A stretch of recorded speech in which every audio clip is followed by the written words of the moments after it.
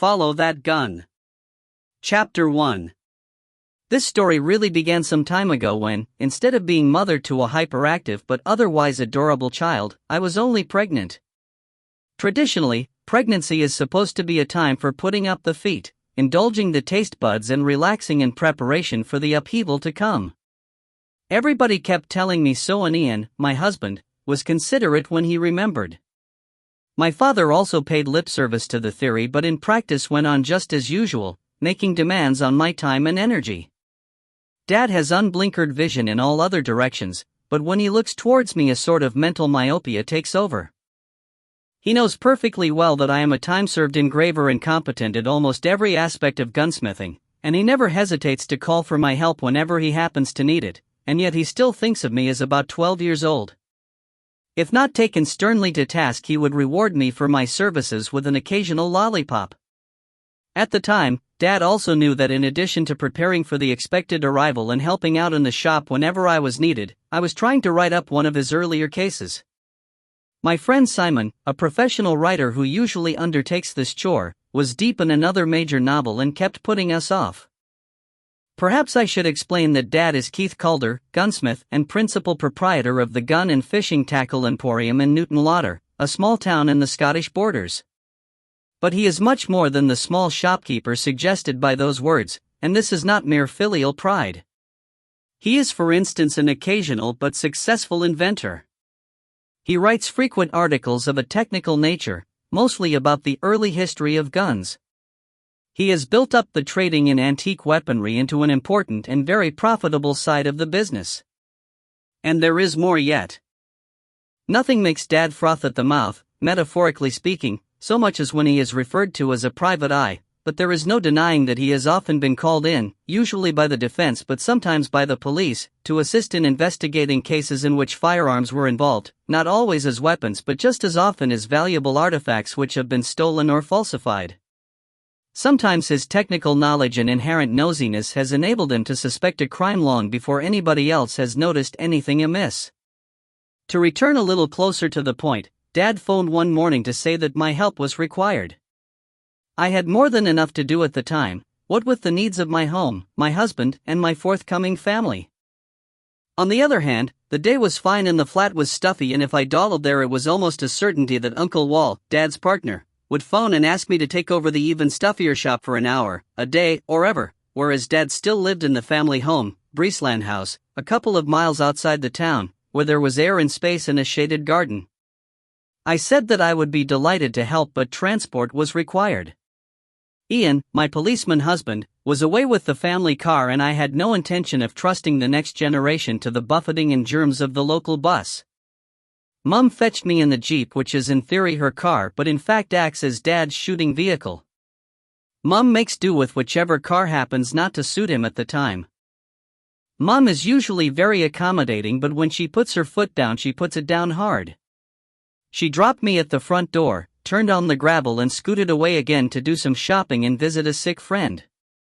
Mum is small and dark, and I shan't feel that I have been shortchanged if I look like her when I get older. The house is Victorian, built at a time when space and quality counted, and is tucked away from unwelcome intrusion behind attractive woodland on a byroad that goes on only to serve a small market garden. I was born and brought up in the house so that it is a part of my ongoing consciousness, but whenever I have been away, as now happens for most of the time, it comes as a shock to realize just how much more dignified and elegant and generally nicer it is than any other house for miles around. I found Dad working in the garden. Not at gardening, which he gave up thankfully some years ago in favor of hiring the neighbor from the market garden. In fine weather, he transfers whatever he is doing into the open air if that is physically possible, and, if not, he does something else until the weather deteriorates again. As he says, fine days are too precious to waste. He had run out an electric cable, set up several card tables on the grass in the walled garden outside the French windows, and carried out a whole stack of electronic gear. His first need, it seemed, was coffee. I made for both of us, Atari brew for him and mild decaf for myself and the fetus. Preliminaries over, I answered a few searching but token questions about my state of health, and we got down to business. I had to admit that it was not a task to be tackled single-handed. He had for years been getting by with the use of an outdated computer which had originally been designed as a teaching tool for 6-year-olds. He was now transferring data to his new pride and joy, a state-of-the-art laptop with facilities that he had never dreamed of and would never fully explore. I took my hat off to him anyway, because it must have been quite an undertaking to make the plunge into high-tech computers at an age when most men are switching off.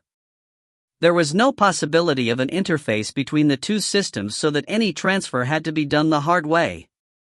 The present task was the transfer of the list of antique guns held upstairs in the house. Dad's workshop and storage space had been squeezed out of the shop before I was born. At Breesland House, there is now a workshop with machinery for the larger jobs in the outbuildings, but for comfort and convenience Dad has a small workbench in the space made by the throwing together of 2 large double bedrooms at the front of the first floor. Here, rack after rack held examples of the work of gunmakers of the past, brilliant, laborious productions of brown metal and glossy wood, patient engraving, and refined mechanism. It was not a job to be hurried. The list was prepared and adjusted regularly and with some care, because it was circulated to favored customers at fairly regular intervals. But it was further complicated by the addition of certain symbols about which Dad was uncharacteristically secretive. I knew that the knots and crosses symbol identified guns which were not part of the stock but were being offered for sale on behalf of clients. Others were held as investments on behalf of clients but figured in the circulated list to test the water, as Dad put it, in case the time had come for the investment to be realized. Again, some items which were ostensibly part of the business's stock were priced substantially above market value and marked with a symbol of their own. I was fairly sure that these were the guns which Dad regarded as his personal collection and that he had no intention of letting any of them go at any price. I had heard Wall complaining to Dad on the subject, but without any real fervor. I think that he was only making the point in order to lend weight to some other argument. Even after 20 years, Uncle Wall is still grateful to Dad for taking him into partnership, and he profits very nicely from Dad's dealings in antique arms. We worked away, not always in peaceful accord, for an hour or so. I read from a printout while Dad keyed the same data into the new machine. We would have got along more quickly if we had exchanged roles, but he said that he needed the practice and there was no arguing with that, so he fumbled and sweated and said words that Mum would have skinned him for if she had overheard him when he found that he had typed half a page in capitals. Dad was never a touch typist. It was cool in the shade of the big sycamore where my swing had hung 10 years earlier, and all was quiet except for our voices and the monotonous calling of a collared dove. We were beginning to think about lunch, but deferring any action because we were almost down to the end of the list, when we heard a crunching on the gravel of the drive and the muted engine sound of a moderately expensive car. The car itself was almost hidden from us by the shrubs that Dad and I had planted when I was in my early teens, but as it crossed the end of the path by the corner of the house we caught a glimpse. Dad must have recognized it more by the color, a nice deep metallic blue, than by the shape, which was gone in an instant. "Customer coming," he said quickly. I'd forgotten that he was due today. I heard a car door close. "A good one. Don't contradict anything I tell him." He raised his voice. "This way," he called. He put the printout away in its folder and turned down the brightness of his screen until it was illegible. "You could fetch another chair," he added to me. Apparently I was once again his teenage gopher. I felt my eyebrows go up of their own accord. Dad, in his youth, had the reputation of being a complete rogue, according to Uncle Ron. Ronnie is a real uncle, Mum's brother, not an honorary uncle like Wallace. I had always found Dad to be scrupulously honest with clients.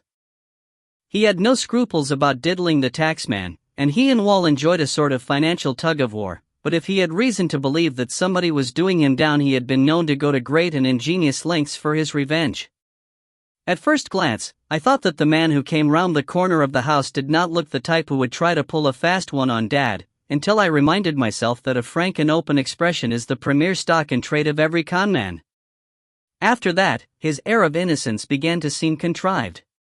He was small and slightly plump but very well groomed. In that summer's heat, not many men were retaining a jacket and tie and even the waistcoat of a suit of lightweight tweed, but he seemed not to be feeling the heat. His small shoes were sturdy enough for country wear but polished until they glowed. I wondered if his car was air-conditioned and, if so, whether he would give me my lift home. I had fetched another garden chair from just inside the French windows and resumed my seat. Dad half rose to shake hands and sank back, gesturing to the empty chair. "Have you met my daughter?" he asked. The man shook his head and waited politely. "Deborah, this is Mr. Foster. He acts for one or two major collectors, I don't know who they are." Mr. Foster smiled, but I was watching his eyes and there was no warmth in them. His handshake was cool and dry. "How do you do?" "Blooming, I can see. I'm very pleased to meet you." "And your father won't find out what he wants to know from me," he said. "Quite right," I told him, and he smiled again. I saw it as I flicked from my midriff to my left hand. "I always enjoy coming here," he said. "You have, or had, a lovely home. Do you still live here?" I explained that I was still a frequent visitor but that I now lived with my husband in the town.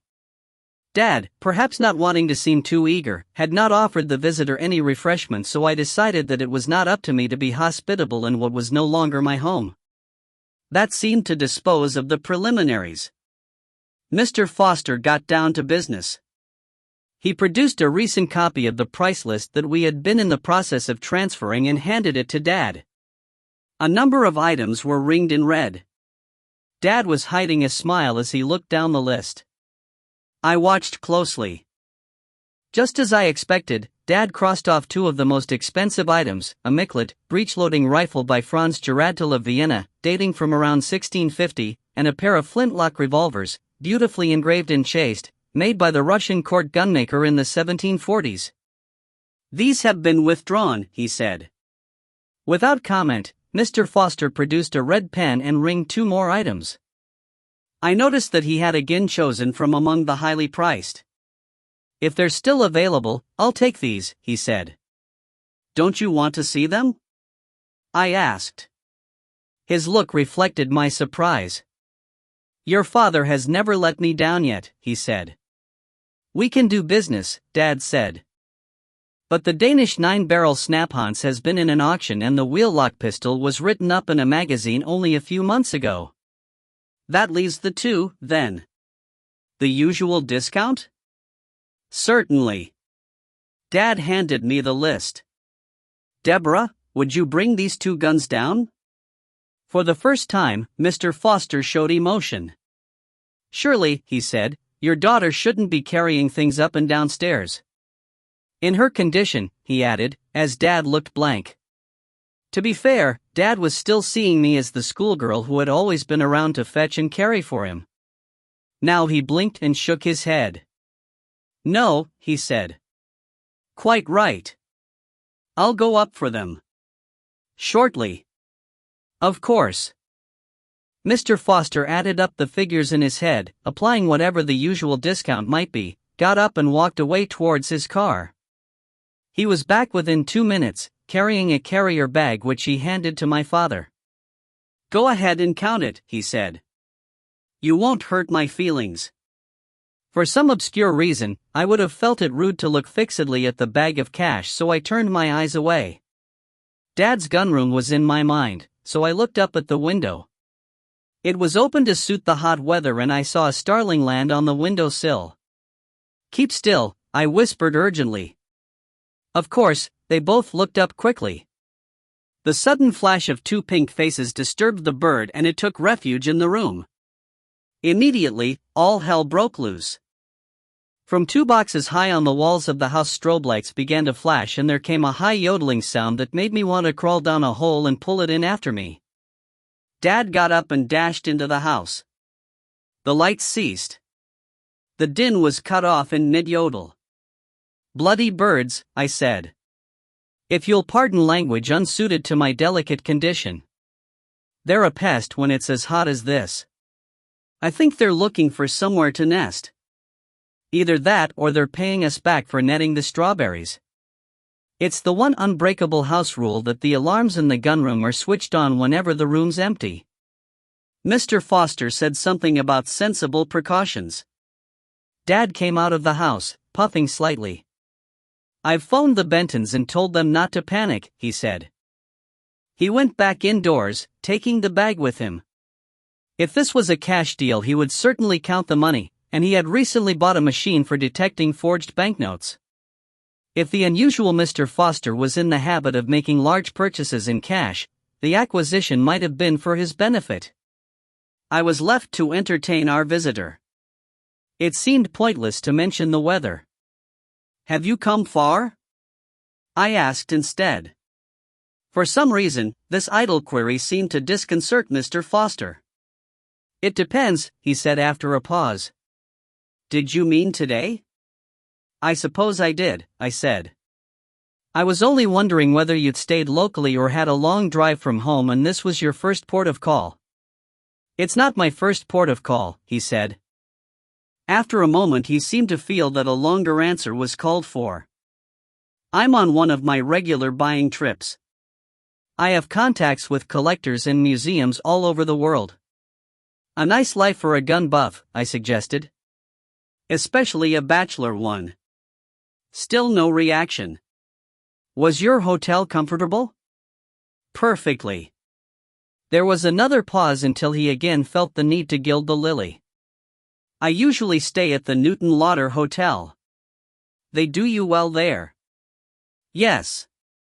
"You know," he said thoughtfully, "your father should get the alarms connected direct to the police station."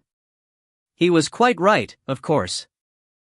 However, quite apart from the disinclination of the police to be troubled by startling generated and other false alarms, there would have been little advantage unless the phone wires had been put underground, and apart from the cost, the only sensible route would have been over a considerable distance and through Belcast Woods, where frequent forestry operations disturbed the ground. But I was not going to tell Mr. Foster that, although he had only to look up to see the overhead wires. I had to struggle to find something else to say. "How long does your buying trip take you?" He shrugged. "Quite a while." "It varies. It depends on how long it takes me to pick up what I want." The conversation hiccuped again.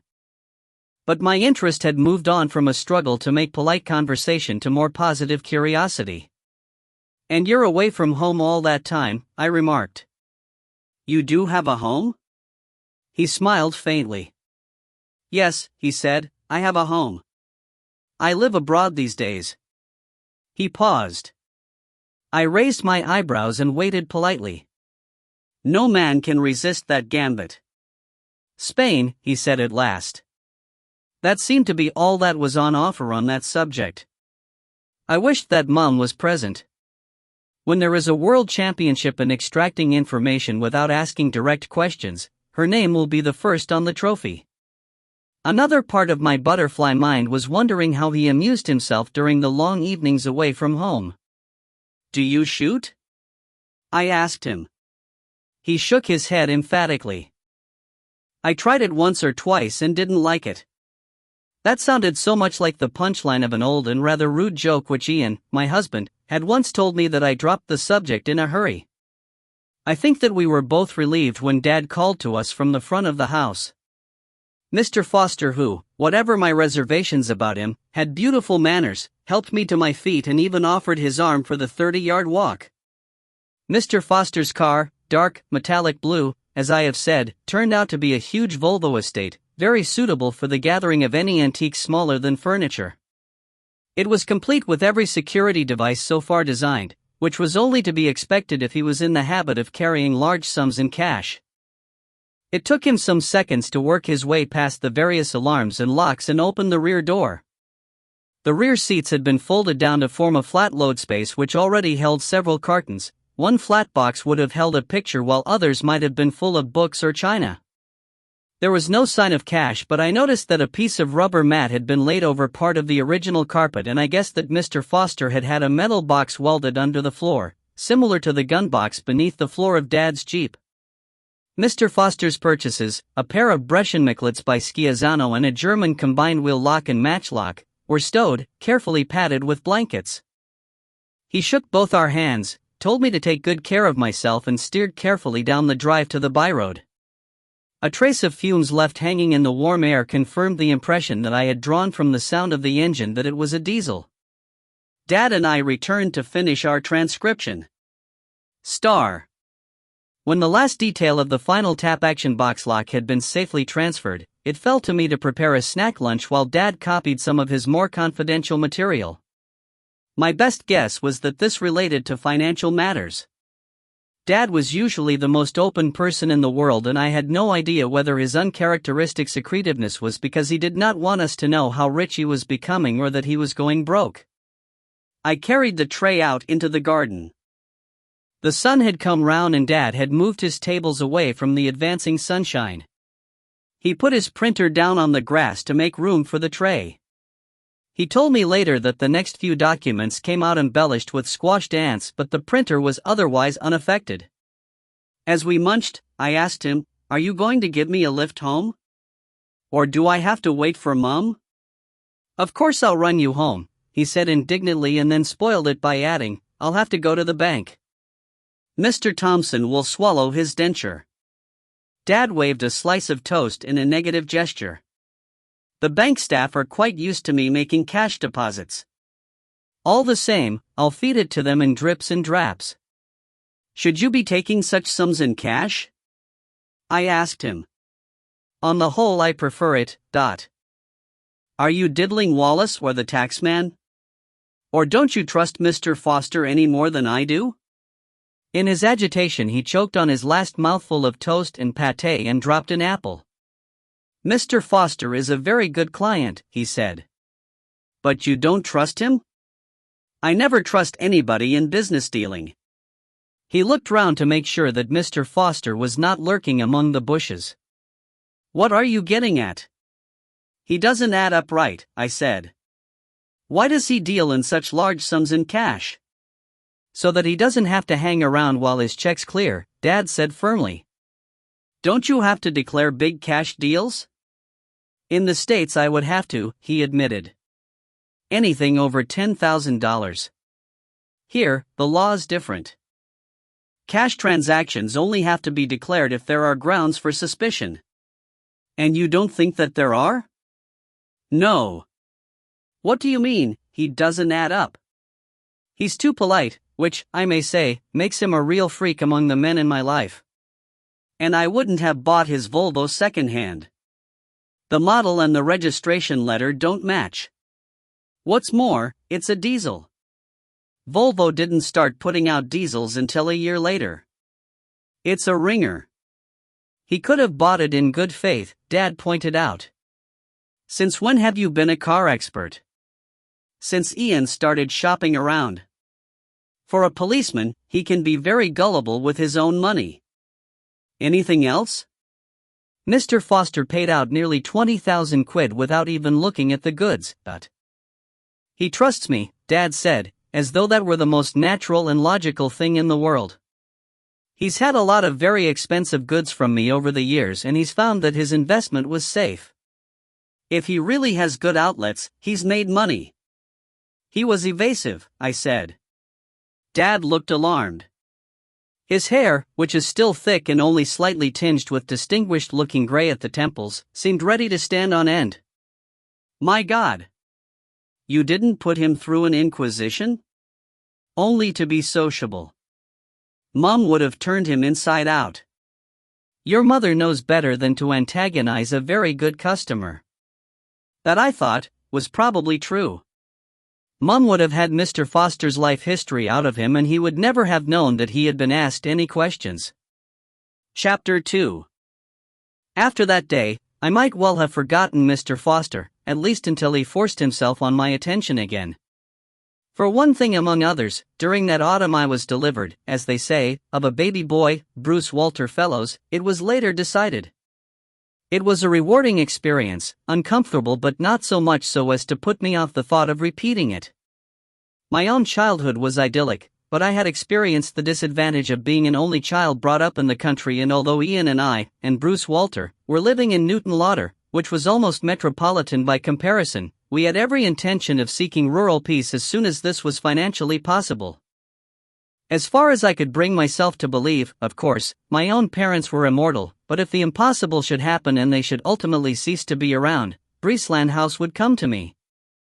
At least one sibling for Bruce was definitely in the plan, and, if nature should not prove so bountiful, traveling hopefully was almost as fulfilling as arrival and physically a great deal more enjoyable.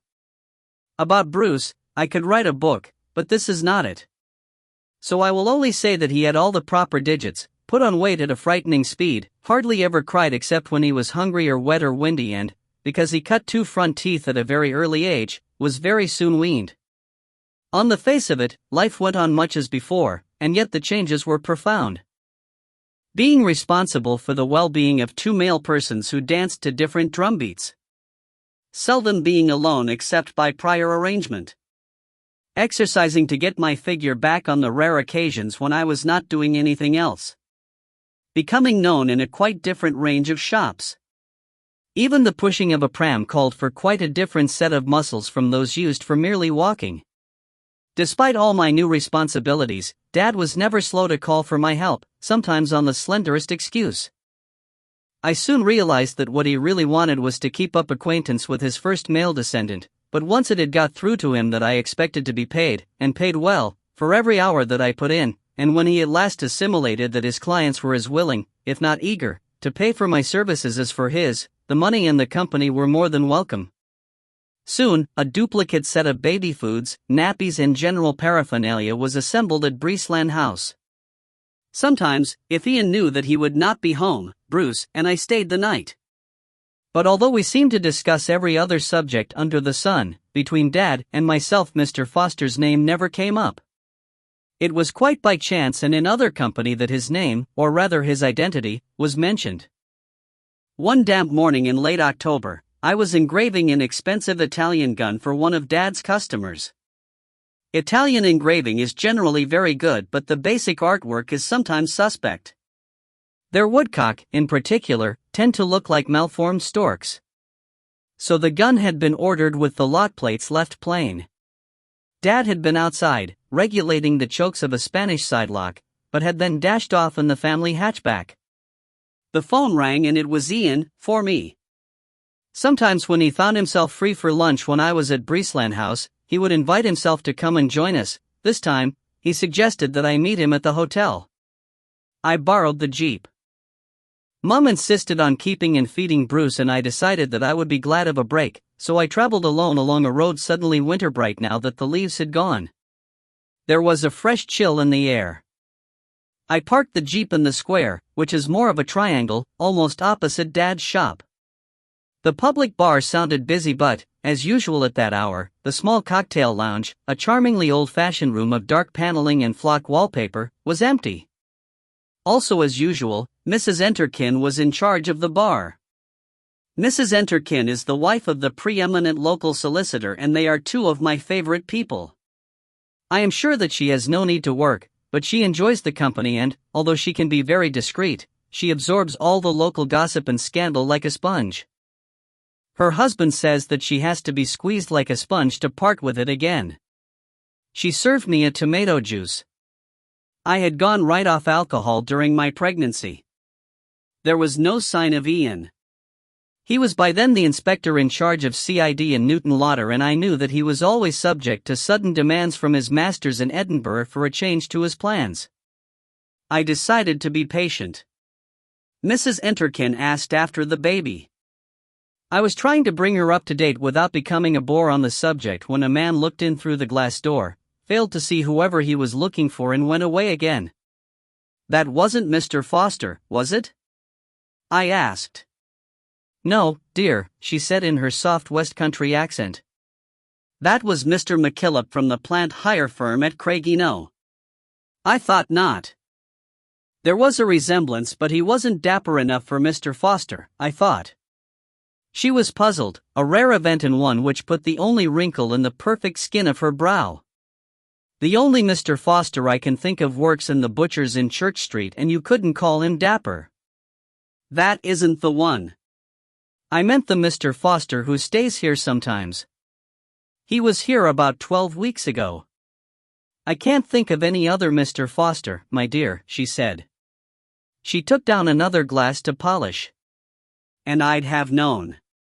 I usually take over the desk while Maisie has something to eat. I felt myself frown and my natural curiosity began to stir. He said that he stayed here. He looked very like your Mr. McKillop. He was less than my height, small but a little bit overweight. There was no sign of recognition, so I went on. Small details kept coming back to me. Black hair carefully parted in a very straight line and slicked down. Small ears. Well-kept hands with a gold signet ring on the left little finger. When I saw him, he was wearing a charcoal tweed suit along with black shoes, a pink striped shirt, white collar, and a tie which I thought at first was a Watsonian, but then I saw that it wasn't. That could be any one of several, my dear, she said. How very odd. Nobody like that stayed here. Don't look so worried, she added cheerfully. Is it important? I don't know, I admitted. I hope not, I added, because it had occurred to me that it would only be important if Dad was skating on thin ice. In the world of antiques, sharks are always swimming just below the ice. She looked at me shrewdly for a moment. I shan't be long, she said. Call me if anyone comes looking for a drink. She left me alone for about 5 minutes before she returned and, without seeming to think about it, resumed polishing another glass from force of habit. I looked through the register for June, July, and August. Nobody named Foster. Nor anything like it, except for a Mr. Forrester who was tall and gray-haired and only comes for the fishing. We looked at each other for several seconds. She seemed to be looking me in the eye a little too firmly. I had a sudden attack of intuition. All the same, you know who I'm talking about. She broke into a smile. She was more than a little bit overweight, but her skin was good and she had beautiful teeth. I thought that I would have killed to have a smile like that. But then, I would also have killed to be sure never to have to carry that much weight around. Not to be certain, she said. Might he have had a dog with him? It was a measure of how much Mr. Foster had perturbed me that I had developed such almost total recall about him. He might, I said. He didn't when I met him, but there was a folded rug on his front passenger seat. It had white hairs on it. Then they were in here for a drink, she said, nodding. It would have been about then. 3 months ago. They? I said. There's more than one of him?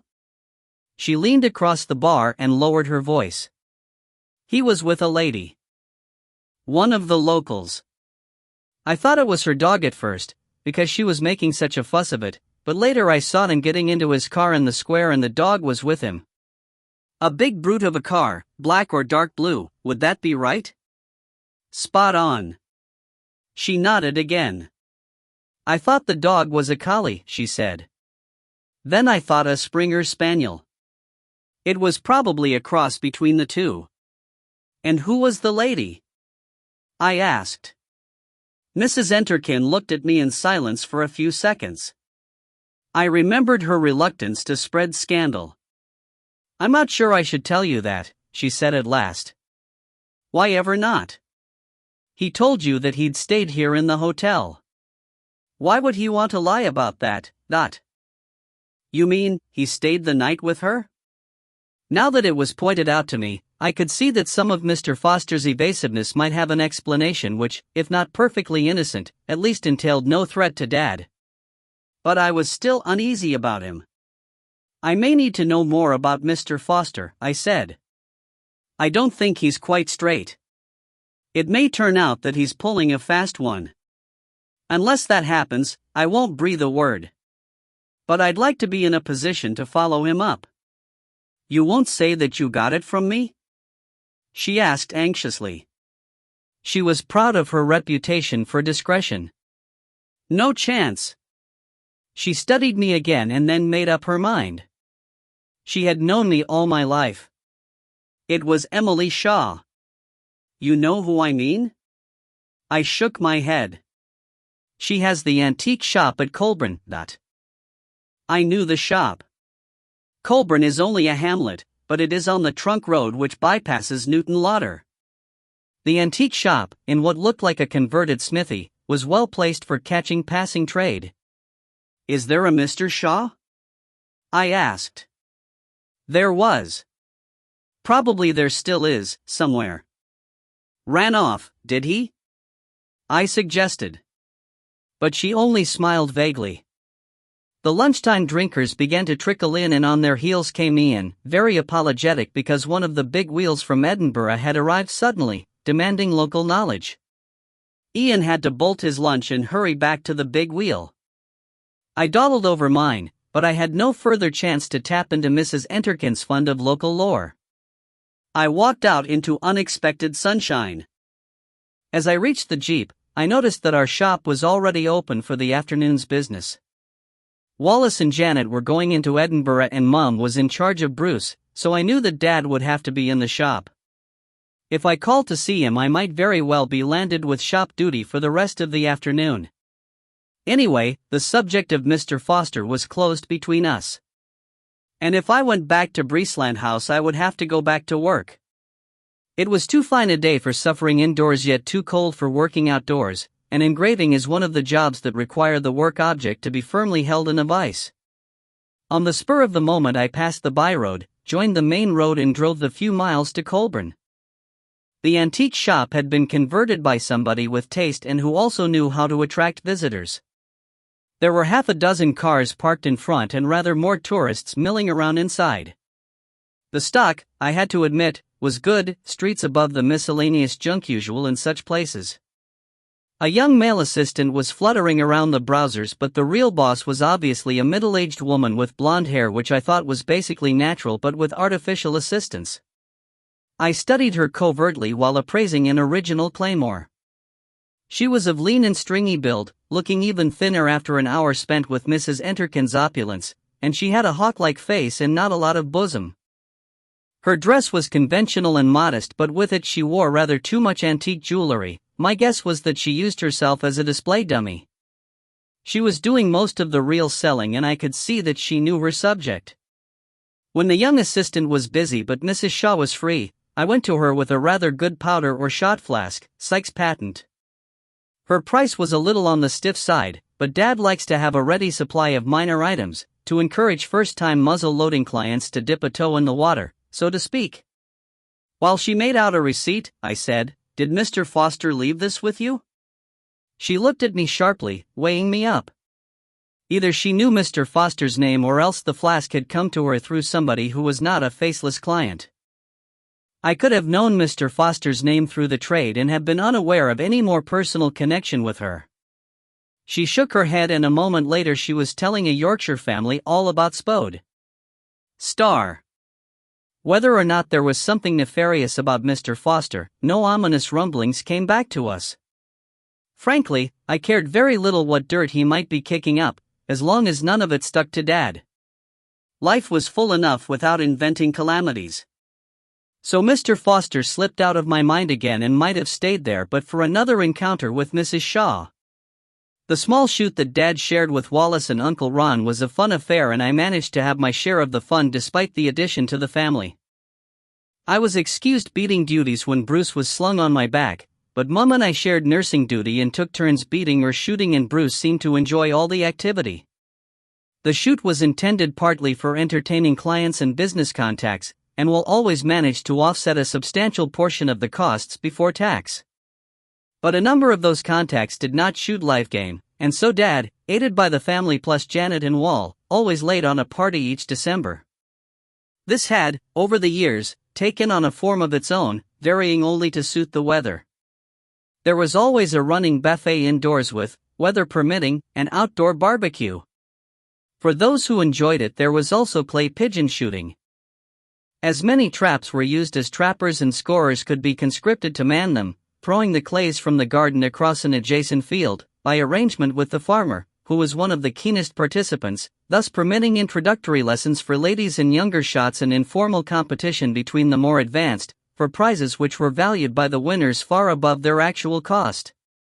That year, the weather was kind. Out of the cold and drizzle came a day of frost combined with gentle sunshine. There was what looked like a full turnout: suppliers, customers, fellow dealers, 1 or 2 specialist outworkers, a friendly journalist and 2 policemen, colleagues of Ian, who had been invited along because it never does any harm to keep on the right side of the fuzz. For once Mum, who had spearheaded the culinary preparations, had no need to be too worried about her carpets because much of the food was being taken out of doors. Dad, as usual, was busy doing the social thing. Uncle Ronnie was in charge of the barbecue while Mom looked after the rest of the food and Janet tended the bar. Wal and I were taking turns in giving instruction to the novices and, between times, nosing around to see what else might need doing. I had just handed over the beginners to Uncle Wal when I met Mrs. Enterkin coming away from the direction of the competitive traps. Mr. Enterkin, being the firm's solicitor, was always invited and greatly enjoyed the food and drink. He was a wholly urban animal, did not shoot, and considered that the only justification for the existence of farmland was the amount of litigation generated by it. Yet he had married a farmer's widow who was a very competent shot. Indeed, she had just completed the course with a score that many of the men would have given their eye teeth for. I recognized the 12-bore over her arm. I had cut away the toe of the stock for her, to prevent any conflict with her imposing bosom. She had offered to take over the bar from Janet but had been firmly told to go and enjoy herself. We were chatting, absently, in my case, while I looked around to satisfy myself that all was going well and the guests were enjoying themselves, when I saw her glance over my shoulder. She looked amused for a moment and then excused herself and went in search of her husband or a comfortable seat, possibly both. I looked where I thought that she had been looking but without at first seeing anyone or anything significant. Guests were clustered around the barbecue. The heartier souls were circulating on the lawn instead of retreating into the house and hogging the fires. I looked again. Mrs. Shaw was very competently managing a plateful of barbecued venison and salad and a glass of wine while talking to a man who looked vaguely familiar. When I mentally removed his skeet vest and dressed him instead in a dark business suit, I recognized him as James Harthill, pillar of one of the auction houses, to whom we were indebted for the occasional tip-off when something special in the way of firearms was coming under the hammer. Mr. Harthill collected a bagged gun from a nearby seat and headed in the direction of the clay pigeons. Mrs. Shaw turned towards the French windows. I managed to place myself where she would have to notice me or tread me flat. "Hello there," I said. She looked at me for a second or two before she said, "Hello. You were in my shop not long ago. You bought something." "A flask," I said. She looked doubtful. The word probably had quite a different connotation for her. "Brass," I added. "Sykes patent. Powder or shot for the dispensing of." Her supercilious expression might have been habitual or a freak of physiognomy, but it certainly intensified. "Powder or shot? Couldn't you tell?" "There's no difference," I explained. I may have allowed my tone to become as patronizing as hers had been. The volume of the gunpowder and of the shot for a given black powder load was similar. "I didn't know that," she admitted. I respected her, very slightly, for being honest when many others would have tried to bluff it out. "I wondered who it had come to you from," I said. "I did suggest Mr. Foster, but you said not." "I don't think I know your Mr. Foster," she said, looking genuinely blank. "I thought that I saw you with him during the summer. You were having a drink in the hotel." She still looked blank. "About my height or a little less. Dark. Well-groomed and quite remarkably polite." The last word did it. I saw the penny drop. She glanced round, apparently to be sure that James Harthill was out of earshot. "If you mean who I think you mean," she said, "his name isn't Foster. We seem to have a case of mistaken identity here." She shivered momentarily and rubbed her upper arms against her body. "Do you mind if we talk inside? I'm not really dressed for the great outdoors." We went inside. She took off a thick camel coat and it was immediately clear why she had been feeling the cold. Her dress had certainly not been chosen for its warmth. I removed several layers of coats and continued down to the last sweater. I claimed drinks for both of us. Janet seemed to be queening it at the dining room table, which was functioning as the bar. Emily Shaw accepted the fresh drink and looked around the room. "Did he bring you that powder flask?" I asked her. "As a matter of fact, yes." "If his name isn't Foster, what name do you know him by?" She looked around again, but more covertly. There were other drinkers in the dining room, but nobody was paying us any attention. "I don't think we're talking about the same person," she said, "but if we are, what business is it of yours? When it comes to answering a question with another question, I am as good as the next one. Why should you care whether I know his name or not, Do we have to discuss it here?" She asked petulantly, although the other drinkers were beginning to talk far too loudly to overhear us. "Not necessarily." I led her through into Dad's study, which was out of bounds to casual visitors. We settled in two of the leather armchairs. "What did he call himself?" I asked again. "On a guess," I added, "I won't say a word to Mr. Harthill." She looked so indignant that I knew that I was right. Mrs. Shaw had designs on James Harthill, who, I recalled, had been subjected to a rather smelly divorce a few years previously. I thought that a marriage between the two businesses would make economic sense. Whether the two could make it as a couple they would have to find out for themselves, if Mrs. Shaw succeeded in her designs, which seemed to be well on the cards. She struck me as a determined woman. "He told me that his name was Edwards," she told me reluctantly. "Julian Edwards. I hardly knew him, except in the way of business." Mrs. Enterkin's suspicion that she had also provided him with overnight accommodation, and, by implication, the hospitality of her bed, was not evidence. It was not even relevant, just mildly interesting. "So he sold you that flask," I said. "That and a few other oddments. He was more of a buyer than a seller. Pictures mostly, but always small. He didn't seem to mind what he spent. I found him a seascape by E.W. Cook, and I know that he paid thousands for a Luke Fildes painting. He usually only went for the most expensive goods and always in cash, but never anything with any kind of a history." "You mean, like having been in an auction catalog or mentioned in an article?" I suggested. "That sort of thing, yes. And yet I remember him buying a box of odds and ends, mostly thin leather straps and silver bells and a feather or two, and once he went off with a fake carriage lamp. I was surprised at him, descending to that sort of tat. Mr. Foster, alias Julian Edwards, was sounding fishier and fishier. One may call oneself by any name that one fancies, provided that there is no intention to defraud. But a dealer who makes his purchases by paying out large sums in cash needs to be seen to be above board, and going by more than one name is not a step in that direction. Why he should specialize in goods with no publicly recorded history, I could only guess." "When do you expect to see him again?" "I don't," she snapped. "Oh?" After a pause, she decided to continue with frankness. "At least, I hoped that it was frankness and not invention. On his last visit, the time that you saw us in the hotel, he bought a snuff box, Regency style.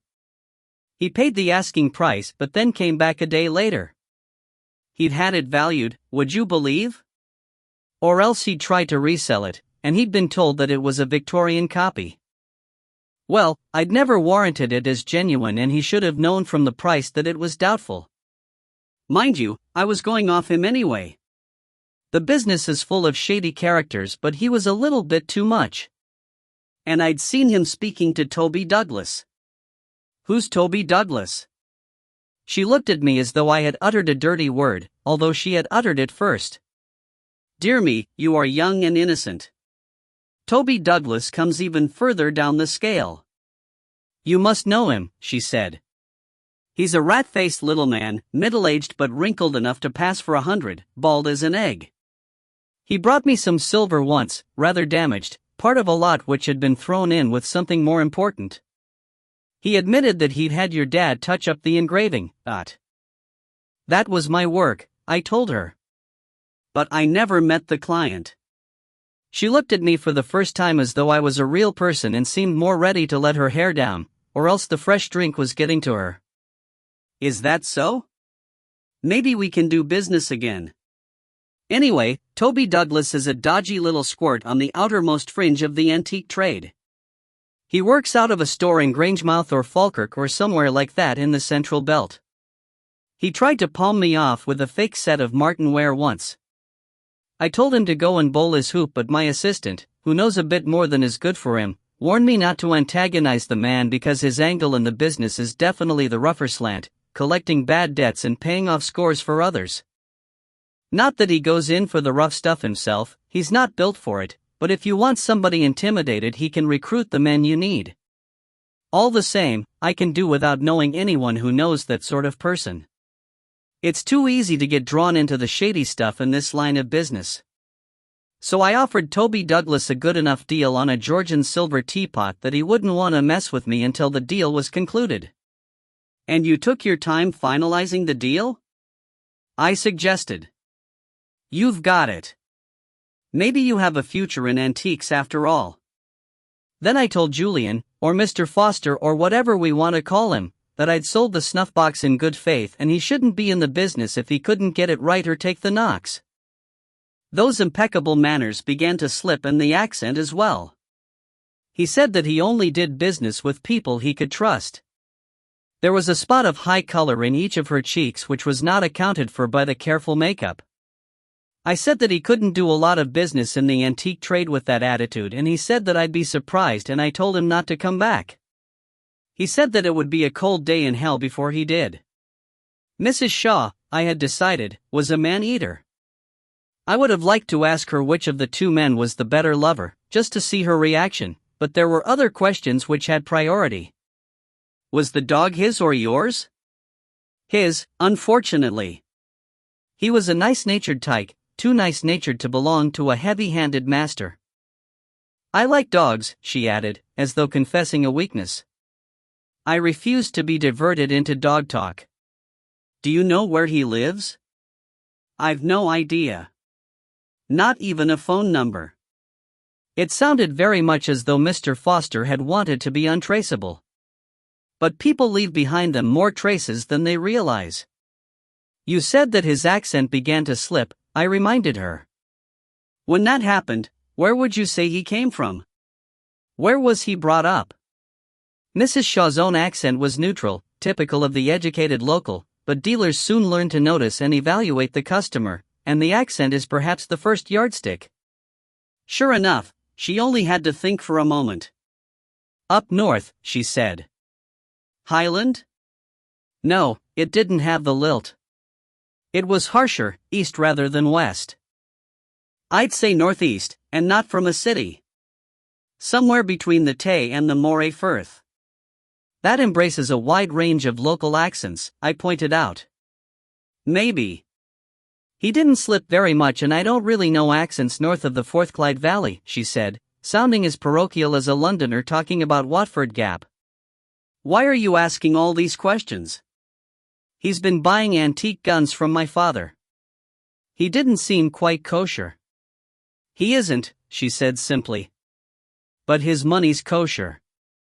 Take it, that's my advice. After all, you're selling, not buying. She looked into her glass. I could use another drink. And then I'd better go and find Jamie Harthill, if he's finished trying to shoot those poor little black things.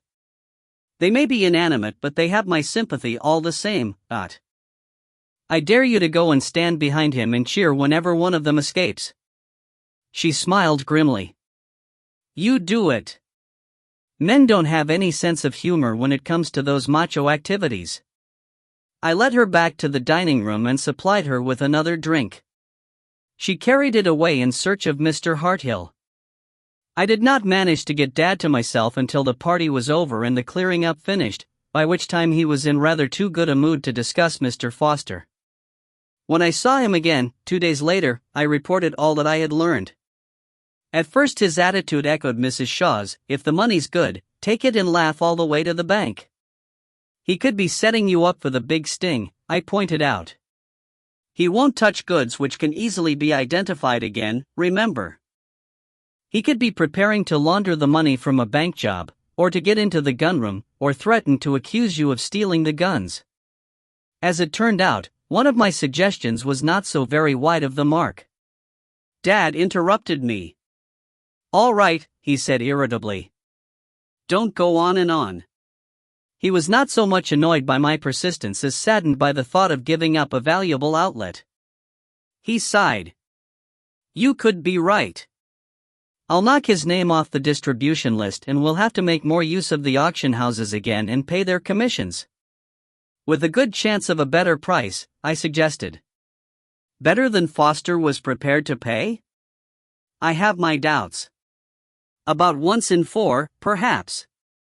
I'd rather have spot cash and a fixed price than take my chance at auction, any day of the week. When something major doesn't fetch its price, the word goes round that there's something wrong with it." We left it there. Chapter 3. Once again Mr. Foster Edwards was relegated to a spot somewhere at the back of our collective consciousness. If he showed his face again he would have some tricky questions to answer. That, at least, was my view, but I had a suspicion that if he wished to pay top whack for an expensive gun, and remember, there is no upper limit on the value of museum pieces, Dad would take the cash first and ask questions afterwards. Without telling Dad, I did go so far as to ask Ian about Mr. Foster Edwards.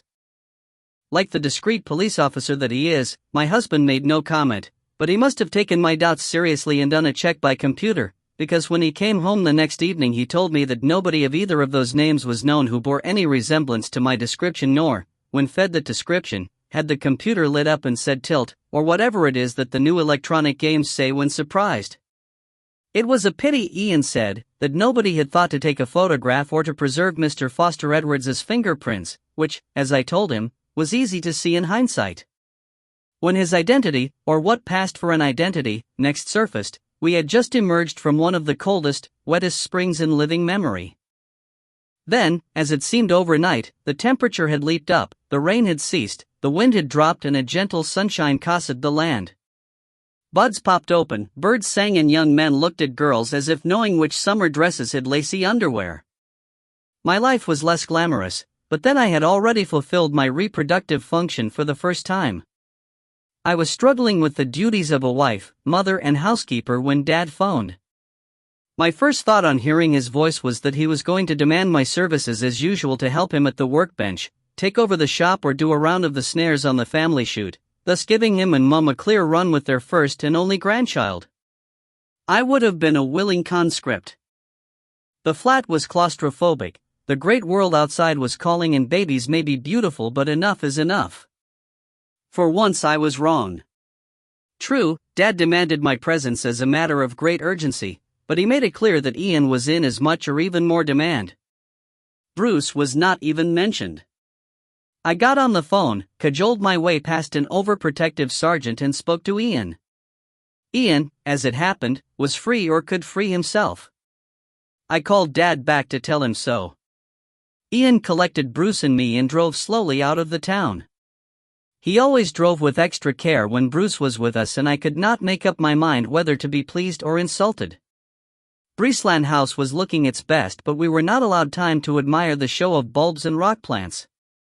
Dad whisked us inside and Mum took Bruce off my hands. She seemed to be as puzzled as we were. Dad's study was still his pride and joy. For half his life he had hankered for a book-lined room, paneled and furnished with genuine antiques or accurate facsimiles, and when he had attained it, it never palled. That day, however, its atmosphere did not have its soothing effect. Dad was definitely in overdrive. He pointed vaguely to the spare chairs and then to the visitor, a man who was just getting up. Dad muttered a name. Ian, who was nicely brought up, shook the stranger's hand. "I'm Inspector Fellows," he said. "Ian, outside business hours. My father-in-law mentioned your name, but not loudly enough for me to catch it. And this is my wife, Deborah. Let's all sit down, Dot." I nodded and smiled. The stranger did the same. "Kenneth Fogarty," he said. He was small, lean and silver-haired, brisk like a terrier. His clothes had never been expensive, but they were clean and he was well shaved with a tidy haircut. He had pride in himself, I decided, but either he was short of readies or he was in a trade in which good clothes were easily spoiled, or else, perhaps, he believed that an impecunious appearance was a help towards driving a hard bargain. Dad had dropped into the swivel chair behind the desk. There was a gun on the desk, but I had not paid it much attention. There was usually a gun on the desk, so that the leather insert had gradually become stained with gun oil. "I've done a lot of business with Ken Fogarty over the years," Dad said, by way of finishing the introductions. "He doesn't have a shop, but he buys and sells a lot of antique weapons from an Edinburgh lockup." "I know the name," I said. Ken Fogarty nodded briskly. "I represent a syndicate of businessmen. They treat the guns as an investment, and a very difficult one to tax," he added with a smile. From his accent I could have picked him out as genteel Edinburgh from a crowd of Scotsmen. Very often undervalued, too. "I buy on their behalf and sell, usually through your father, when the price seems right. And today he brought me this," Dad said. He picked up the gun.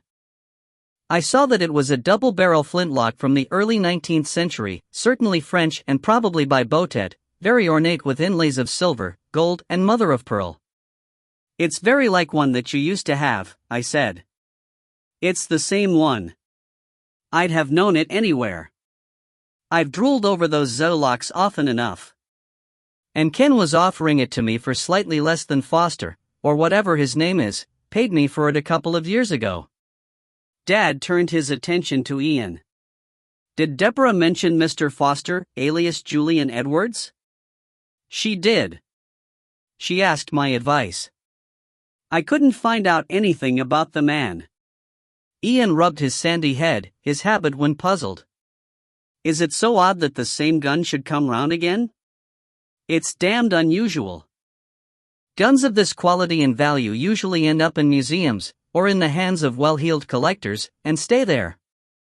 Of course, it's possible for a collector to run out of funds and have to cash in his assets. But in this case, there are some odd features." Dad looked at Ken Fogarty. "One of my contacts bought it at an auction in Philadelphia," Fogarty said. "He sent it to me because there was a good chance that it would make more back in Europe, but I thought that it might be worth testing the market in Mr. Calder's list first. I didn't know that it had already been through his hands. You see, the provenance makes no mention of him." Dad was holding a few pages of paper clipped together, very tatty and dog-eared. "The provenance of any valuable object is only the accumulation of documents detailing its making and passage from owner to owner, perhaps with expert opinions and valuations obtained at any time of dubiety. The first 2 pages are genuine," Dad said. "The gun was made for the Comte Beaudot de Fayol and presented to the Duc de Nantes, in return for what favor is not recorded. From there on it's fiction, a fake but a good one. According to this, it stayed in the de Nantes family right through until the end of World War II, when it was bought by a British officer, one Colonel Henry Leonard White. The colonel is alleged to have gifted it to his son, Leonard James White, some 7 years before he, the colonel, passed on, just in time to avoid death duties. It seems to have been Leonard James who sent it for auction, the White of Philadelphia God alone knows." "I could make a guess," Ian said, startling me. Ian so rarely speaks when guns are under discussion that it was as surprising as if the gun itself had uttered the words. "So could I said. "Several, in fact. Somewhere along the way it's been stolen. Or bought and not paid for. Or it's the subject of a dispute over ownership." Dad was shaking his head, but in the patronizing manner of one who does not want to discourage a child who is trying hard. If I had not been so interested, I would have walked out on him. "Any item as important as this," he said, "the word goes round like lightning in the trade. I would have heard, dot." "Sometimes," said Ken Fogarty, "the owner may not know that it's gone. If it was in a safe deposit, for instance, or if a really good fake was left in its place." "Time will probably tell," Ian said slowly. "In the meantime," he added in the direction of Mr. Fogarty, "I suggest that you hold on to it. Your syndicate's title will probably turn out to be good, in which case they have a sound investment. But you don't want to risk prosecution for selling goods while having reason to believe that they may have been stolen. Ian's last few words were interrupted by the electronic beeping of the telephone. Dad, muttering an apology, put out a hand and picked it up absent-mindedly. I saw his attention sharpen in a rush. "Mr. Foster," he said. "It's good to hear from you." He flipped the switch on the small loudspeaker linked to the study phone, most often used so that the purchaser of an antique can listen in while Dad discusses its history with a previous owner or a fellow expert. An electronics whiz-kid had worked on it for most of the day to make sure that no change of tone was detectable at the other end when it was in use. Mr. Foster's voice came through clearly, courteous as ever. "Mr. Calder, it's good to hear your voice too. Life is treating you well, I hope?" "Adequately." Ian was making every negative signal possible in human body language. Dad nodded and looked away. "That's very good. I wanted a quick word with you." Accents often sound stronger over the telephone and, now that I knew to listen for it, I could discern a trace of the accent that Mrs. Shaw had mentioned. "Do you remember the Botet flintlock that I bought from you?" "I think so," Dad said. He winked at us. "Nothing wrong with the provenance, was there?" Ian blanched. "Good heavens, no." Mr. Foster sounded shocked, as though such things could never happen between gentlemen. "But I'm afraid that there's trouble of a different sort. It was bought by a wealthy collector as the centerpiece of his collection. Now his scapegrace son has made off with it, and with the papers. There's no doubt that he will be trying to find a buyer. The father, naturally, wants to recover it with the least possible fuss. So I'm passing the word around. If it should be offered to you, I suggest that you try to keep it in your hands, perhaps on the promise of finding a buyer, and let me know. Remember, the provenance will certainly have been tampered with." "I see," Dad said thoughtfully. "And how do I contact you?" "I only have a box number in Glasgow. I'll be moving around. Call my mobile number." Mr. Foster quoted a succession of 10 digits which Dad noted down. "The owner is offering a substantial reward." "I look forward to claiming it," Dad said. Mr. Foster chuckled. "I look forward to transmitting it to you," he said. Dad was smitten by a sudden inspiration. "By the way, which country was it stolen in?" "The laws regarding the ownership of stolen property vary." After a pause for thought, Ian held up an approving thumb. There was a telling silence. "In Britain," Mr. Foster said at last. "My regards to your charming daughter. Goodbye." "You see?" I said as soon as the connection was broken. "Stolen." "I doubt it very much," said Ian. It was a good story, but it didn't quite fit the facts. For one thing, he hadn't anticipated your father's very shrewd question. If he had really been trying to recover stolen property in Britain, he would at least have known that the English and Scottish legal systems differ radically. In England, and especially in London, under the doctrine of market overt, anyone buying stolen goods in good faith may acquire good title to them. In Scotland, that doesn't apply. Britain was no kind of answer at all. Ken Fogarty cleared his throat nervously. "I take it that you have no intention of claiming the reward?" Dad shook his head. I followed suit. "Of course not," I said. Ian seemed to feel that a direct reply would be unnecessary and beneath the dignity of the police. "Something devious and unpleasant is going on. Mr. Fogarty, I assume that the purchase could be traced to you. I suggest that you keep a low profile for a while. And leave those papers with me." Fogarty stirred anxiously. "They'll be safe." "And you couldn't make use of them just now," Ian pointed out. "I suppose that's so." Ken Fogarty sighed deeply. "I don't know what my syndicate members are going to say." "Don't tell them yet," Dad suggested. "I don't think the gun was ever stolen." The last section of the provenance papers is probably gone forever, but we can probably recreate something which would pass muster." He looked at me. "You were right all along, Toots," he said generously. "Not about the gun being stolen, but about Mr. Foster, alias Julian Edwards, alias anything else he cares to call himself, being a bad hat. I think that I knew it all along, but I didn't want to believe it of a superlative client. You don't find many like him in a single lifetime." Mum's birthday fell 3 days later. This was the one occasion in the year when she was not expected to do any catering. In previous years, we had usually taken a meal in the hotel, but now that I had a home of my own with the added problem of a young baby to chain me to it, there seemed to be a general assumption that I would do the necessary. In fact, I had no objection, provided that Dad brought the wine. I get very bored with humdrum, daily cooking, but I always enjoy the challenge of a special occasion. I would normally have taken a duck out of the freezer, but Wallace and Janet were to join us and Uncle Wal had a heart condition and was watching his cholesterol, so I chose pheasant, which can be much less fatty if skinned instead of plucked. I thawed the last 2 from the freezer, roasted them the day before and sliced them cold. A good soup to start, strawberries and cream to follow, and a finish in the grand manner with cheeseboard and port. Both cheese and cream were forbidden to Wal, but he never grudged others their pleasure and would usually go out for a stroll after the main course in the direction of the hotel, where he enjoyed another drink, a chat and, we suspected, an equally forbidden cigar. Uncle Ronnie, who was stalker and gilly to Sir Peter Hay, was up north on Sir Peter's business and so was to be the only absentee. Ian was late home and barely had time before the guests arrived to shower and change out of the formal suit which he wore as plain clothes. As I had pointed out to him, he would have been less conspicuous around the easygoing citizens of Newton Lauder wearing the slacks and sports shirt into which he changed, but in his old-fashioned mind he expected his superiors to equate informality with irresponsibility and dressed accordingly.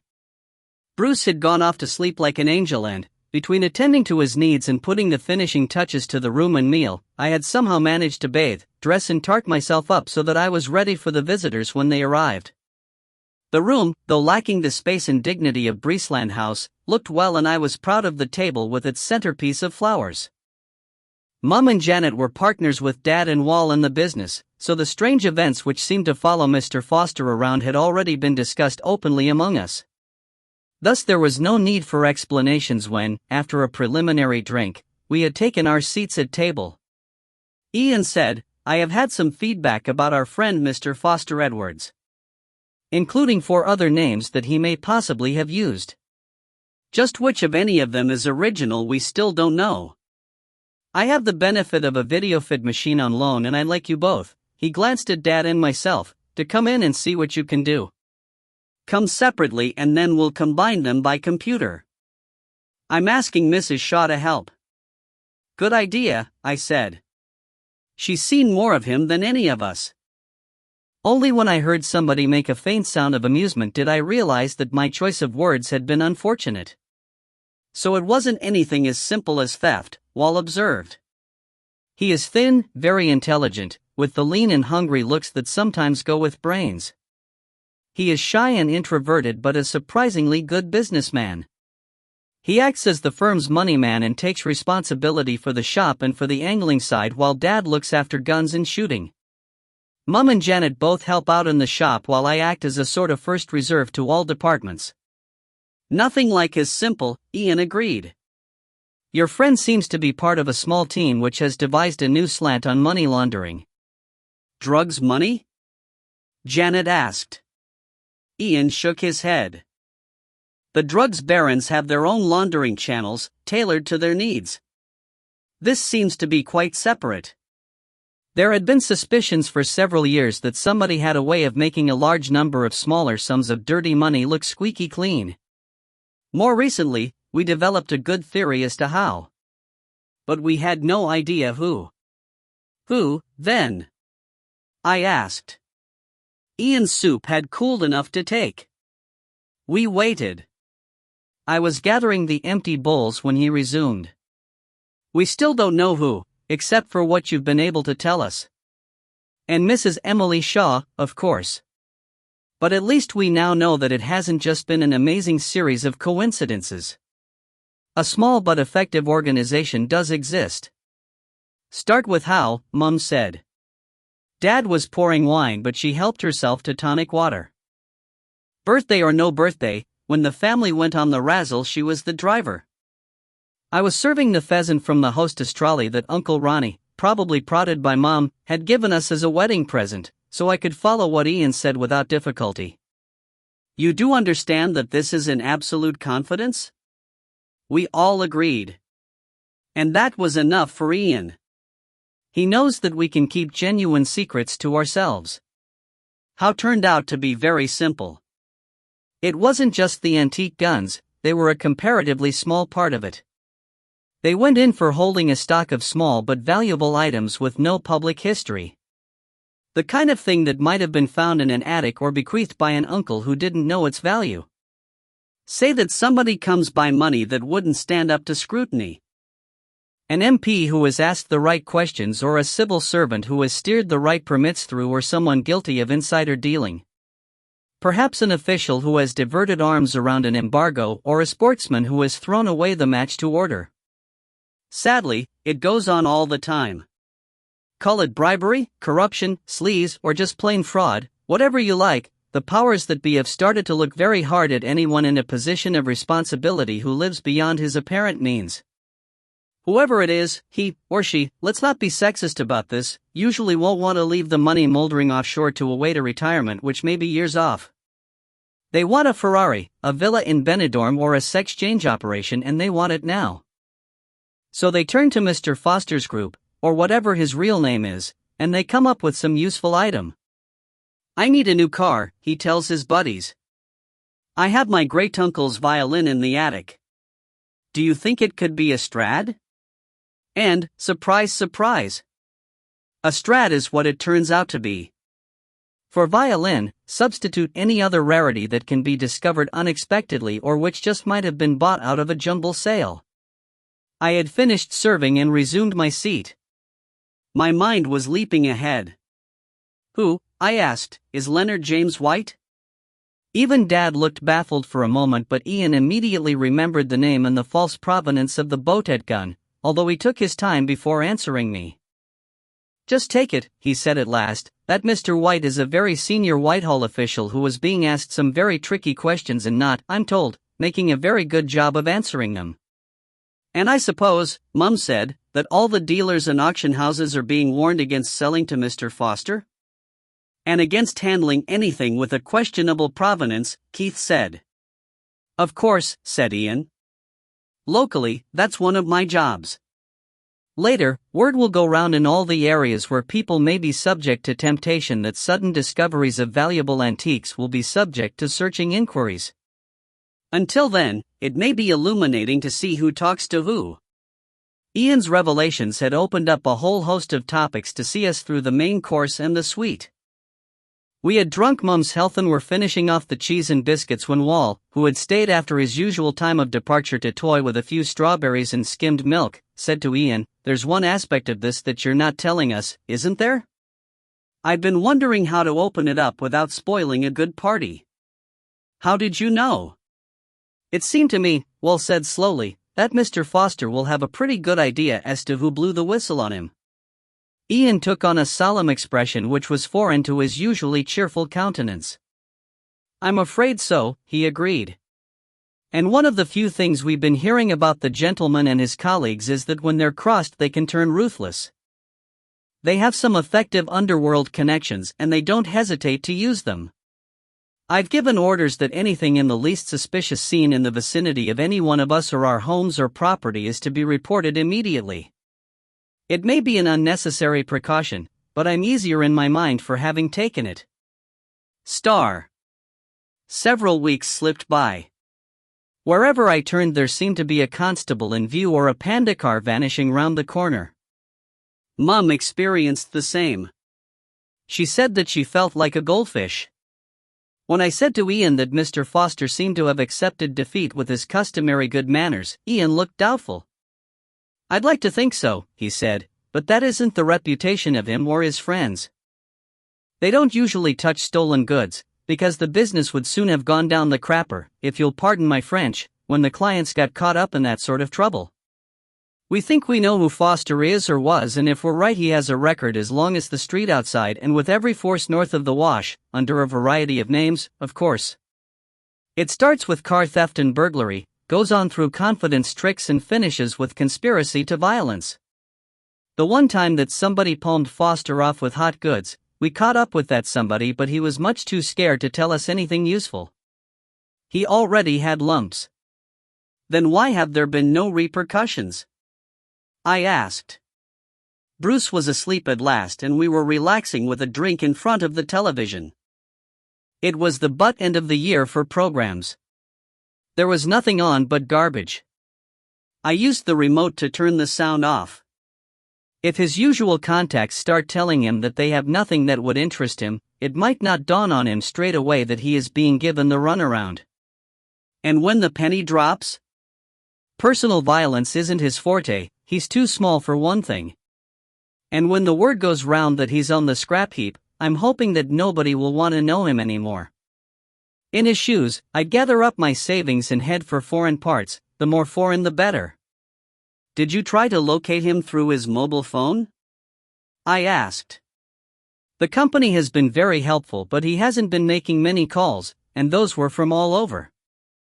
None for the last week or so, which bears out the idea that he's gone abroad. And his box number in Glasgow? It's only a tobacconist's shop. As far as we know, he hasn't been near it, but the shop was broken into a few days ago. All the mail went, along with several thousand fags, so we can take it that he's caught up with his post and won't be going back. Ian moved uncomfortably. I had been leaning back against him and his arm had gone to sleep. Anyway, don't worry about it, he said. We're on the lookout and he's probably a long way away and much too busy setting up in some new line of business to bother with revenge. I'm not worrying, I said, fool that I was. Star.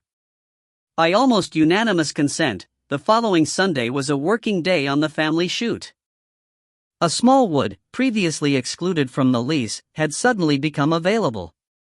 Dad and Uncle Ronnie had declared, first, that we must have it and, second, that birds must be released on it that same year. That year's pheasant poults were almost due for delivery, so the construction of a new small release pen was suddenly a matter of urgency. The only person who would have been forgiven for being absent was Uncle Wall, who had damaged his heart by overexertion on a shoot working party several years earlier, but he pointed out that if ladies could be usefully employed on the lighter work, then so could he. Even Bruce came along in a supervisory capacity. The only absentee, therefore, was Ian, who had urgent police business to attend to but promised to join us for the afternoon if he could. Uncle Ronnie had prepared the ground the day before, hauling in the necessary posts and wire netting by Land Rover as far as the rock wall, higher than my head, which was as far as a vehicle could go. A narrow break in the rock held a short, steep path up which all supplies would have to be carried. If you'd put the pen down here, I said as I got out of Dad's Jeep, there would be a lot less carrying. Dad smiled and shook his head. If I was a pheasant, he said, up there is where I'd want to be. The pen would begin about 20 feet back from the drop. Here the birds, 6 weeks old, would be confined until clipped wing feathers grew back and they could fly out in penny numbers, making their way back through fox-proof popholes in the wire. Uncle Ron had made a start to digging the shallow trench in which the foot of the wire would be buried to forestall burrowing foxes. Wall wanted to help Ronnie with the digging, but Janet, who had at one time given an impression of cold-heartedness, had shown her softer side when Wall became ill and sometimes seemed anxious to protect him from doing any work whatever. As a compromise, Wall was allowed to make post holes with the podger. Dad and I followed along setting the posts and Mom and Janet began to roll out the wire. The day was pleasantly cool and misty, but the work was heating and the damp air brought out the midges. When, in mid-morning, we heard the sound of a vehicle coming cautiously up the ragged track, I think that we were each glad of the excuse to knock off for a few minutes, relax and have a drink and a chat. As we straightened our backs and sipped tea, the sun broke through. We had taken seats on hummocks of heather. To our right we could see some of the roofs of Newton Lauder peeping over a crest. Ahead, miles off, were the Cheviot Hills. The vehicle turned out to be the Land Rover with which Ian had been provided by a thoughtful constabulary. He parked beside Dad's Jeep and Ronnie's Land Rover. As he climbed quickly up to us, I saw that he had not yet changed for work. Or at least, not for building release pens. Ian came to a halt near the middle of our small group, towering over us. "I don't want to make a stishie about nothing," he said. "But I wanted to speak to you." He paused and looked doubtfully at my uncle, as well he might. Ronnie, Mum's brother, is a rougher character and he looks it. Dad once said that my uncle seemed to have been carved from a log by a gorilla with a chainsaw. But then, Dad and Uncle Ron have said many things about each other, some of them true. "I've told Ronnie about it," Dad said quickly. He had to know. Ian wasted no time debating the point. I asked to be informed of anything unusual, however slight, in the vicinity of any of us or our property. As it happened, I was only about a mile from here when I got a message to say that a car was parked in Belcast Woods, near Breesland House. Empty. It's probably just picnickers or a courting couple, but it does no harm to be sure. He looked down at Dad. "You told me that Mr. Foster's car was a large estate car, metallic blue. I suppose you can't be more specific?" "No," Dad said. "I'm damned if I can. It was a while back, and at the time I thought Deborah was making a fuss about nothing. It was a Volvo," I told Ian. "A recent model. Diesel. I don't remember the registration, which has probably changed anyway, but the letters were Aberdeenshire and it dated from before that model came out." "That's the car," Ian said shortly. He hurried downhill to his Land Rover and grabbed the radio mic. We followed more slowly, puzzled and anxious. I had an uneasiness in my stomach that I had not felt since the first labor pains. As I came within earshot, I heard Ian say, "Stay with the car. Try to be inconspicuous. If anyone goes near it, hold him. And call in. Have another car sent direct to the house." He signed off. "Fat chance on a Sunday," he added to me. "Ronnie?" Dad said. "Coming," said my uncle. They have known each other long enough to need few words. "I'm going there now," Ian said.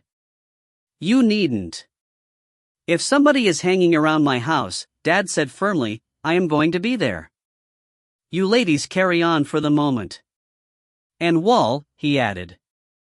There was an outcry as Mom, Janet, and I made it clear that we were not going to be left in the wilderness, wondering what was going on, who was getting into trouble or danger, and which of our precious possessions was going walkies.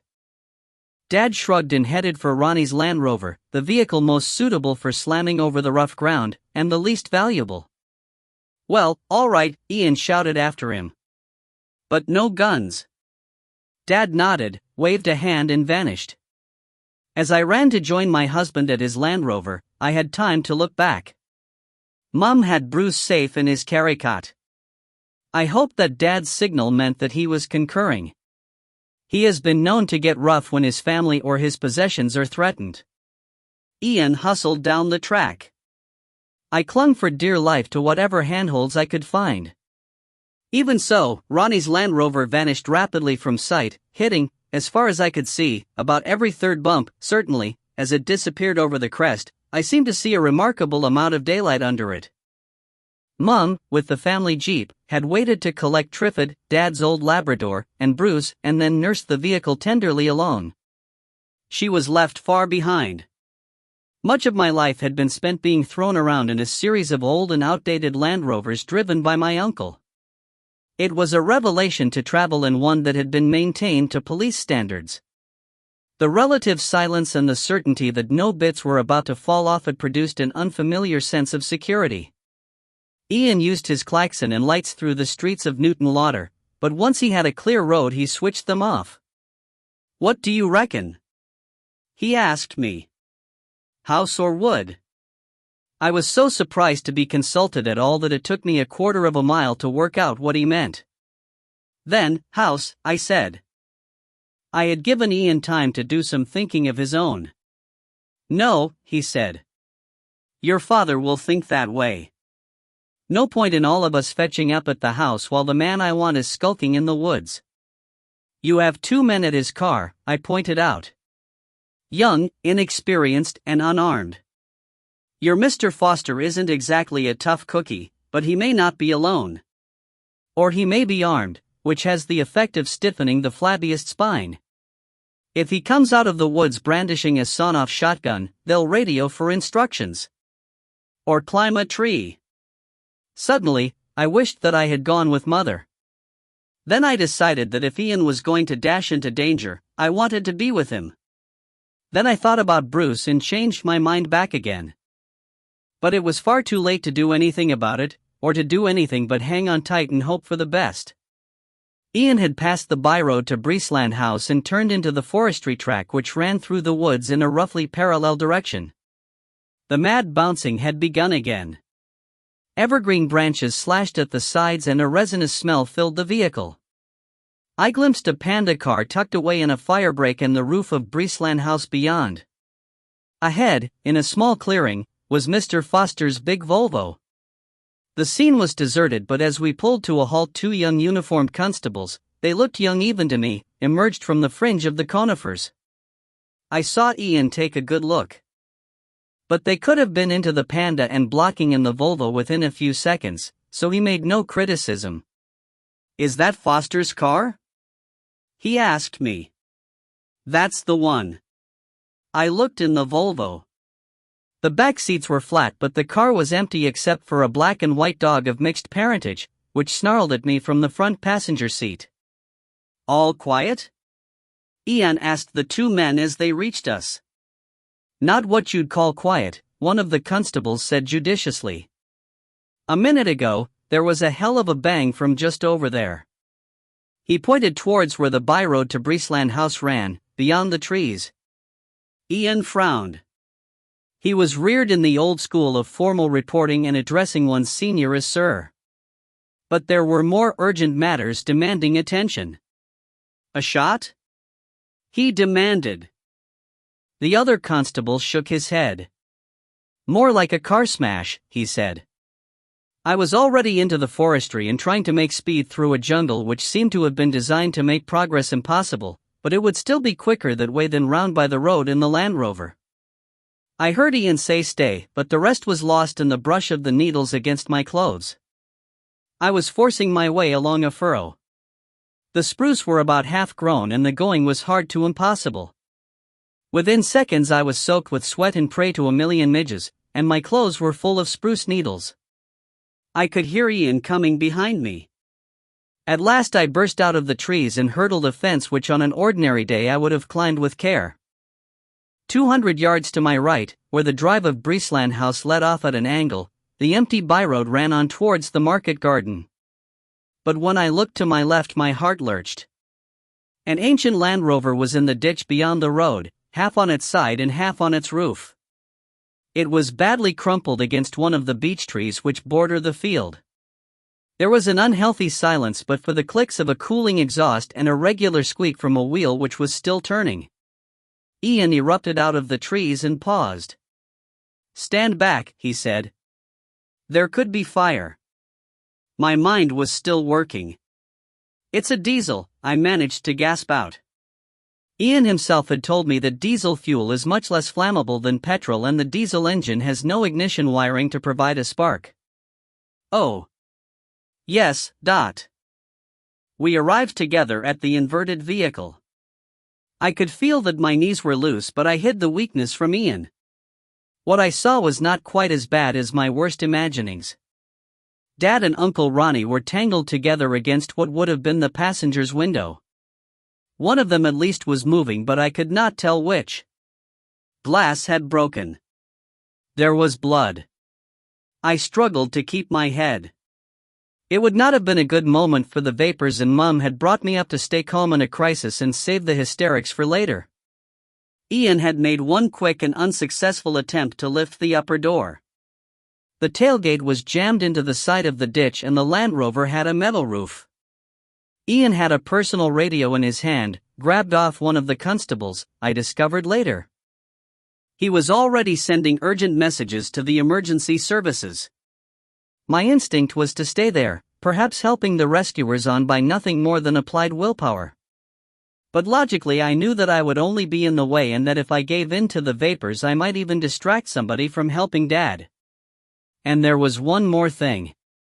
It was screaming for attention from somebody and I seemed to be the only person available. As soon as we emerged from the rustle of forcing our way through the trees I had begun to receive another but less urgent signal. Dad and Uncle Ronnie were now both stirring sluggishly. Anxious as I was, I could do them no good by standing and gawking helplessly at them. I turned and ran towards the house. The yodel of the alarm system became louder and I saw that the strobe light was flashing under the eaves. It came as no surprise to see that the front door had been forced and was standing wide. I leaned against the door jamb for a full minute. I was gasping for breath. Having babies takes it out of one rather. When I could breathe without feeling that my lungs would burst into flames, I took a few seconds to kill the alarms. The silence was better than an anthem. I did not want to go further. But in the end I pulled myself together and climbed the stairs. I went slowly. There was no hurry now. A small charge had been used to blow open the steel-lined door of Dad's workroom. After years of being greeted by the array of superlative workmanship, for man has always devoted a disproportionate amount of time, effort and resources to weaponry and transport, the bareness was an appalling affront. It took only one swift glance inside to show me that every gun had gone. They had even stripped the walls of the few other weapons, the 2 samurai swords, the beautiful Malayan kris, the dirks, others which I could not remember for the moment. Almost every gun, I corrected myself. They had missed the smaller gun safe built into a cupboard below part of the workbench. They might regret the carelessness, I thought grimly. It held a number of modern handguns. Chapter 4. For the moment it seemed that firearms had no part to play with, fortunately, because I was quite angry enough to have blown somebody's head off. The enemy had gone. Just across the landing was a bathroom. I hurried inside. I wanted to vomit, but in the end I only washed and came out again, hurrying down the stairs. I pulled the front door as close to as its splintered style allowed. As I jogged back to the capsized Land Rover, I told myself that neither Dad nor my uncle would have died, please God, but that if something ghastly had indeed happened it would not have been because I had left the scene. The emergency services had not had far to come. Even so, either they had not wasted a second or else I had been away for longer than I thought. A fire appliance and an ambulance were blocking the byroad. The Land Rover had already been opened up like a can of beans and the firemen were standing by while at the same time packing up their gear. Dad was on a stretcher near the open rear door of the ambulance. One of the paramedics was doing something to a splint on his left leg. Above Dad's eye was a swelling lump surmounted by a bad gash. The bleeding had stopped but his face was streaked with dark scarlet. Amazingly, his sunglasses were still in place, unbroken and only slightly bent. The other ambulance man was inside what was left of the Land Rover, attending to my uncle. I was relieved to hear the steady rumble of Uncle Ronnie's voice. I stooped over my father. I nearly asked whether he was all right, but I had the sense to ask him instead, "Dad, how do you feel?" "I'll make it," he said. His voice was soft. I guessed that he had already been given something to deaden the pain, but even so I could see that breathing was painful for him. "How's Ron?" he asked. "From the way he's swearing, he'll make it too." "He'll have to. If he dies now, he'll never go to heaven." Dad smiled faintly. "They won't have him anyway." Then I saw him make an effort and concentrate his mind. "You've been to the house?" "So Ian said." "What's the damage?" "Don't worry about it just now," I said. A trace of the old fire flickered in his eyes. He could hardly speak above a whisper, but there was a bite in his voice. "You needn't talk to me as if I was your bairn instead of the other way round. I'll worry if I want to. So tell me." I glanced at the ambulance man, who shrugged. He'll worry more if you keep him in the dark, he said. It's not good, I told Dad. They cleaned me out? I nodded. Just the gun room? I nodded again. Christ.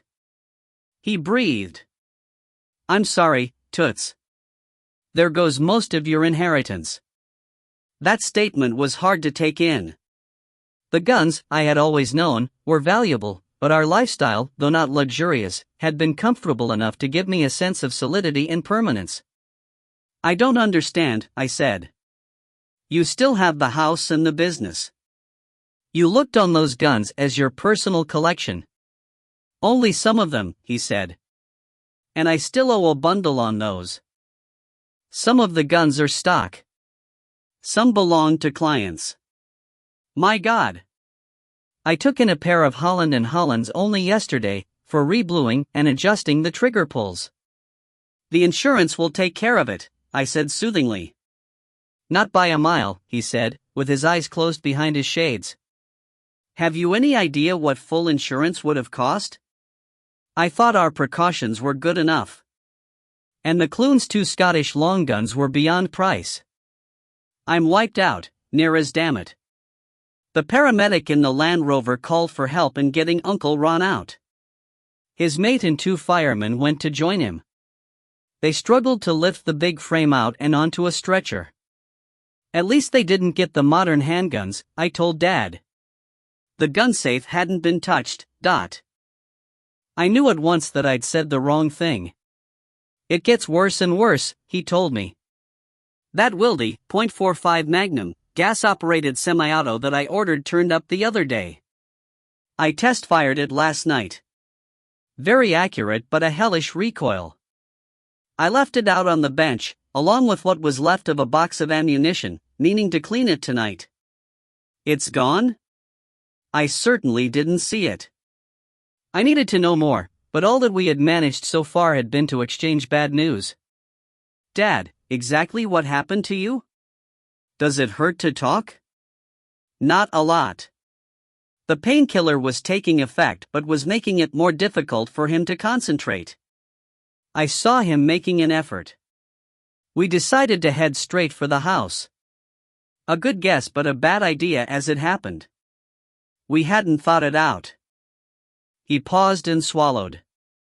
I would have fetched water for him except that I felt sure that it was important that I got his story right away. They were coming away from the house in a van, not very big but heavy, solidly built, moving fast. We seemed to be converging at about a zillion miles an hour. Ronnie was driving. If I'd had the wheel, I'd have pulled up and bailed out, taking the key with me. That would have boxed them in. But Ronnie didn't see it that way. First he tried to bluff it out. Even when it was obvious that they were coming on, he kept going.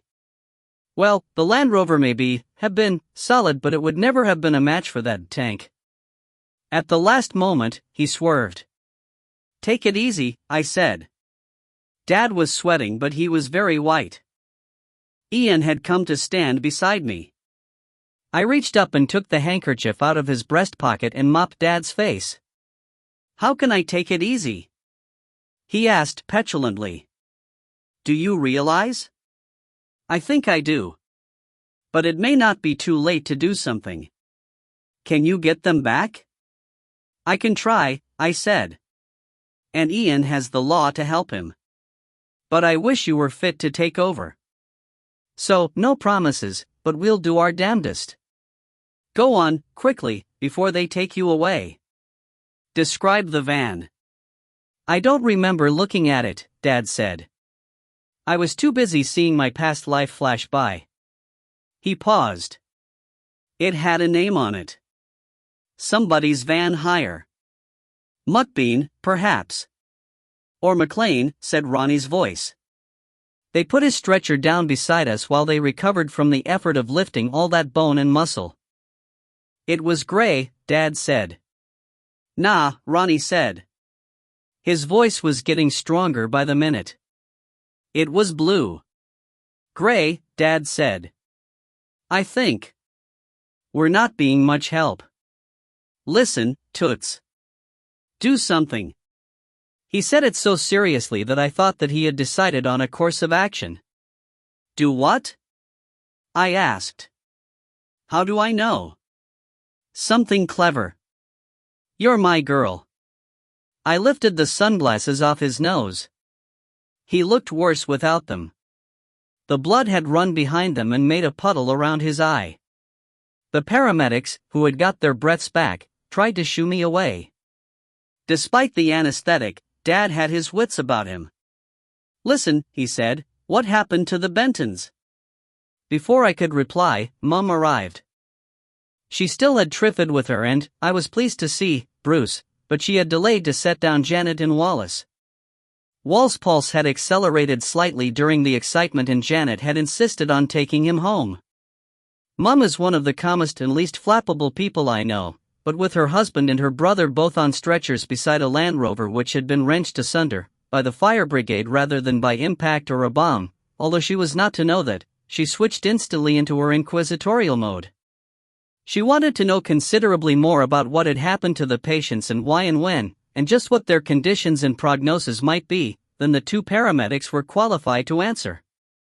The two stretchers were stowed in the ambulance. At that point, Mum suddenly announced that she was going to travel with the patients and overcame any protests by simply not listening. Dad's last message before the doors were closed, aimed at whoever it might concern, which really meant me, was that the pheasant poults could be spread among the old pens if they arrived before the new one was finished. I had to back the jeep into a field to let the ambulance turn in the same gate. Then we were left to pick up the pieces. My mind was fizzing with all the conflicting demands that were being made on it. Ian still had the constable's radio in his hand. I had heard the intermittent mutter of his voice as he kept Control informed and requested backup. At the moment, Control seemed to be stalling on the matter of backup while asking him many questions that he could not possibly answer. That van, he said to me. Which are we to believe? Can you make a guess? It was for that purpose that I had taken Dad's amber shades. I wiped off some blood with Ian's handkerchief and put them on. The reds and greens became brighter, but the blue sky became gray. I think my uncle got it right, I told Ian. The van was blue. Dad's glasses made it look gray to him. Ian passed the information on. Can you get that car brought round here? I asked him. Maybe. You mustn't touch anything, he added quickly. I'm not daft and I know the drill. But what about the dog? From the signs, it's more likely to touch you, said my unfeeling husband. But Constable Morpeth can cope. He's always telling his colleagues how all dogs take to him. While he gave directions over the radio, I tried again to order my thoughts. What came first? I remembered Dad's penultimate message. When I had Ian's attention again, I said, somebody should go along to the market garden and make sure that the Bentons are all right. Ian looked puzzled. Nobody had ever told him about our eccentric alarm system. 1,000 other things were screaming for my attention, but I took time to explain. Your colleagues don't like private alarm systems permanently connected to them, I told him rapidly, and, anyway, our phone wires are above ground and would be easily cut. So we have an arrangement with the Bentons who have the market garden at the end of this byroad. If our alarm goes off, they phone the police unless they hear from us straight away that it's a false alarm. So what went wrong? That's what we want to know. While Mr. Foster was here, a starling triggered the alarm system and Dad mentioned phoning the Bentons. I could see him kicking himself afterwards. They could be out. There are about 4 generations of them, including several babies. They're never all out at the same time. And Joe Benton has a mobile phone. Ian took it seriously. He borrowed the Jeep. I was just in time to rescue Bruce and Triffid before he shot off in the direction of the market garden, talking into the radio while he drove. I lugged what seemed to be 100-weight of baby along to Breesland House, in through the broken front door and put him down in the kitchen. A puzzled Triffid followed at heel. He had never seen so many strange goings-on. Over the next hour and more I came as near as is humanly possible to doing a dozen things simultaneously while still thinking several steps ahead. I changed Bruce. I dashed upstairs and took a look from the window of the ravaged workroom. The Panda car was visible through a chink in the trees, which explained why Mr. Foster had not returned for his Volvo. I phoned the local joiner to come and execute emergency repairs.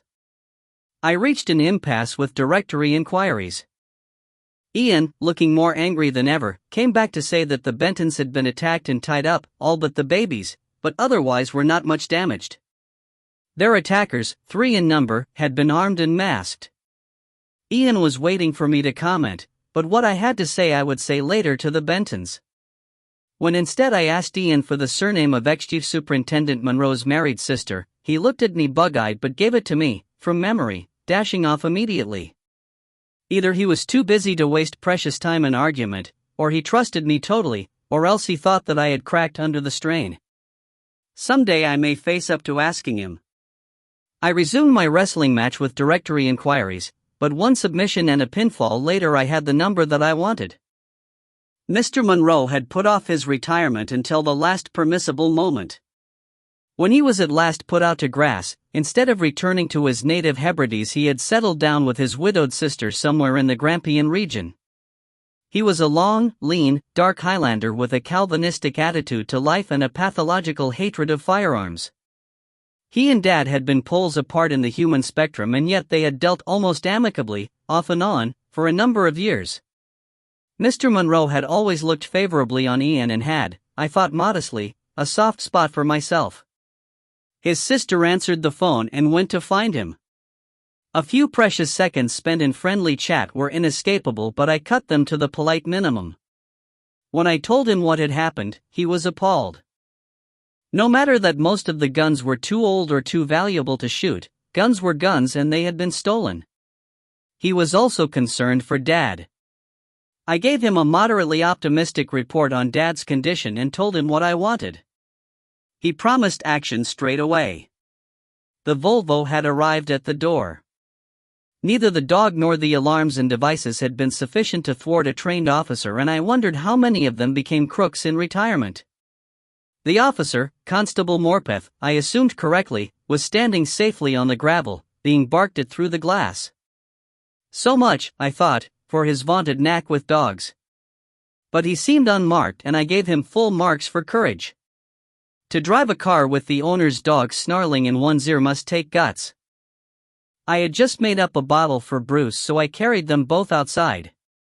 Bruce ignored the Volvo. The car fixation would come later, I supposed, and sucked frantically at the teat while I walked twice round the car, watched by Constable Morpeth and, of course, the dog. "Open the tailgate, please," I asked Morpeth.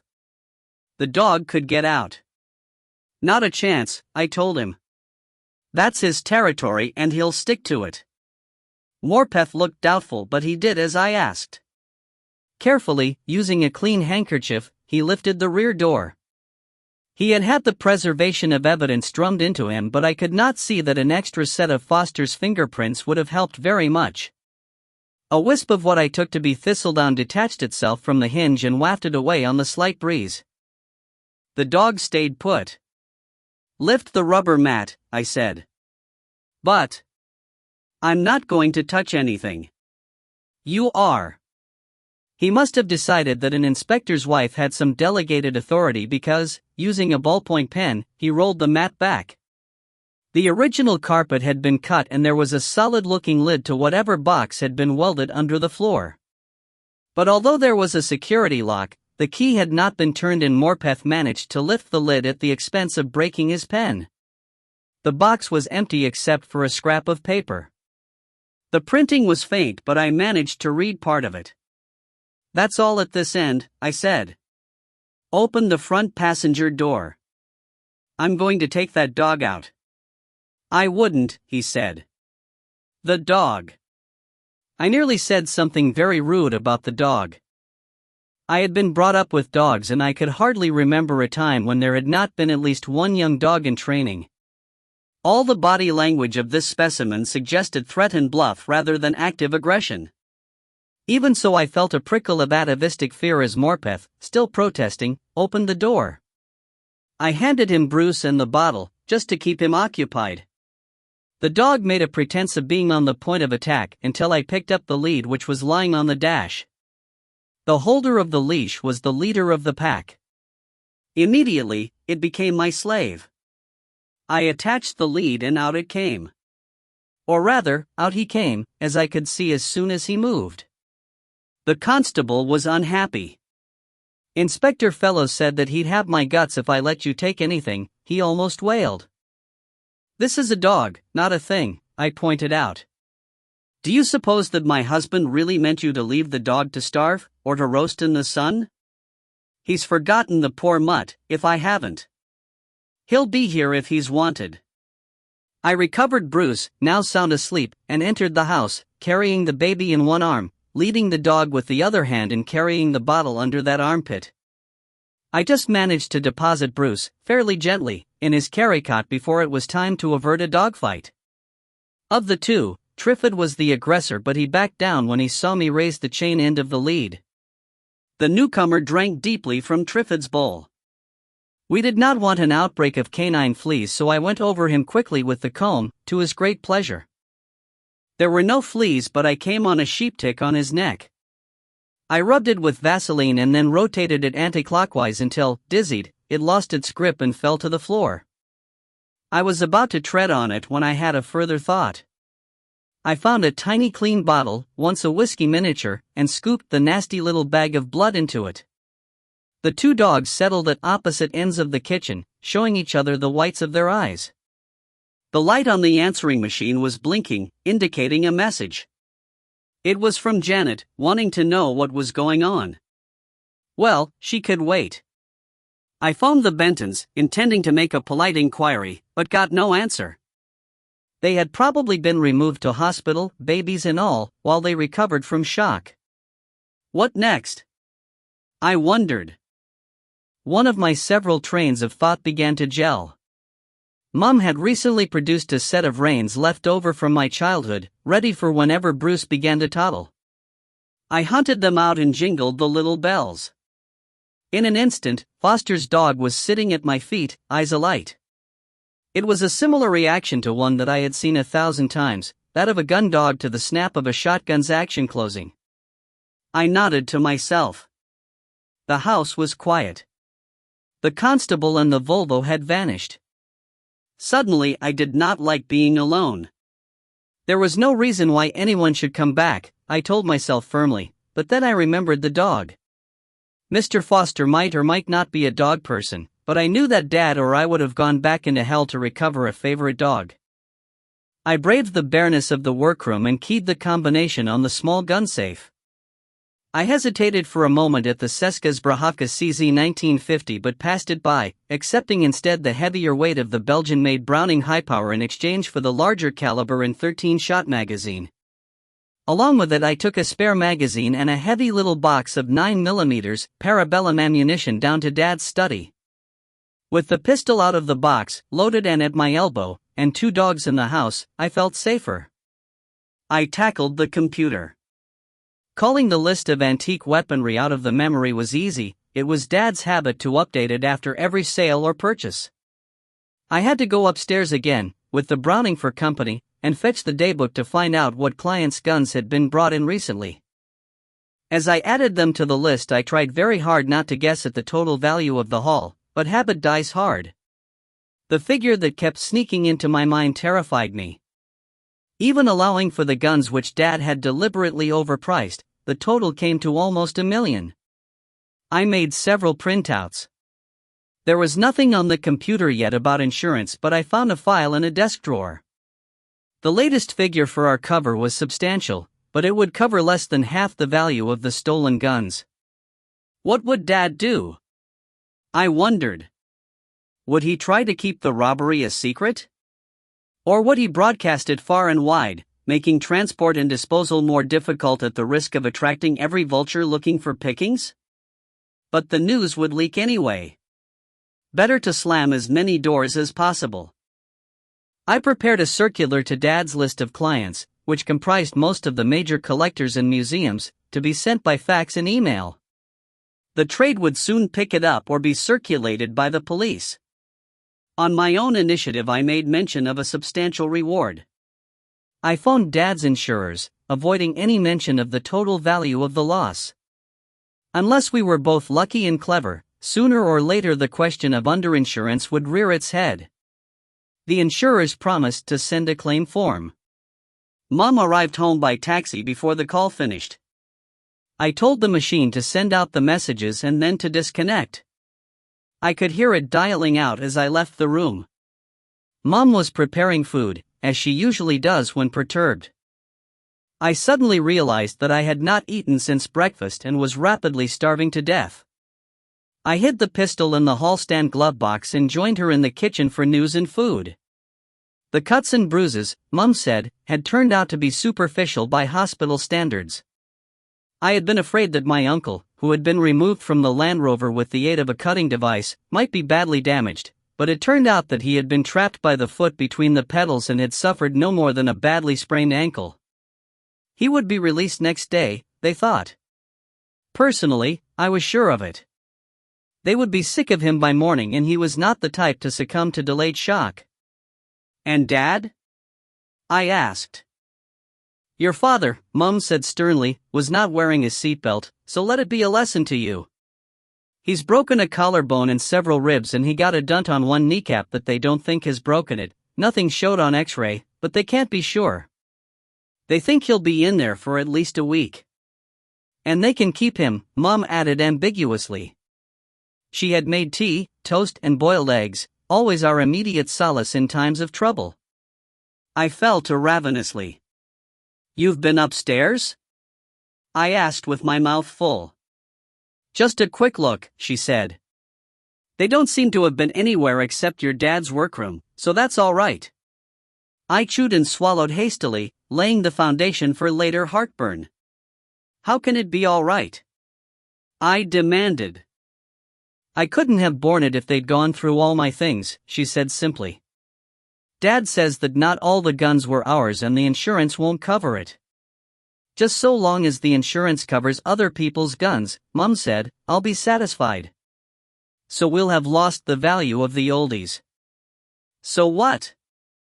As long as we have the house and the business, we'll get by. Her placidity was irritating while I was so worried. But Mum had lived for most of her life secure in the usually justified belief that Dad would always find a magic wand to wave. The magician's mantle seemed to have fallen on my shoulders, and I could feel the weight of it pressing me down. But there would have been no point in spoiling her serenity before it was necessary. And I held back for another reason. For many years, while Mum was engaged with her own affairs, I had spent every free moment with Dad, following him around like a puppy, as Mum said, watching him at work and learning the ins and outs of the gun trade, laying the foundation on which my own involvement in the family business was later built. I had accompanied him shooting, worked ferrets for him, and helped with the training of gun dogs when he was too busy. As a result, I had spent more waking time with him than Mum had, and while I was not privy to all his little secrets, I was aware that he had a source of loan capital about which he wanted my mother to know nothing. From hints dropped by Uncle Wall, I gathered that he had, at some time long past, done a big favor for a business of a less than reputable nature, and the loans were his continuing reward. They were at a very low rate of interest, but they were loans, not gifts. And a debt is still a debt. I hated the novel idea of a load of debts poised over the family, but Mum would have hated it more, and I found myself feeling more protective than ever in the past. I finished eating in silence, or as much silence as possible, while munching on an apple, and went back to the study. The fax machine had garnered a second message from Janet, insisting that I phone her at the shop. She would be waiting there while Wallace had his rest, intending to give him a heavily expurgated version of events. I was speaking to Janet when Ian came in. I finished my report to her in remarkably few words while he went to Mum for a share of the food. He came back chewing and carrying a mug. I gave him a copy of my printout and he faxed it to Edinburgh for the stolen list.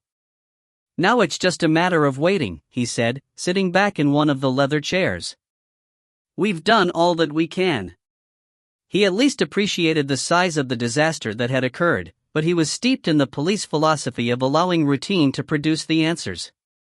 I, on the other hand, had learned from Dad that corners can be cut and issues forced. "Wrong," I said. "Wrong, wrong, wrong. We haven't done a half, not a tenth, of what we can, . You think so?" He cogitated in silence for long enough to finish his first sandwich. "I don't see what more we can do until we get another lead." "If I can get a lead, could you get away to help me hunt?" He laughed without showing any sign of amusement. "Not a hope in hell. Your father has trodden on too many toes." "I don't know how having the toes trodden on can give you a red face," he said thoughtfully, "but it's happened more than once. I've spoken to Edinburgh. They tut-tutted, but I had the feeling that they saw it as poetic justice that he should get ripped off. They'll do what's required by proper procedures, but their hearts won't be in it. And the uniformed super here takes his orders from Edinburgh. Could you get leave?" "I could try," he said doubtfully. "I have some leave due me."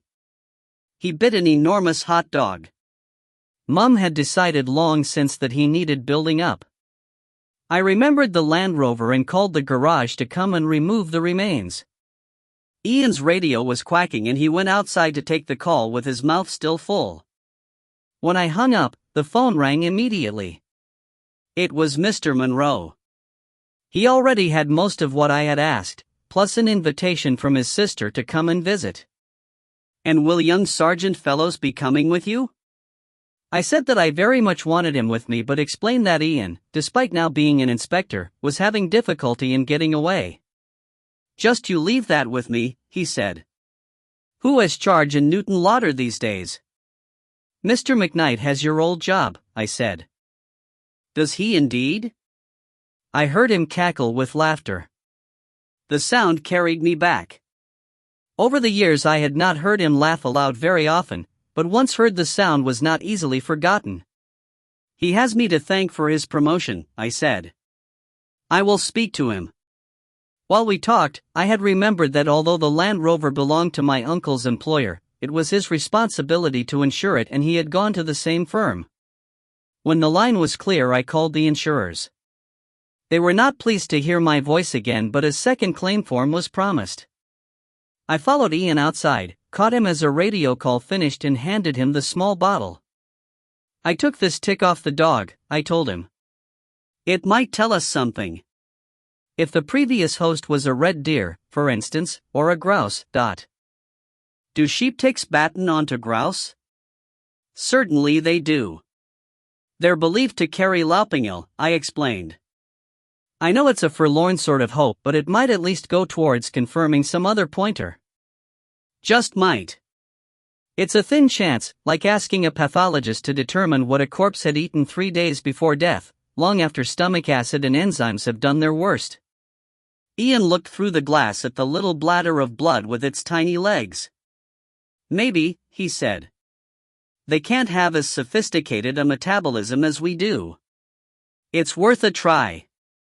There's a professor in Edinburgh who's at the forefront of DNA research and he's speeded up the processes. I'm told that he loves a challenge. We may as well give him one." I went back to the kitchen in search of more food. It had been a long day and it was far from over. Mom had fed both dogs and was nursing Bruce. I was finishing a second snack when Ian came in, radio in hand. He looked at me, bemused. "I seem to be on leave, as from now," he said. "How convenient," I said. The food had renewed my energy and I was raring to go. "We're going north. I'll explain once we're on the road. We'd better return your Land Rover and fetch our car. Mom, will you keep Bruce for a few days?" The pleasure on her face was answer enough. Chapter 5. I gave Mom almost a dozen guarded messages for Dad and as many instructions for Bruce's well-being. Admittedly, she had managed to bring me safely to adulthood, but I had always suspected that had been a bit of a fluke. While Ian was saying his goodbyes to Bruce, I borrowed Mom's largest handbag and smuggled the Browning out to the Land Rover. Since joining the family, Ian has learned to handle a shotgun very competently, but he has never learned to accept firearms anywhere but in strictly controlled conditions. Ian dropped me along with the dog at our flat, and I transferred the pistol in its box to beneath the passenger's seat of our car. I put a cushion on the back seat for the dog, who, I had decided for no particular reason, I would rename Mac. Then I packed for both of us. I showered and changed to the skin. My clothes of the day were ripped and dirty and, anyway, would have been unsuitable. I loaded the car, turned off the boiler, locked up and headed down to the police building behind the town hall. Days are long in the Scottish summer, but the sun was low and russet and the shadows were lengthening. Ian had had time to clear his desk and hand over his part in the official investigation. Before I had even parked the car, he came out of the building carrying the sort of small case without which no detective feels complete and opened the boot. "What the hell?" he said. I knew what he meant. I had stowed our 2 shotguns in the boot. "You never know when they may come in useful," I said weakly. He took over the wheel. "I hope you mean that we'll be free to shoot a few clays or go after the rabbits." "Yes, of course," I said. "You'd better mean that." "At the square," he slowed. "North, you said?" he asked patiently. On a quick mental review of the past hour, I realized that I had been too busy and too psyched up to spare time for explanations. Ian had trusted me. "That's right," I said. "We're heading north. We're going to visit your ex-boss." Ian complied. "Which ex-boss?" he asked. I seemed to have had hundreds. It was probably true. He was subject to his CID chiefs in Edinburgh, but administratively he came under the chief superintendent in Newton Lauder. "Ex-chief superintendent Monroe," I told him. "He's expecting us, so don't hang about." Obligingly, Ian put his foot down. We emerged onto one of the main roads between Edinburgh and Newcastle. Traffic was heavy, while the use of headlamps and the failing light made driving a matter for concentration. We were following a coach up Sotra before Ian relaxed and said, "Don't you think that you should explain?" "Yes, of course," I said. "I was waiting until you could spare some attention from the road. What did you get from the Volvo's registration?" "That combination was never issued. They're trying to track the car from chassis and engine numbers, but that takes longer." "What do you care about the registration?" "Only this. The first thing that seemed to me to be out of key about Mr. Foster was that the registration year letter didn't fit the age of the car. It's an Aberdeen registration." "That doesn't mean anything, it's fictitious," Ian said. I felt the car slow. "All the same, where would Aberdeen plates be least conspicuous?" The car picked up again. "And the tax disc was issued in Aberdeen. The disc may have been stolen and altered, but the connection remains." Mrs. Shaw said that she thought he had an accent from further north. "Between the Tay and the Moray Firth," was how she put it. But you know how the telephone strengthens an accent. When I heard him on the phone, it screamed Grampian at me. Ian followed the coach onto the roof of the Lammermuirs and then overtook. "That doesn't mean that he's based there now," he said doggedly. "He told you that he was living abroad. Just the sort of story he would tell." I caught him flat-footed, just as Dad did on the phone. "Do you, as a detective, always have to have solid proof to start with? Or do you accept an accumulation of pointers?" "Pointers, if there are enough of them," Ian admitted. "Then add this one to the rest. You heard what Dad and my uncle said about the van." "Most of it." Mr. Monroe looked in the yellow pages for me. "He says that there's a firm in Aberdeen, McBean's Van Hire. He thinks that their vans are blue." Ian was nodding as he drove. "It adds up," he said. "Just a little bit." "Then add this," I told him. "I touched nothing, but I persuaded your Bobby to open the tailgate, very carefully, and roll back the rubber matting. There was a specially built, lockable compartment, just as we thought. It was unlocked and he managed to open it without spoiling any clues, if there were any. All that was in the compartment was a scrap of paper. It was one of those cash register slips that people insist on giving you just to fill up your handbag or pockets. Your colleagues will probably find it tomorrow or the day after, but they won't tell you because you're on leave. But the point is that the place of origin was just about legible. It said Cockett Hat Filling Station. Where do you suppose that would be? I waited for an answer which I already knew. Aberdeen, Ian said. The car picked up more speed and began slicing through the going-home traffic. Police training had honed Ian's natural ability as a driver. He was fast but safe. In what seemed very little time, we were on the ring road around Edinburgh. By then, I was beginning to look for flaws in my own logic. Why would he be based up in Grampian? I asked Ian suddenly. Surely he'd need to be near his customers. Not necessarily. Ian was lost in thought for some miles, wondering, I guess later, just how much I should be told. We were nearing the great arc of lights that was the Forth Bridge, with more lights of North Queensferry and Rosyth dancing in the water, before he made up his mind. He isn't a seller, he's a buyer. I thought that was all that was coming, but after he had paid the bridge toll and wound up his window again, he resumed. I had a long phone call from one of the big wheels after we reported our first suspicions. He told me some background. He was so pleased to have a useful lead at last that he opened up a bit. They know that, whoever he isn't a one-man band. You see, there are two specialist intelligence units whose main, almost only, function is to keep an eye open for bribery and corruption. Are there really? It was an exclamation rather than a question, but he answered it. Yes, there are really. In England it's a section with a computer and one foot in the Treasury, the other in Scotland Yard. Proper title: the Standard Supervisory Department. Up here it's the Personal Income Investigation Branch, comprising 2 men and a girl with a card index somewhere near St. Andrew's House, but those in the know refer to it as the Sleaze Squeeze. They have powers to compel banks and other financial bodies to disgorge information, and their remit is to monitor the lifestyles of people in a position to be tempted to corruption or fraud. That could be a hell of a lot of people, I said. It is. Current indications are that there are 2 buyers, Foster covering Scotland and the north of England and another man doing the rest of England plus Wales. And somewhere there are other men, probably the bosses, who have clout and inside gen. They single out the takers of funny money, perhaps even persuade the vulnerable into it, show them how to explain it away and provide them with valuable antiques to be discovered. As an alternative, they may seek out the givers of the bribes and start the deal from that end. Those are the men they want most. Could the one client that they know about, thanks to us, Leonard James White, not point the finger at one of them? Could, yes. Will, probably, in the fullness of time. Does, not yet. He's too scared. Unpleasant things have happened to the few who've contributed scraps of information.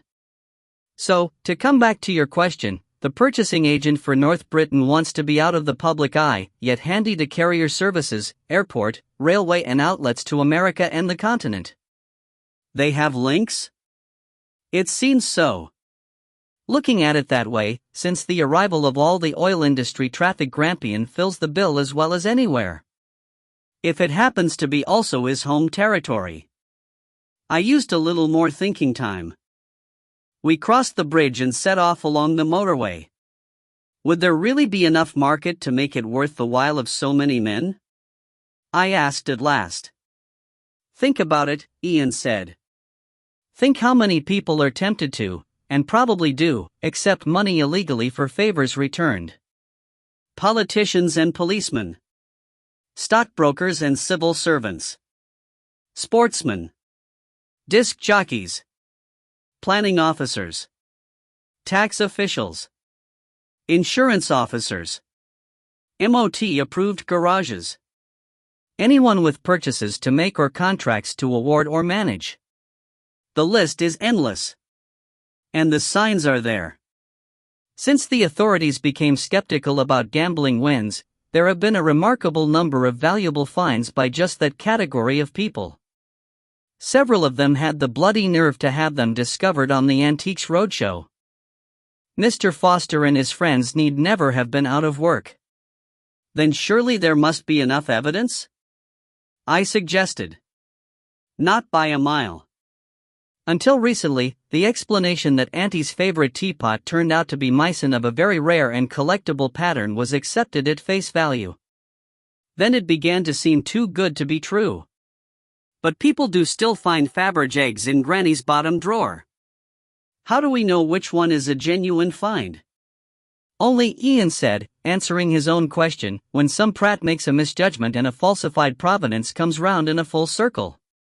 Otherwise, the finder only has to stick to a well-prepared story. That gave me a lot more food for thought, and I disliked what I was thinking. It seemed that we had been playing with rough company and were planning to play some more. The thought of the guns in the car was some slight comfort. There was silence until we were near the end of the motorway. "Which way are you going?" I asked. He hesitated for a moment. "To reach Deeside from the south, you can take a long way round or choose from 2 roads over the mountains." "Cairno Mount," he said. "At least we'll have dual carriageway for most of the distance." We passed the exit for Perth and Braemar. It was almost full darkness. Ian is easily dazzled, probably because of the paperwork entailed in his job and the consequent eye strain. "Shall I take over?" I asked. "Would you?" I seem to have been dashing around since dawn, but haven't we all? "Never mind," I said, "I've had a rest and I can have another when you take over again." We had left the motorway. He stopped at the first lay-by and we exchanged seats. He lowered his seat back and before we reached Dundee he was dozing. The Kingsway was quiet and soon we were bowling north again on the A94. When I glanced left I saw that Ian was asleep, deeply asleep, to judge from his breathing. Well, I thought, let him have his rest. He had put in a lot of hours recently, dog's bodying, as he put it, for his Edinburgh superiors over a case which had only a peripheral connection with the borders. And now we were eating into his precious allocation of leave and landing another burden on him. I stopped at Stracathro for petrol and he never stirred. Rather than wake him, I decided to tackle the Cairno Mount. I turned off. The easy road began to twist after Fetter Cairn. Then it climbed. The car labored and I had to change down and down again. Low cloud made patchy fog on the high tops. I am not a fast driver over difficult and unfamiliar roads. Several times a car would come up behind me, wait its chance and then spurt past, so I was not surprised when the lights of another and taller vehicle settled in my mirror. Ian stirred and stretched. "Where have we got to?" he asked thickly. "We're on the Cairno Mount. We passed the crest a few minutes ago. You've done a good stint. Not far now. I'll take the wheel whenever you've had enough." We were on a long descent. I had not been on that road for years, and then only as a passenger, but I was watching out for a narrow stone bridge and a very sharp turn to the left before another climb. It was, I remembered, an accident waiting for the next careless driver. The lights behind came closer. I slowed and pulled left to let him overtake if he could. I decided that I would let Ian have the wheel after that. Suddenly my lights showed the bridge ahead. The shadow of our car, thrown by the main beams of the vehicle behind us, grew to spread over the whole area. A moment later, the car was hit from behind and shunted forward. I stood on the brakes.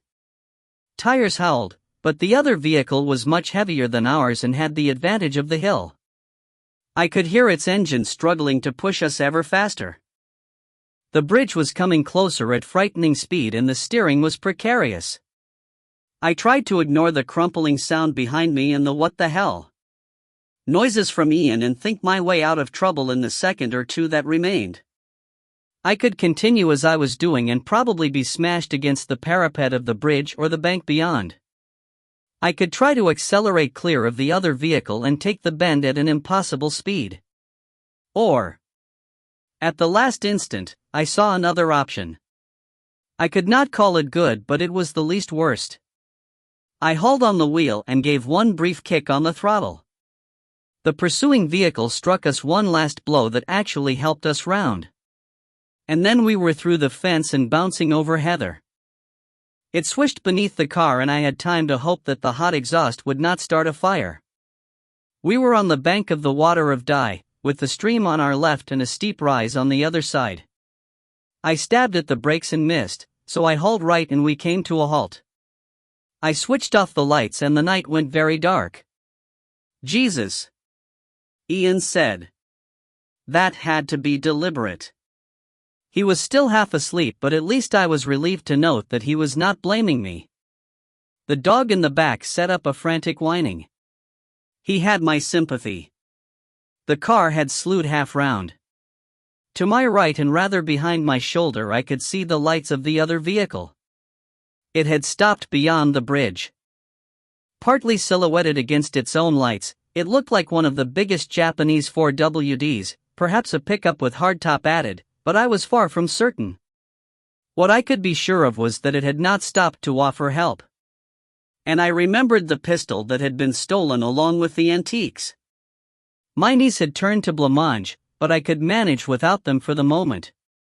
I groped beneath Ian's knees. The box had jumped forward and I found it at once. I opened it on my knee and, fumbling in the dark, went through the familiar motions of slapping in a magazine and cocking the action. My door seemed to have jammed. I wound the window down.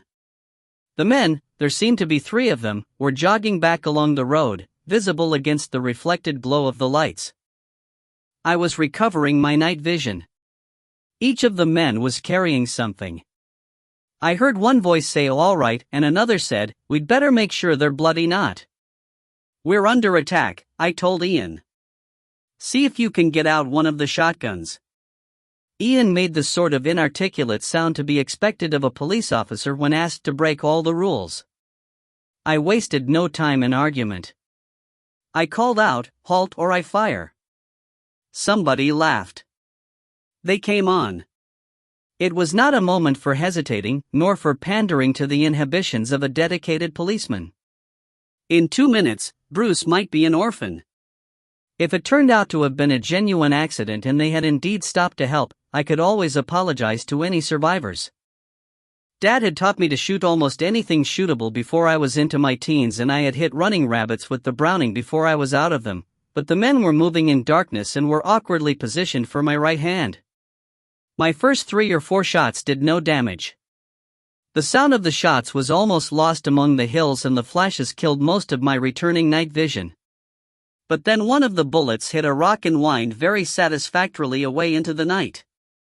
There were sounds of consternation and the dimly seen figures began to recede. There would be no justification in the eyes of the law if I happened to hit one of them in the back. I switched my attention to the vehicle. I found that being unable to see the pistol made sighting difficult, but, while I failed to produce the fireball that would have followed such action on the films or TV, I heard several metallic noises and one that sounded to me much like a bullet passing through toughened glass. In retrospect, I can see that I had presented the enemy with an almost impossible choice, to stick around and face an armed madwoman or to brave the bullets which were plinking into their transport. When the magazine ran out, I paused to reload, which gave Ian his chance to grab the pistol out of my hands. Instinct must have urged the men to take the line of quickest departure. Snatching their opportunity, they ran for their vehicle. My blood was up, too far up to be deterred by a husband who had been brainwashed by the law. These men had been after my blood and the blood of Bruce's father. They were running away and I was damned if they were coming back. I threw my weight against the door and fell out into the heather. The boot of the car had sprung open and I unbagged the first gun to hand, which turned out to be Ian's 12-bore trap gun. I had a mental picture of his cartridge belt rolled up in the corner of the boot. In 3 seconds, I had a pair of cartridges in my hand. By that time, the other vehicle was already in gear and tackling the steep hill, but I sent 2 loads of number 6 after it anyway and wished that I had thought to fill my pockets with BB. I doubt whether a single pellet overtook them, but the sound of the shots came echoing back from the hills and the flash lit the more. At least they would be left in no doubt that we had heavier armament than a mere pistol and were not disinclined to use it. The driver had got the message. He held his gear, in the interest of speed up the hill, until I thought that his engine would burst. And then he was over the first crest and round the shoulder of the hill and the noise was fading away. We stood and breathed deeply. The moor, indeed the whole world, smelled sweet and fresh, of crushed bracken and heather and the water in the burn. A rabbit, disturbed by the noise, bolted suddenly past my feet and I heard crows overhead. I reached into the car and put the lights on. That gave Ian the light that he needed to snatch his shotgun out of my hands. It was a measure of his concern that he put a dent in one barrel of his Remington with the butt of the Browning. "What the hell were you playing at?" he shouted. "You could have hurt somebody." That, I thought, was a bit thick, but Ian was not to blame. He was a dedicated policeman, and the criminal has always had more rights under the law than the victim. To the police, any member of the public who lifts a gun in self-defense is by definition a criminal. "They were trying to hurt us," I said gently. "Or hadn't you noticed?" "You can't be sure of that," he retorted. His voice had come down from alto to a mere tenor, but it was still shaking. "You sounded sure a couple of minutes ago." My voice, I realized, was shaking too. Wisely, he avoided that subject.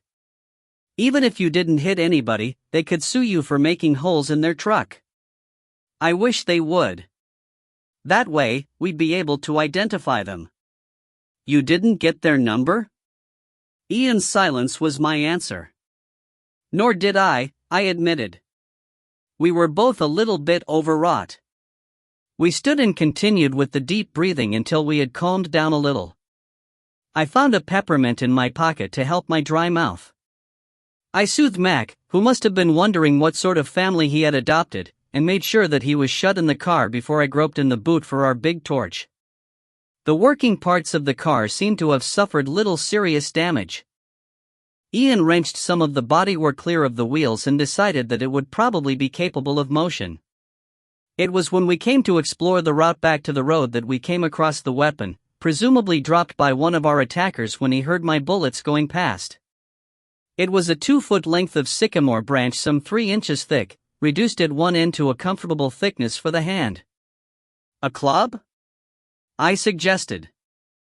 I gave an involuntary shiver, but it was as much the chill of the breeze as the realization of what might have been.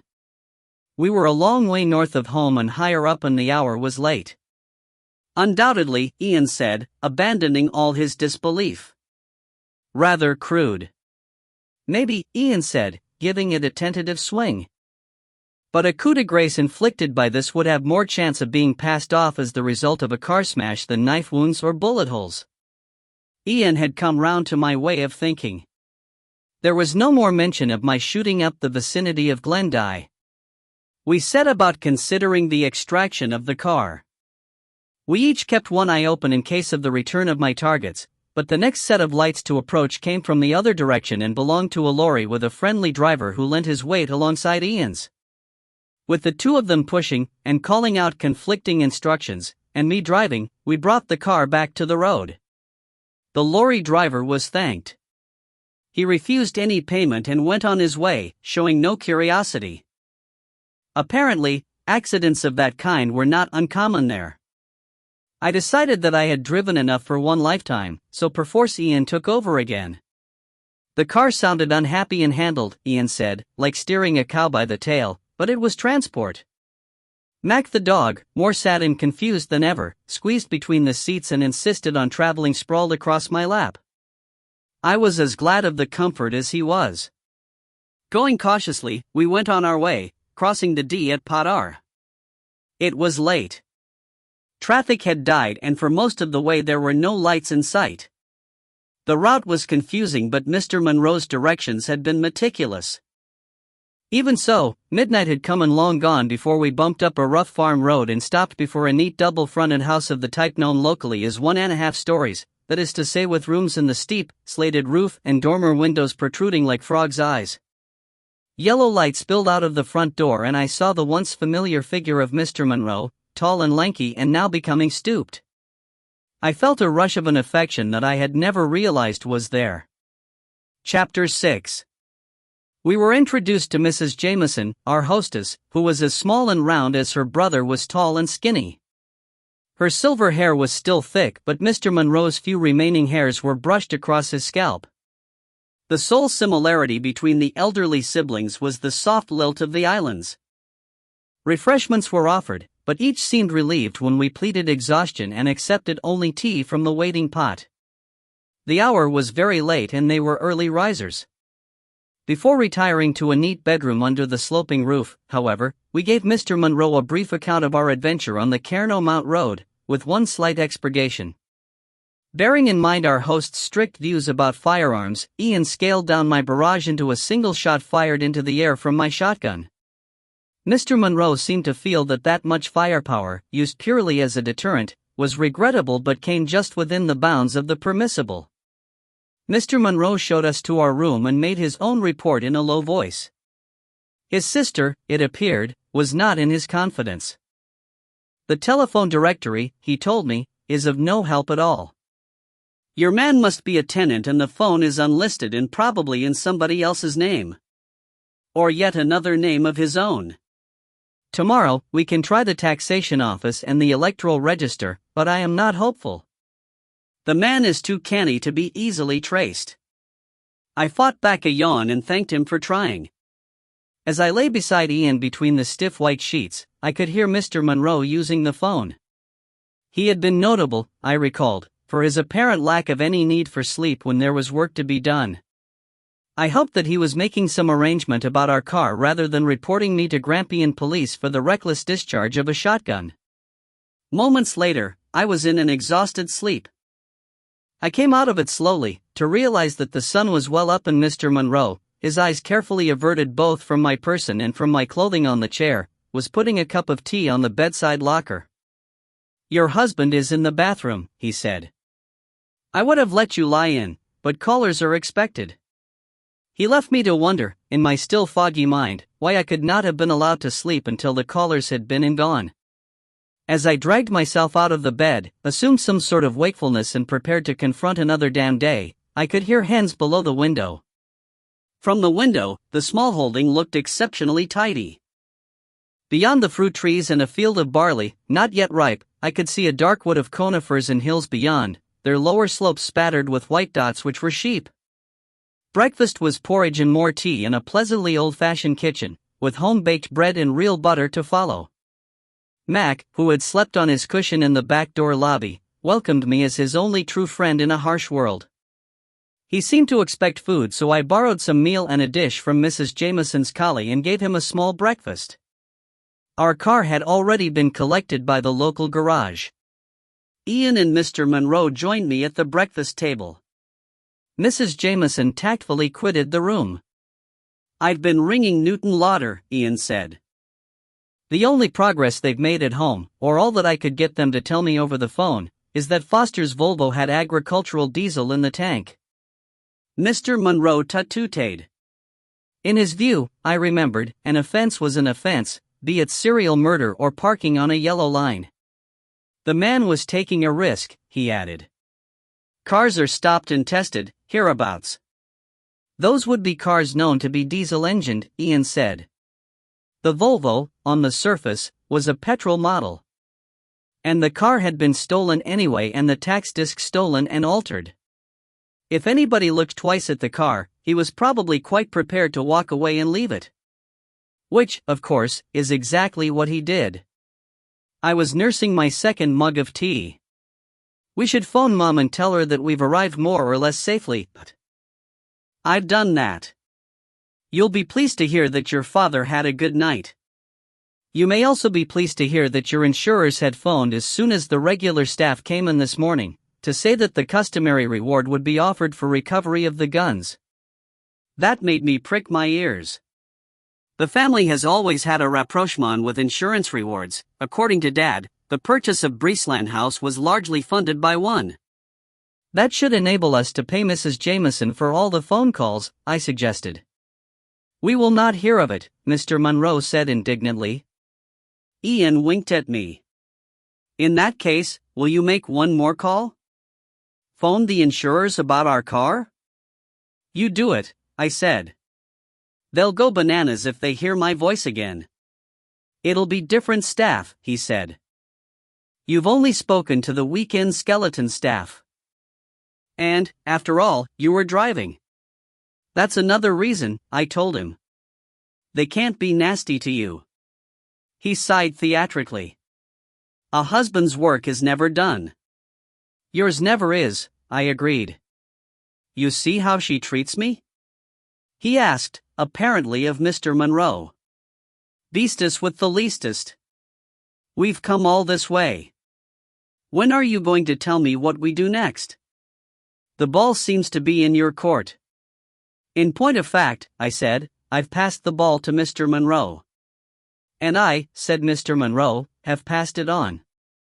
And if that is a car that I hear, he went out, which saved him from having to continue the sporting metaphor. A few seconds later he returned. I noticed that he had to make a practiced bob of the head to pass under the low lintel. There's somebody you must meet, he said. Bring your tea with you and we'll sit out on the green. It's a bonny morn. He loaded 3 more mugs, the milk jug and the huge teapot onto a tray and bore them outside. We followed obediently. I brought Mac with me on a lead. The green was a small lawn behind the house where a neatly and strongly constructed wooden table and 2 benches stood in the precise, geometric center of the grass. Round about, a fringe of bright flowers separated the lawn from rank upon rank of vegetables. The air was mild and warm and filled with the scent of the flowers. The 2 men who were sitting there stood up to be introduced. The elder, and obviously the senior, was a man nearing Mr. Monroe's age, as tall and even leaner. His hair was gray, silvering at the temples but hardly thinning at all. He had a benevolent face, slightly marred by a nose once broken. Detective Inspector Fellows and Mrs. Fellows, Mr. Monroe said formally. This is Detective Chief Superintendent Goff. He and I were probationers together, many a year ago. More years than I care to count, Mr. Goff said. How are you? His voice had no more than a trace of the distinctive Aberdeenshire accent. I could hear a faint echo of Mr. Foster in it. But I was fresh out of school while he had done his military service, so he was almost a father figure to me. This is Detective Sergeant McIver. I was relieved when we sat down again because I was beginning to feel like a dwarf. D.S. McIver was almost as tall as the other 2 and about on a level with Ian. Like my husband, he was one of the freckled and sandy-haired Scotsmen. He had a pleasant smile, a dry hand and a firm grip. His voice was pure Highland, but not quite like Mr. Monroe's. Inverness, I guessed, and I later learned that I was right. Hearing the 2 together, the Hebridean and the mainland Highlander, I was struck again that people from areas where Gaelic was once the common language may differ slightly in accent but have in common a soft lilt and a precise use of the language which many an educated Englishman might envy. I know Mr. James, your father's partner, McIver said to me. We both do, said Mr. Goff. He gave us help on a case once. But I have fished with him, the DS said. Apparently that made a big difference. I saw Ian's eyebrows begin to rise. From a lowly sergeant to a detective chief superintendent, it was gross impertinence, but Goff let it go. I guessed that McIver was privileged, perhaps being groomed for higher things. I had heard of this racket the man was engaged in, said Mr. Goff. We had a scandal of our own, only last year. One of our officers, who was heading an anti-drugs operation, was found to be negotiating for a property that should have been far beyond his means. It seemed that he had found a rare and valuable book among the things that his father had left him. We had no real proof, but he was allowed to see that his career was going nowhere. He took an early retirement. So we take your experiences very seriously. When Hamish phoned yesterday, I called D.S. McIver in and asked him to see what he could do. He knows about last night's incident? Mr. Monroe asked. Goth nodded. I'll leave the sergeant with you. He will report to me direct. Officially, he will be conducting the investigation. If resources or backup are required, he has only to ask. That is just what I had hoped for, Mr. Monroe said. There are certain difficulties. We understand what they might be, Goth said. McIver? The DS nodded. I phoned Edinburgh this morning. The attitude was unhelpful, to say the least. In view of which, I gave them as little information about yourselves as I could. Your father, Mrs. Fellows, Goth said, may have trodden on our toes once or twice, but only by way of revealing the truth. Rather more often, he has proved helpful. It seems that our Edinburgh colleagues have taken that kind of help amiss. That's so, McIver said. At the moment, said Goth, we only have a bald outline of the story. Tell it in detail. Between us, we went over the history, answering questions from all three men. When we seemed to be finished, Goth said, it seems clear except for the attack on you. Foster's best course would have been to drop out of sight and stay there. But no doubt his reasons will become clear. He nodded to the sergeant. McIver took a sip from his mug, opened a pocketbook and went on in his soft, Highland voice. There has not been much time, you understand, and most of that on a Sunday, but I will tell you what we have. After calling Edinburgh, I phoned Newton Lauder direct. They will be seeing what they can get from the Volvo, but they have no details yet except for the agricultural diesel oil in the tank. The descriptions given by your neighbors are conflicting and virtually useless, and no other witnesses have been found so far. As I told Mr. Monroe, McBean's van hire vans are blue. One of those vans was found deserted and burning near the Black Dog, just north of Aberdeen, at first light this morning. According to the firm, it had been hired by a gentleman who last month reported his driver's license stolen along with other material in his wallet. He knows nothing of the matter and can account for his movements yesterday. Regarding the names Mr. Monroe obtained from the Falconry Society. What? Said Ian. Did you not know? McIver asked. I was wondering why you did not speak of it. Speak of what? Ian asked on a rising tone. Didn't I tell you about that? I asked as casually as I could. I had quite forgotten to keep Ian informed about one of my leads. No, you did not. Please accept my apologies, I said stiffly. The other three men were hiding smiles, but Ian let it be seen that I had blotted my copybook. I decided to hurry on. Well, the first time that I looked at Mr. Foster's car it was very clean, but I noticed a small feather in the driver's footwell. I couldn't say why, but its color reminded me of the male peregrine that grabbed a wood pigeon and flew into the windscreen, that time that we went to Kelso. Ian nodded coldly. Then Mrs. Shaw, who has the antique shop at Colburn, said that Foster was always after the big money items, but one exception that puzzled her was that once he bought a small bundle of leather straps, silver bells and a few feathers that had turned up in an old box. To me, that spelled falconry. So I tried the dog with the tinkle of a little bell and he lit up. He's been trained to work with hawks and falcons. I have always said, since she was a child, that she was bright and observant, Mr. Monroe said delightedly. But scatterbrained. Ian did a complete volte-face and rushed to my defense. After what she's coped with during the last 24 hours, it's no wonder that she missed explaining something to me. Ian thought it over and decided to be gracious. That was clever. I take back what I said about needles and haystacks. McIver waited to be sure that we had finished our exchange. To that list, he said, we added a few names of people who are not society members but have a license from the Department of the Environment. So quickly? I said. He shrugged. The impossible takes a little longer. I sent the DEV a fax last night and the reply came in before we set out this morning. I have asked local officers to check up discreetly, we do not want the man to bolt. I want to know whether any of those people resemble your description of Mr. Foster or have a friend of that description, we must remember that Mr. Foster himself may not be the falconer. I'll call in for the answers shortly.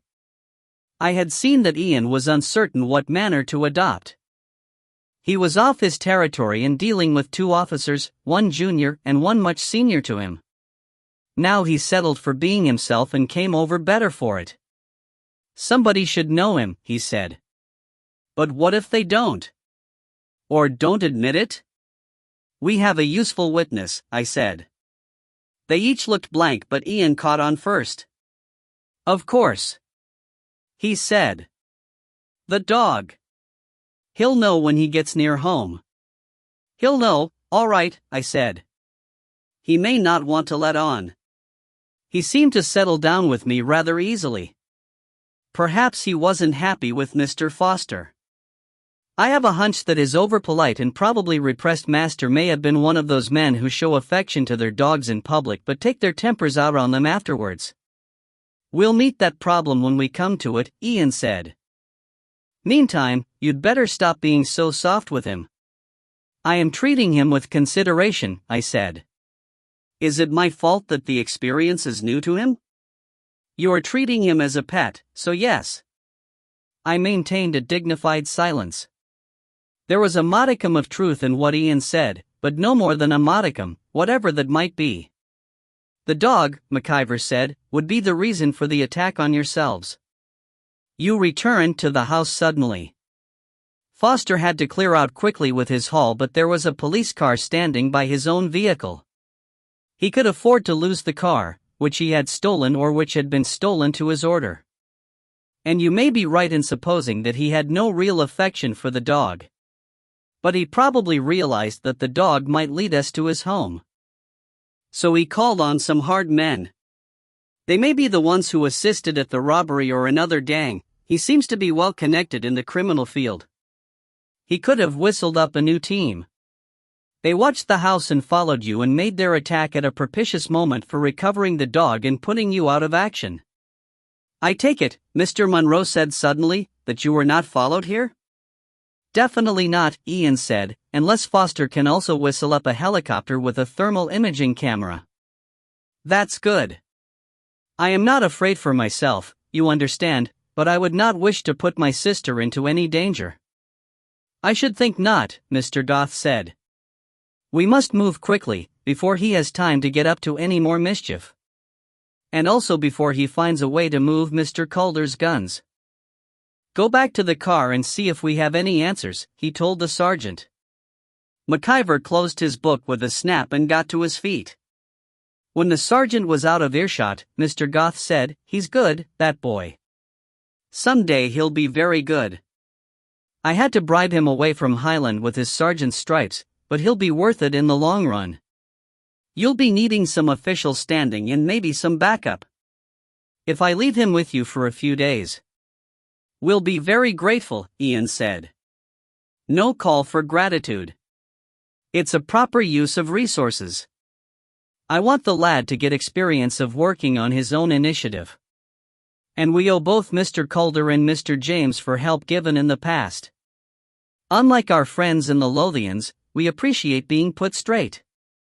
Egg on our faces stopped worrying us long ago. You'll remember, Hamish. The two were lost in reminiscences, meaningless to me and only just comprehensible to Ian, until the sergeant returned carrying a personal radio. He seated himself neatly and reopened his book. 9 reports so far, he said. 3 of them seem to be just possible. Mr. Goth nodded and got to his feet. We walked with him round the house. Check them out, he told McIver. I'm leaving you to work with Inspector Fellows. Keep me informed. I'll decide what to tell Edinburgh. I'll be without a car, McIver pointed out anxiously. Sir, perhaps I should come with you. We will use my car, Mr. Monroe said firmly. Mr. Goth grinned at him, lowered himself into the driver's seat of an unmarked Jaguar and fastened the seatbelt. The sergeant looked worried. I'll be all right, Mr. Goth told him. There was a gleam in his eye. I guess that detective chief superintendents were usually chauffeured and did not often get an excuse to blast around in Jaguars at the public's expense. He took off in a burst of wheelspin that rattled gravel around us. You usually drive him in that car? Mr. Monroe suggested. McIver nodded. And I've treated it like my own, if not better.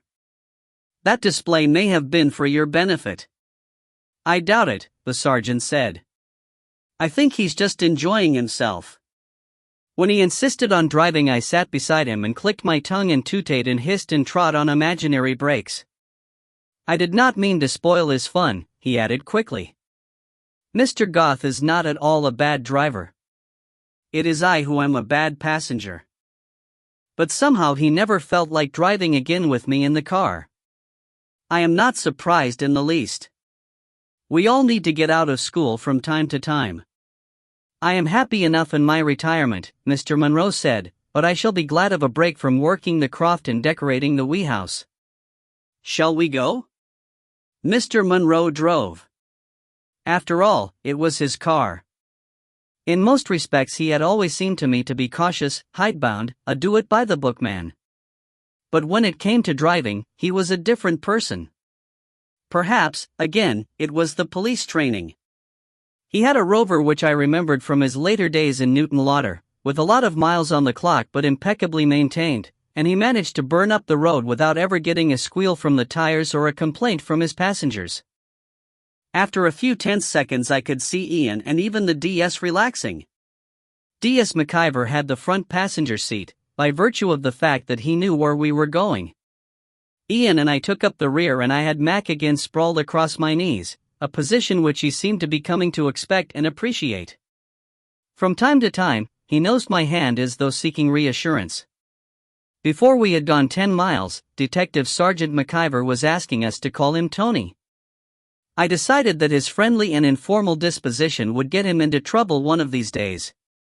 Ex-Chief Superintendent Monroe agreed immediately but without reciprocating. Ian's rank was still new to him, so that familiarity with a mere sergeant, his own rank 6 months earlier, went against the grain, but in the end they were Tony and Ian.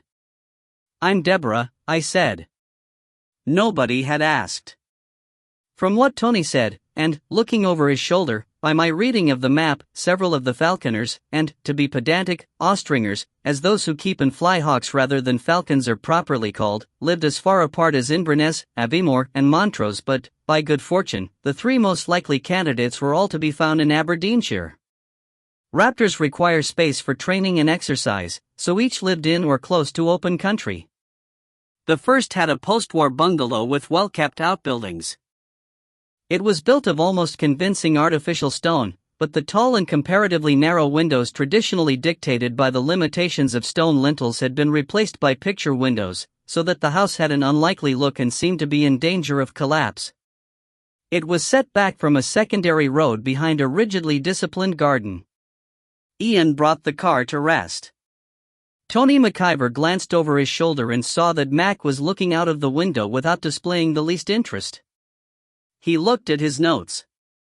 Our witness isn't in a hurry to make an identification. I'll start this one off alone, he said.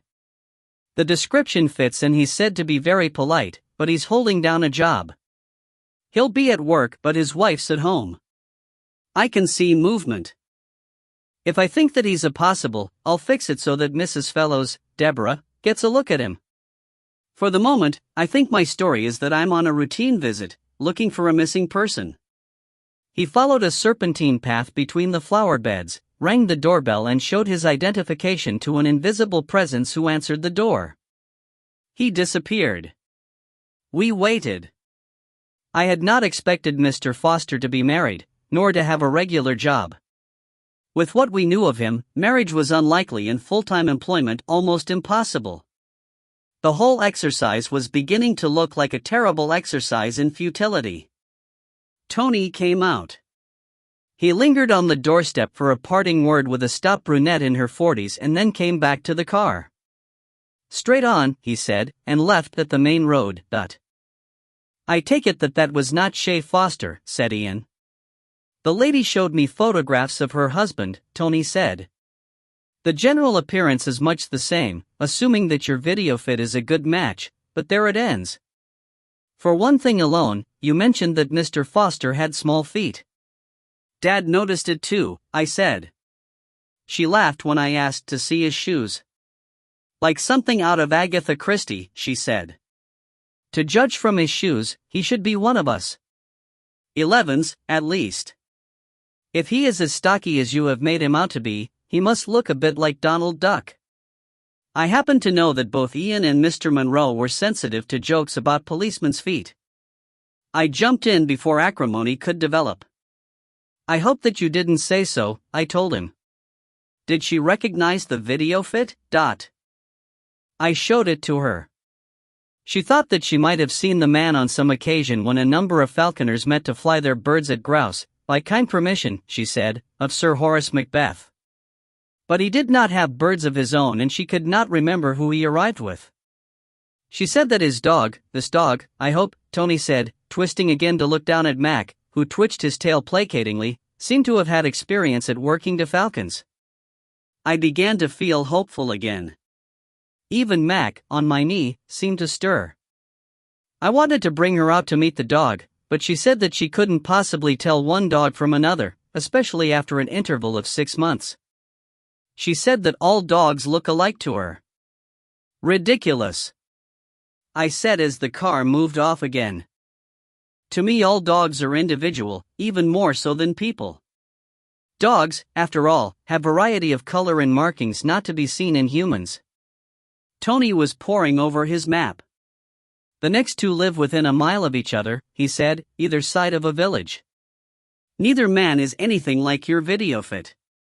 They're noted as possibilities only because a blue Volvo estate has been seen in the village from time to time and the local bobby has several times seen a man matching Mr. Foster's description buying a paper in the village shop. The countryside was looking its best. We were passing the only eyesore, a burned-out garage and filling station, when a call came in on Tony's radio. I could hear the quacking from his speaker but, being unpracticed at the art of interpreting speech largely deficient in consonants, could hardly make out a word of it. 2 more reports but only one of them seems hopeful. Oh, the devil! Tony exclaimed, poking a finger at the map. We must have passed it. Well, we can call there on the way back.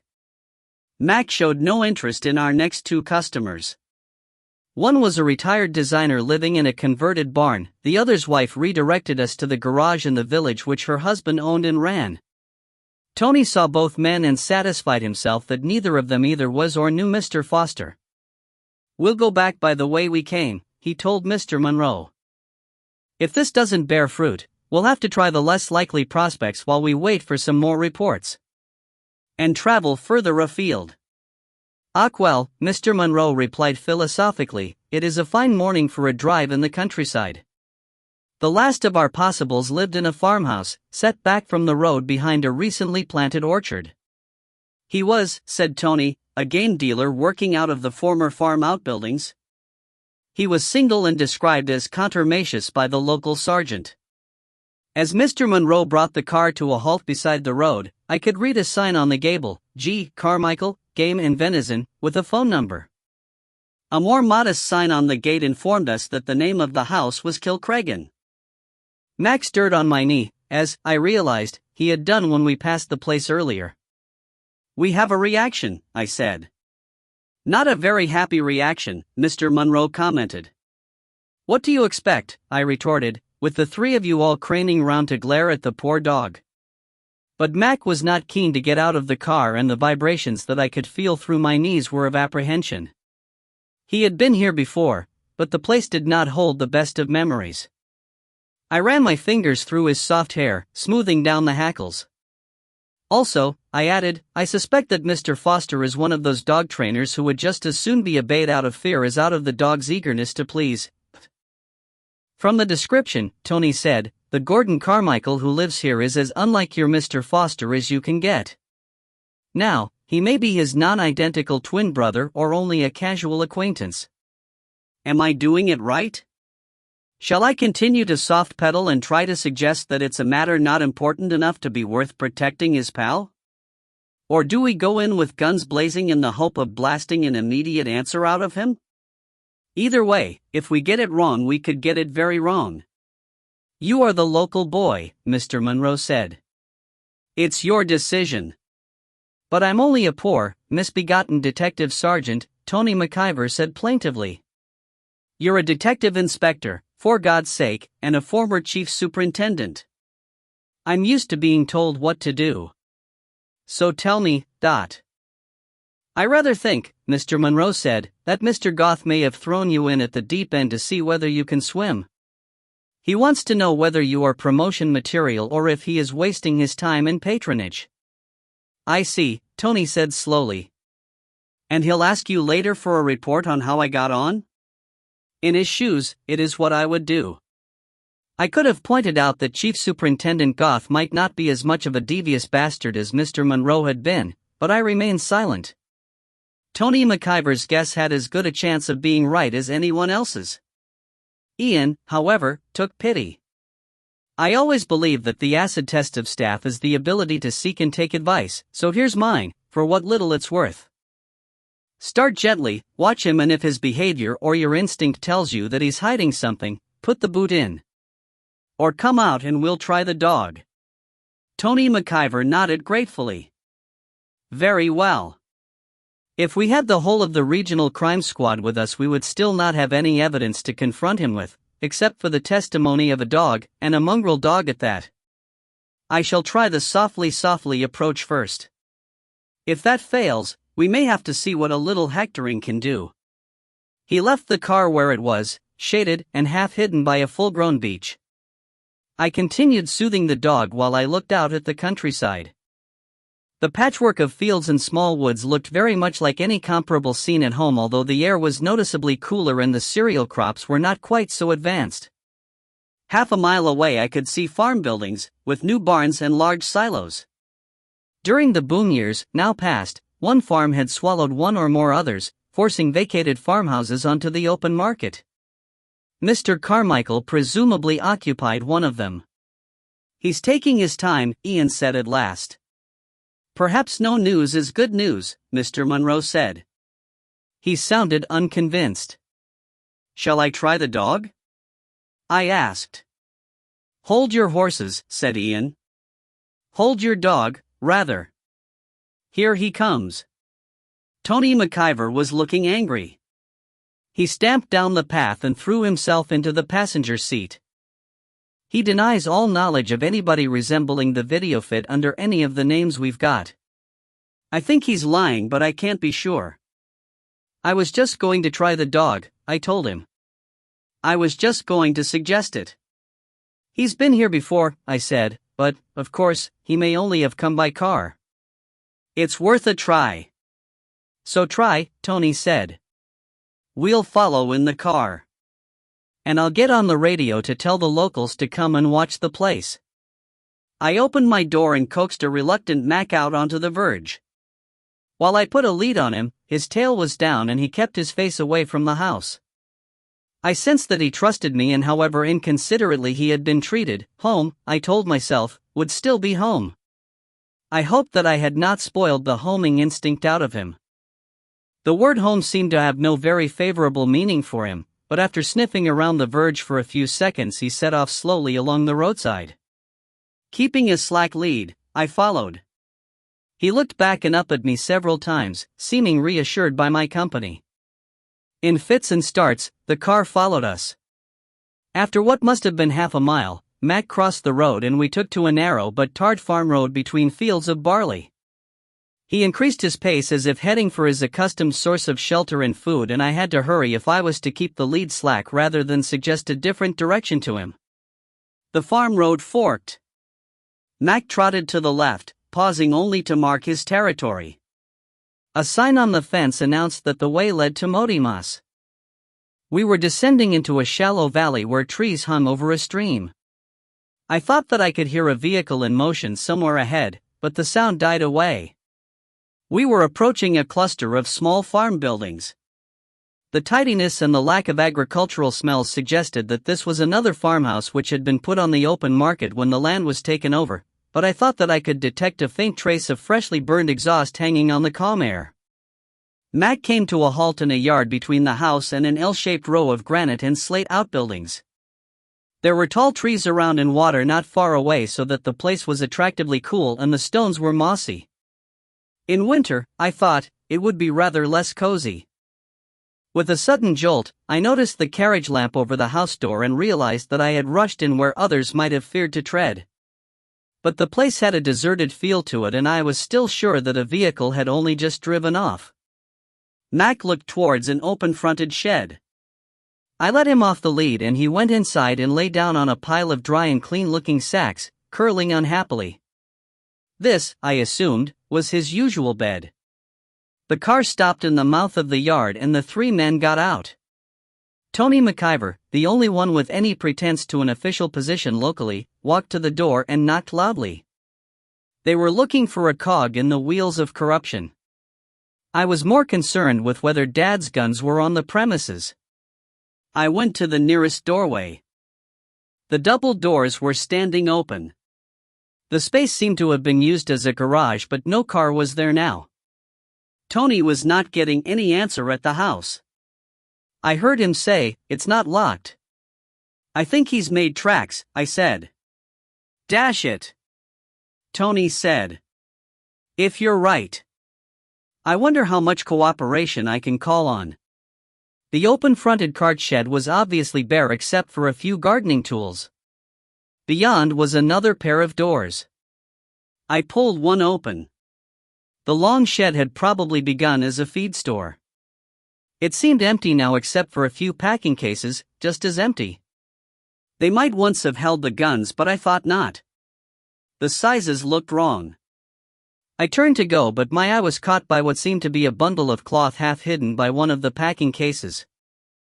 Hoping that I might have found at least the cloths that Mr. Foster had used as packing material, I took a closer look.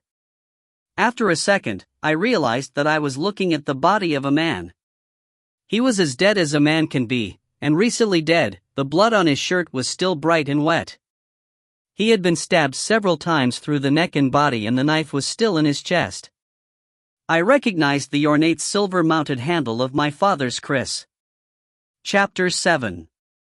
Stay cool, I told myself, and think, and try to do whatever Dad would have done. Too much might depend on the next few minutes. I stole time for a quick glance out of the door. The others were still gathered by the door of the house, arguing over whether it would be permissible to go inside. I had time to scan the body and its surroundings. It was not the first body that I had seen, but nearly so. It was very still, but somehow that made the sight more bearable. If it had twitched, I would have bolted. Then I withdrew to the point nearest the door from which the body could be seen, and I uttered the sort of noise that I guessed a self-contained lady might produce when confronted by an unexpected corpse. It needed no effort. The others came running. Tony took one look and snapped, "Everybody outside." Others might outrank him, but he was local and so he had authority. We filed outside and waited until he emerged. "Did you touch anything?" he asked me. "Just the door handle." He studied the handle, a cast iron ring powdered with rust. "And if that would take a fingerprint, I'll eat it." He paused and thought furiously, then used his radio to send a message to be relayed to the local bobby, telling him, without explanation, to follow us up. "We only have a few minutes," he pointed out to us, "so we must decide quickly. This is the way of it. You know as well as I do how these things go. The first officer on the scene will be required to stick around, preserving the evidence. Then, so that when the case comes to court, best evidence can be presented, he becomes the Muggins who has to take over the accepting of every scrap of evidence, registering, sealing, storage, delivery to forensic, collection, production and attestation in court." Ian and Mr. Monroe were nodding solemnly. "Well," Tony resumed, "any dimwit can attend to all that. On the other hand, we have an interesting inquiry on our hands which is bound to represent part if not all of the bigger crime. If I report the body, I'll be stuck with the administrative details. I think we can be more use moving quickly to follow our present leads. So I proposed to let the local lad find the body. It could be a good career move for him, and it will leave me free to chase your guns and therefore at the same time chase the probable murderer. But I can only do that if I have your solemn promises never, under any circumstances, to let on that I saw the body first. You can have my word, Ian said. I just nodded. Mr. Monroe pursed his lips, which gave him the look of a sulky camel. That would be very irregular, he said. Tony McIver shrugged. In that case, you'll have to manage without me. Or perhaps you'll give us your help on the murder? The big guns from the borders with some special knowledge of the background. The solution to the murder may also be the solution to where Mr. Calder's guns have gone. And it may not, he might have added. Our chances of success would be reduced almost to nil without Tony and the support he could call on from Grampian police and the rest of the Scottish forces. I adopted my most wheedling tone and tried to recreate the look of the little girl whom Mr. Monroe had formerly dandled on his knee. The two cases are really the same, I said. Catch Mr. Foster and you've caught the murderer. Well, we're trying to catch him, but if Tony has to waste time trying to convince his superiors that he would be more use working with us than following up dull routine, then Mr. Foster will be away and gone before we can take up the chase.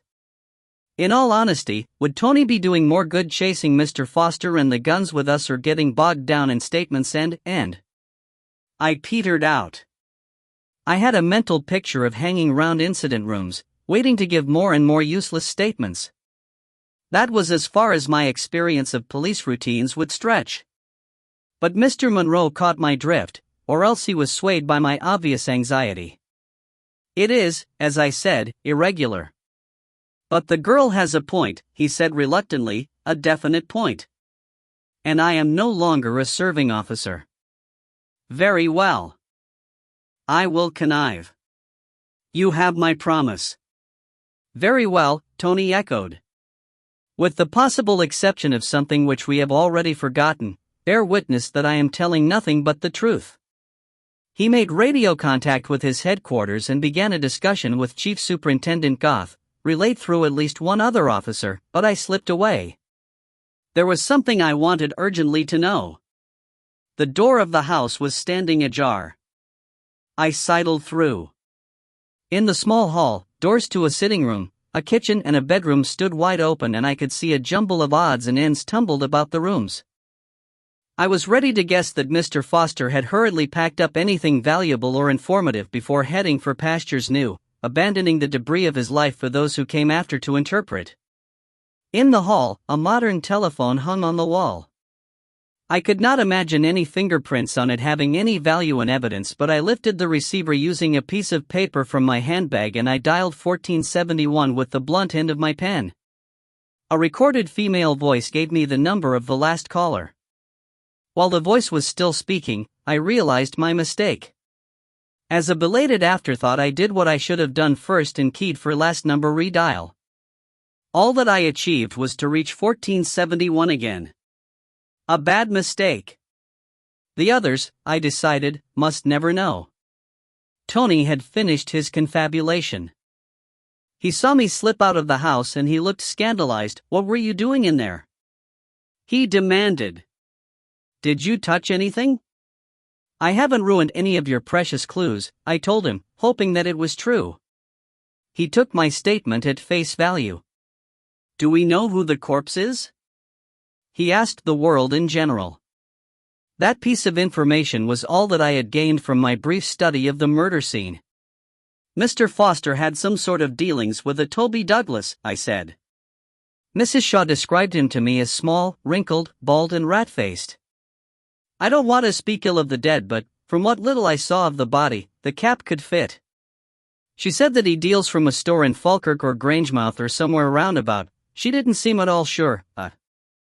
Tony McIver nodded and jotted the information down.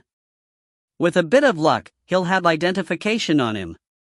Otherwise, I'll have to ask for a description of the body and then pass the titbit on as coming from you. A small blue and white Panda car was bouncing along the track. Tony hustled us back into the car.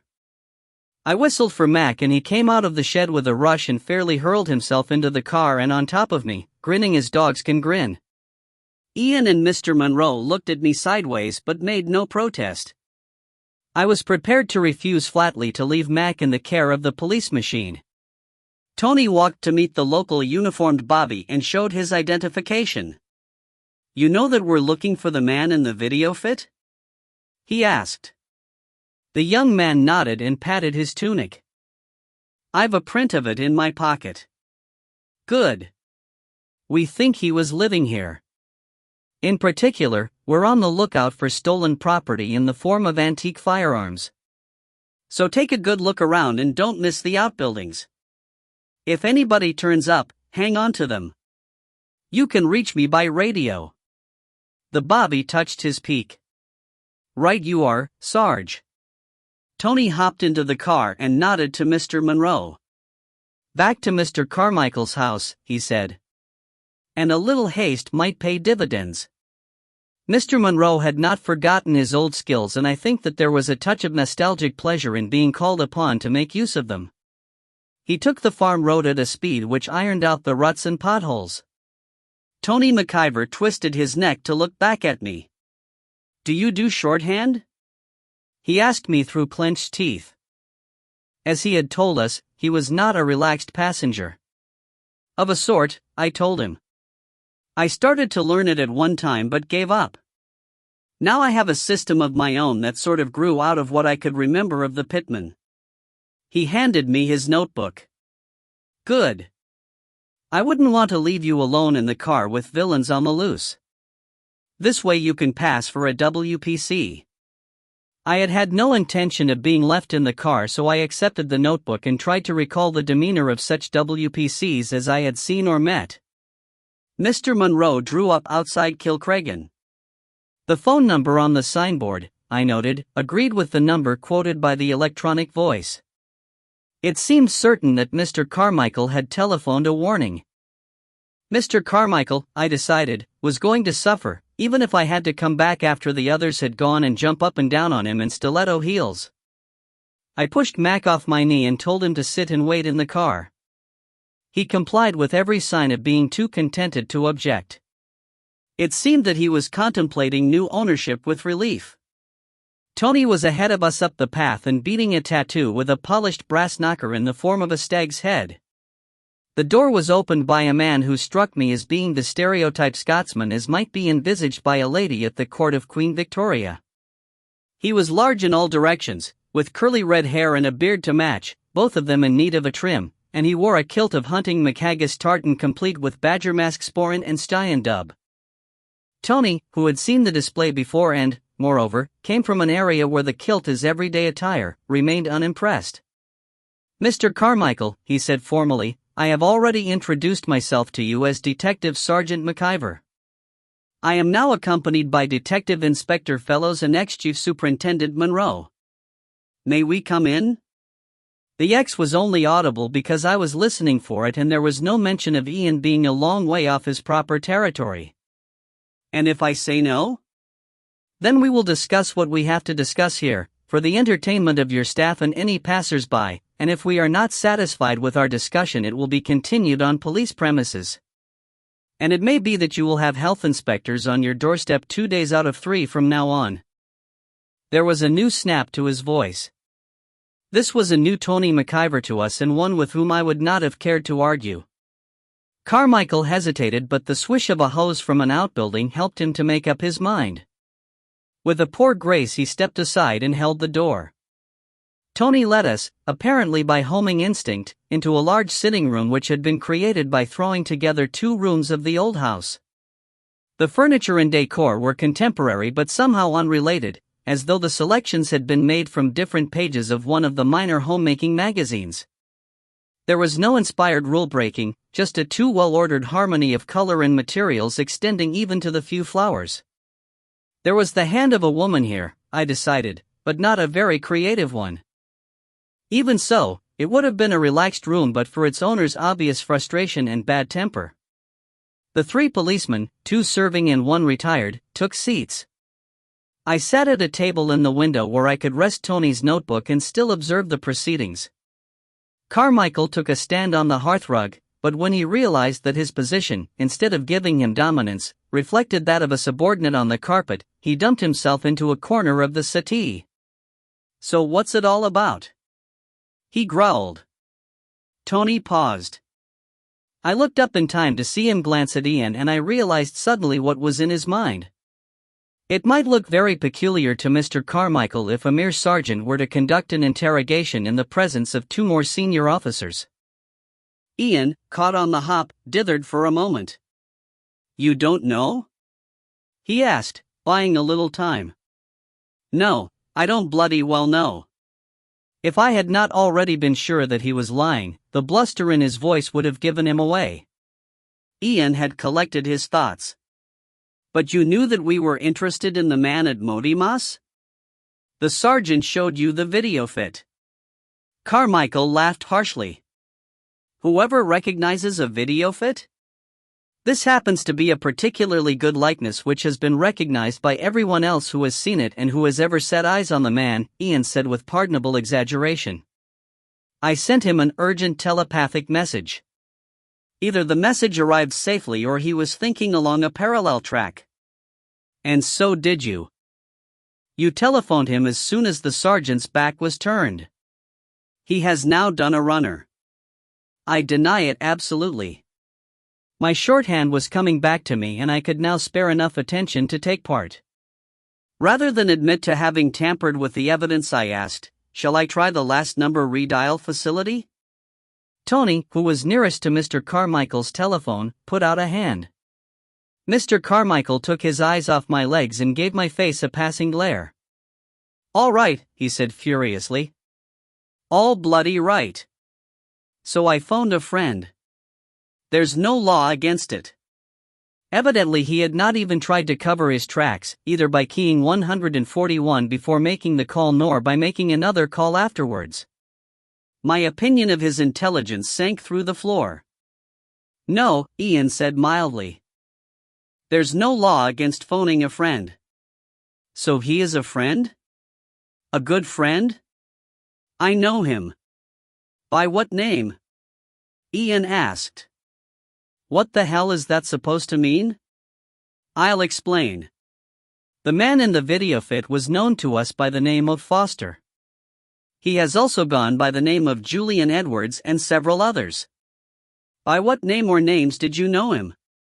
Carmichael came suddenly off the boil and sat motionless. "Well," Ian said, "the radio in Tony's pocket chose that moment to start making noises. He tried it, but it only crackled and buzzed." "Take it outside, Sergeant," Mr. Monroe said comfortably. Tony rose and went out. "Well," Ian repeated. Carmichael had had time to think. He pulled himself together. "First, I think that you should tell me what this is about, Dot." "I have no objection," Ian said. "Originally it was about fraud and corruption. More recently, theft on a grand scale. Also conspiracy to commit assault. What name was he known by locally?" "Come on, man," he added. "There must be others around here who knew him by one name or another. You can't do your good friend a favor by trying to keep his name from us. You can only delay us, and make us wonder how close you both were." "I knew him as Banks," Carmichael said sullenly. "You and Banks. But I knew nothing of any of this." "And he wasn't a friend." "I hardly knew him. He was just a nodding acquaintance." Mr. Monroe stirred. "A nodding acquaintance," he said softly, "who trained his dog to work to your falcons and who you telephoned immediately after you were visited, to warn him that the police were asking questions. It seems to us that you must have trusted him absolutely. Or else you were closely associated. And now you are answering questions about as eagerly as you would visit the dentist. What vehicle would Mr. Banks have been driving?" He looked up as Tony appeared in the doorway. Mr. Carmichael's red hair seemed to bristle in all directions. I thought that he was on the point of leaping to his feet and snatching down from above the fireplace one of the crossed claymores, repros, I noticed, from Forfarminals. But he restrained himself and only grunted, "I have no more to say except in the presence of my solicitor." "That is your privilege," Tony said, "and on most occasions it would be the wisest course. This time, however, I think that you would be making a serious mistake." He came into the room. He was standing over Carmichael, but he was looking at Ian. "That message was to tell us that the body of a man, apparently stabbed to death, has been found in an outbuilding at Modimas. He appears to have died of stab wounds, and within the last hour or two. We are more than ever anxious to interview Mr. Banks." Each of us managed to produce at least a gasp of astonishment. I had a feeling that there was a degree of overacting, but Carmichael seemed not to notice. Ian took up the running again. "At the moment, and according to your own story, you have done nothing worse than to phone a friend. You know whether that story is the truth. As you said, there is no law against phoning a friend. I do it all the time. But there is a law against warning a murderer that the police are coming to collect him. What happens to you may well depend on which version we come to believe. If you refuse to cooperate, you could hamper our inquiries seriously. For all we know, you may be waiting for a chance to render Mr. Banks more aid than you already have. So, as long as we believe that you are holding back any information, however trivial, we cannot leave you at liberty. We will have no alternative but to take you in custody on suspicion of being an accessory adat." A silence gave me time to look at Carmichael. From being a filmmaker's image of a Highlander at the height of the 45 rebellion, he was suddenly a very worried game dealer in fancy dress. "Who's dead?" he asked. "He is described as small, sharp-featured, bald and very wrinkled," Ian said. "Who would that be?" He sounds like a man who came looking for you and Mr. Banks, once." "I've no idea who he was." "Really? What do you want to know?" Carmichael's accent, which had been barely perceptible, was stronger and definitely local. "We have his car," Ian said. "The Volvo. But he and his associates hired a van yesterday in order to commit a robbery in the borders." "Do you deny being with them?" "Of course I do."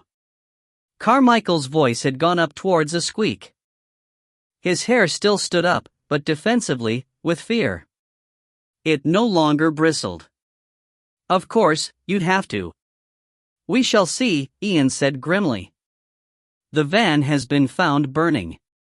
But later last night his associates, with or without Banks himself, were using another substantial vehicle, something like an estate car but very big, with which they attempted to waylay a witness on the Cairnmount Road." "Did they take you along on that trip?" "God sake, no," Carmichael insisted shrilly. "Banks may be escaping in that vehicle. He may commit further crimes.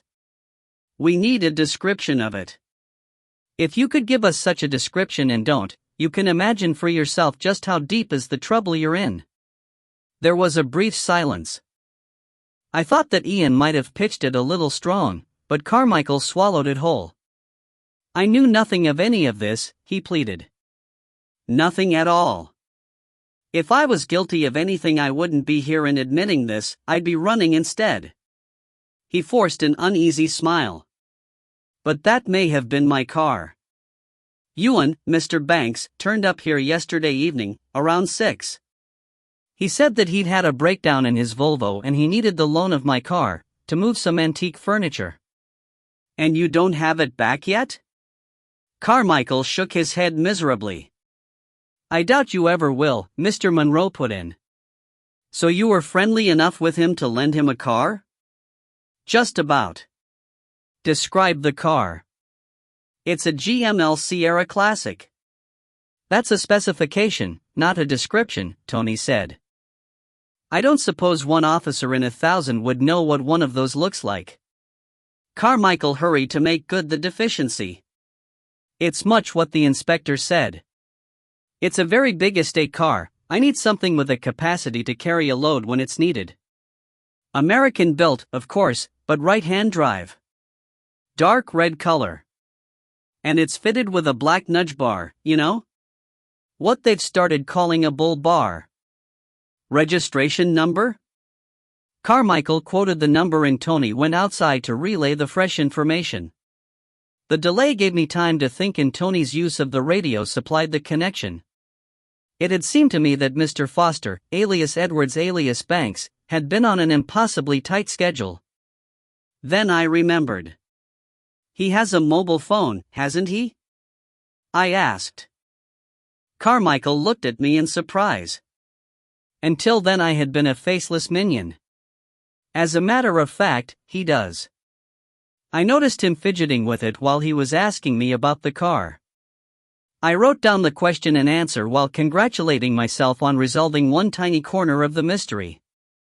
The timetable made sense if Mr. Foster, etc., had remained in touch with somebody whom he had left to keep an eye on us. Somebody, perhaps, on a motorcycle. I had seen a smart BMW motorbike in my mirror several times while I was driving north and that bike or its twin had taken on petrol at Stracathro. Tony returned and resumed his seat. There was a message for you, he told Ian. They found agricultural diesel in the tank of the Volvo. Where would he have got that? Not around here, Carmichael said.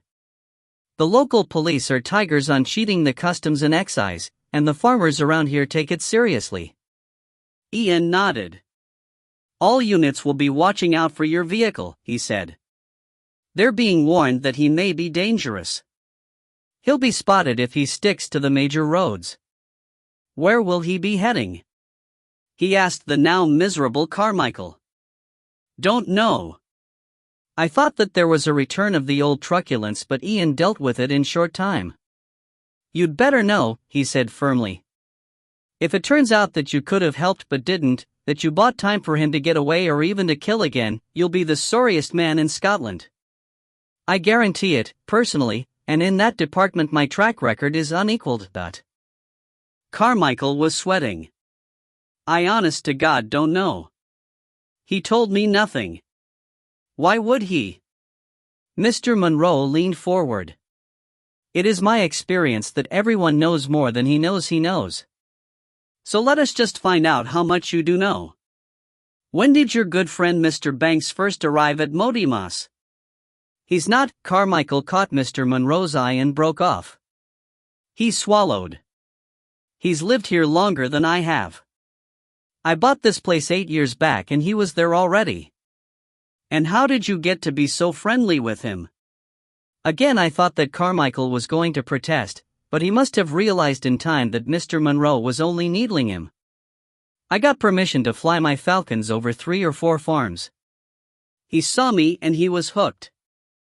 So when one of the local farm dogs had an unplanned litter he took on a pup and we trained him to work to the falcons. He, Banks, came out with me, during the season, whenever he was at home. And how much time did he spend away from home? Carmichael gave it some thought. I wasn't making notes, but I suppose he went away on business for about a week at a time, maybe once or twice a month, sometimes less. He paused again and gathered courage for a question of his own. What was he really up to? Ian regarded him stonily. Again, I don't mind answering that because it leads into my next question. Your friend was involved in a racket involving antiques, but it's gone far beyond that now. Did he ever store any antiques with you? Definitely not. Why would he need my space? Carmichael asked reasonably. Or packing cases? In your cold store, perhaps? Carmichael shook his head. I need all the space I've got here, but he had more storage than he could ever fill at Modimas. Did you ever see him handling any goods? Or see what he had in store? The game dealer shook his red head again. Ian changed tack. What can you tell us about the dead man, assuming him to be the man who came looking for your friend? Carmichael shrugged helplessly. I'd help if I could, but I've told you all I know. He's said to have been on the fringe of the antique trade. Known, to us at least, as Toby Douglas. Small, bald, wrinkled and rat-faced. Come on, now. Doesn't that ring any bells? Carmichael tried on a smile for size, but it was a poor fit. I could say that half the antique dealers I've met have fitted that description. What can I add? He turned up at Moss one day. I was only there to pick Banks up to go to a meeting of falconers near Old Meldrum. Ewan Banks didn't look too suited that I'd seen him. Ewan didn't introduce him and seemed damned careful to give nothing away in front of me, but, come to think of it, I believe I heard him call the man Mr. Douglas. There was a pause. Tony McIver took up the running again, but feeling his way. What did you think of the man known to you as Ewan Banks? Carmichael shrugged. We got along all right. I made sure of that. Tony sat up straighter. I think that we all stirred. Why was that? Tony asked. The red beard curled in on itself as Carmichael made a face. He's very polite. On the surface, the politest man you'll ever meet. He's considerate and patient, so much so that it was a moon before I jaloused that there's another man beneath. A bad man to cross. A man who was suppressing a cauldron of temper. Or you might say, sitting on the safety valve. And more. Carmichael was scowling furiously, but I judged that it was only due to the effort of verbalizing his intuitions while overcoming his dread of the man. His accent and his dialect were slipping. He liked fine to come out with the birds, he said at last. My falcons. We'd have been out there daily if he'd had his way. But after a while I jaloused that he took little pleasure in what pleased me, the soaring flight, the beauty of the stoop, the fierce arrogance of the birds. For a moment, he was human and almost likable as his pleasure shone through. Then he scowled again. Banks got a kick from watching the kill.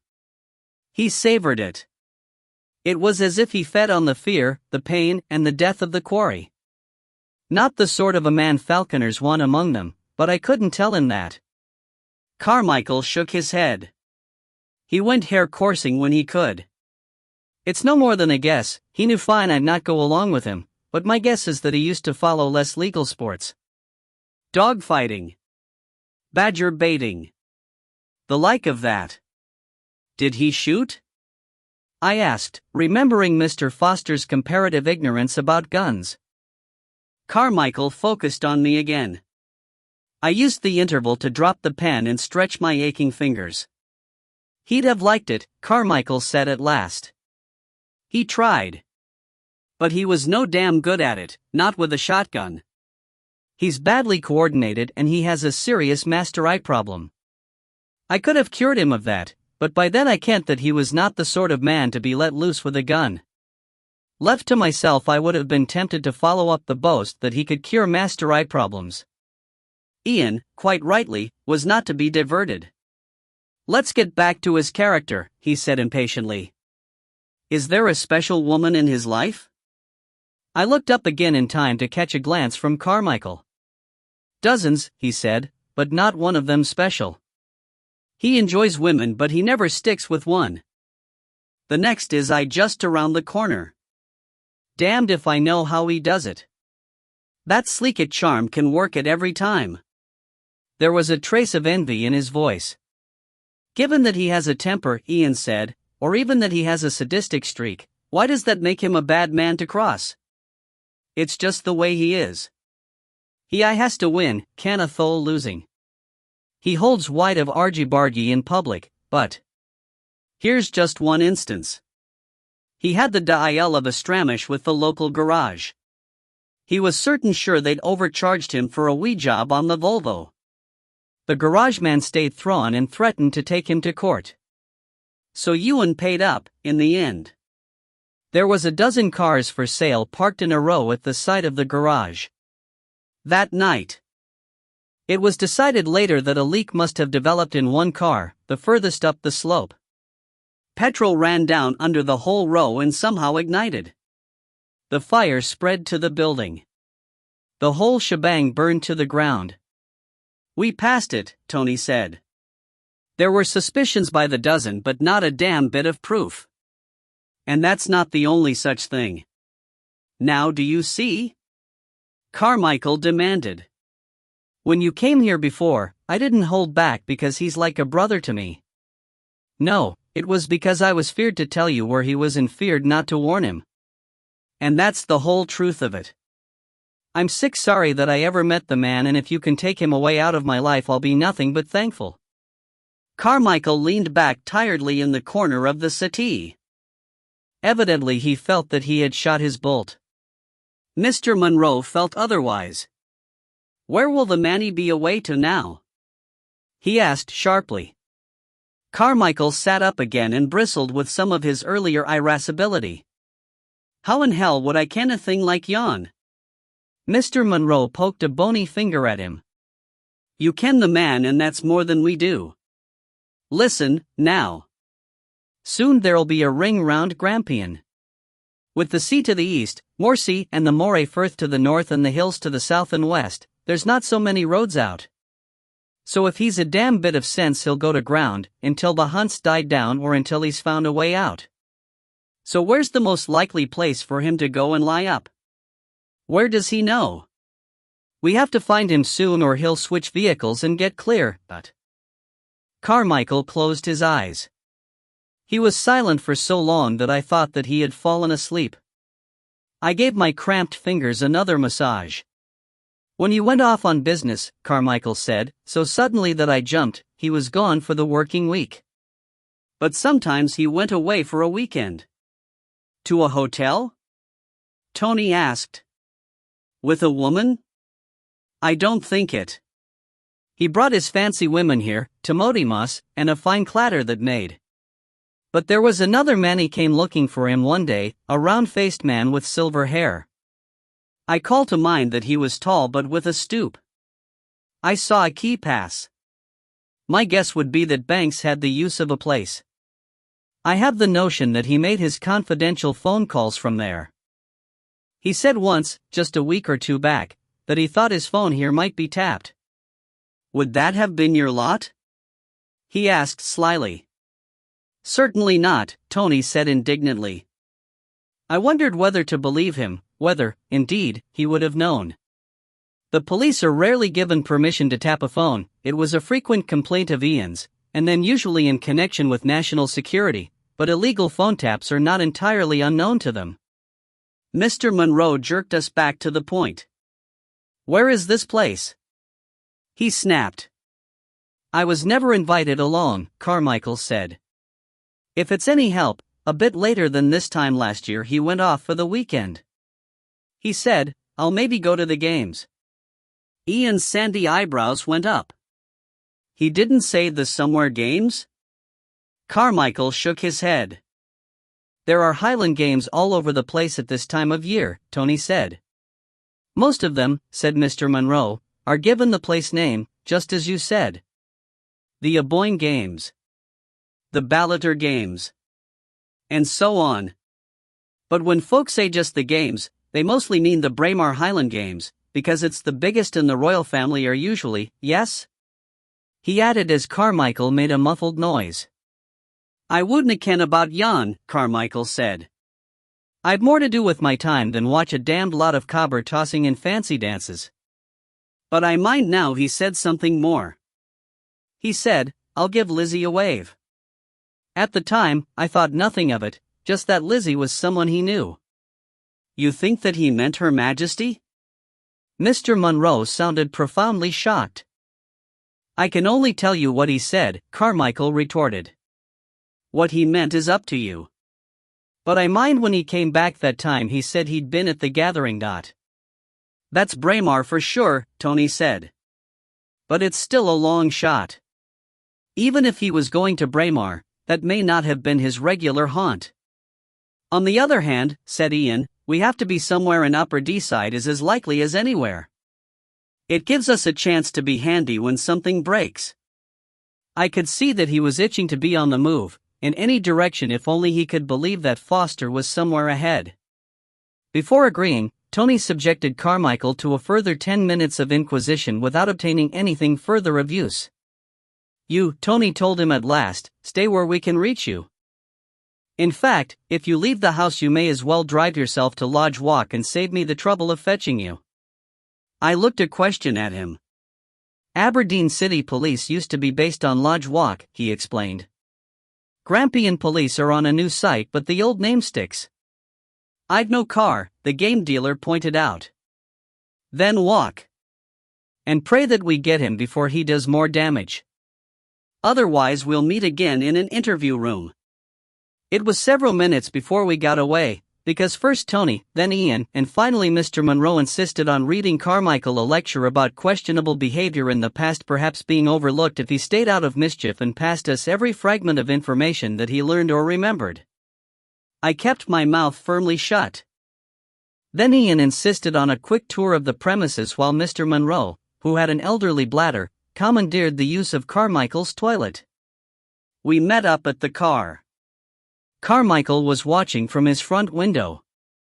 To judge from the bristling of his beard, he had recovered much of his truculence. Mac greeted us with what by comparison was almost adoration. "I'm glad to see you too," I told him. Chapter 8. "Let's move," Tony said.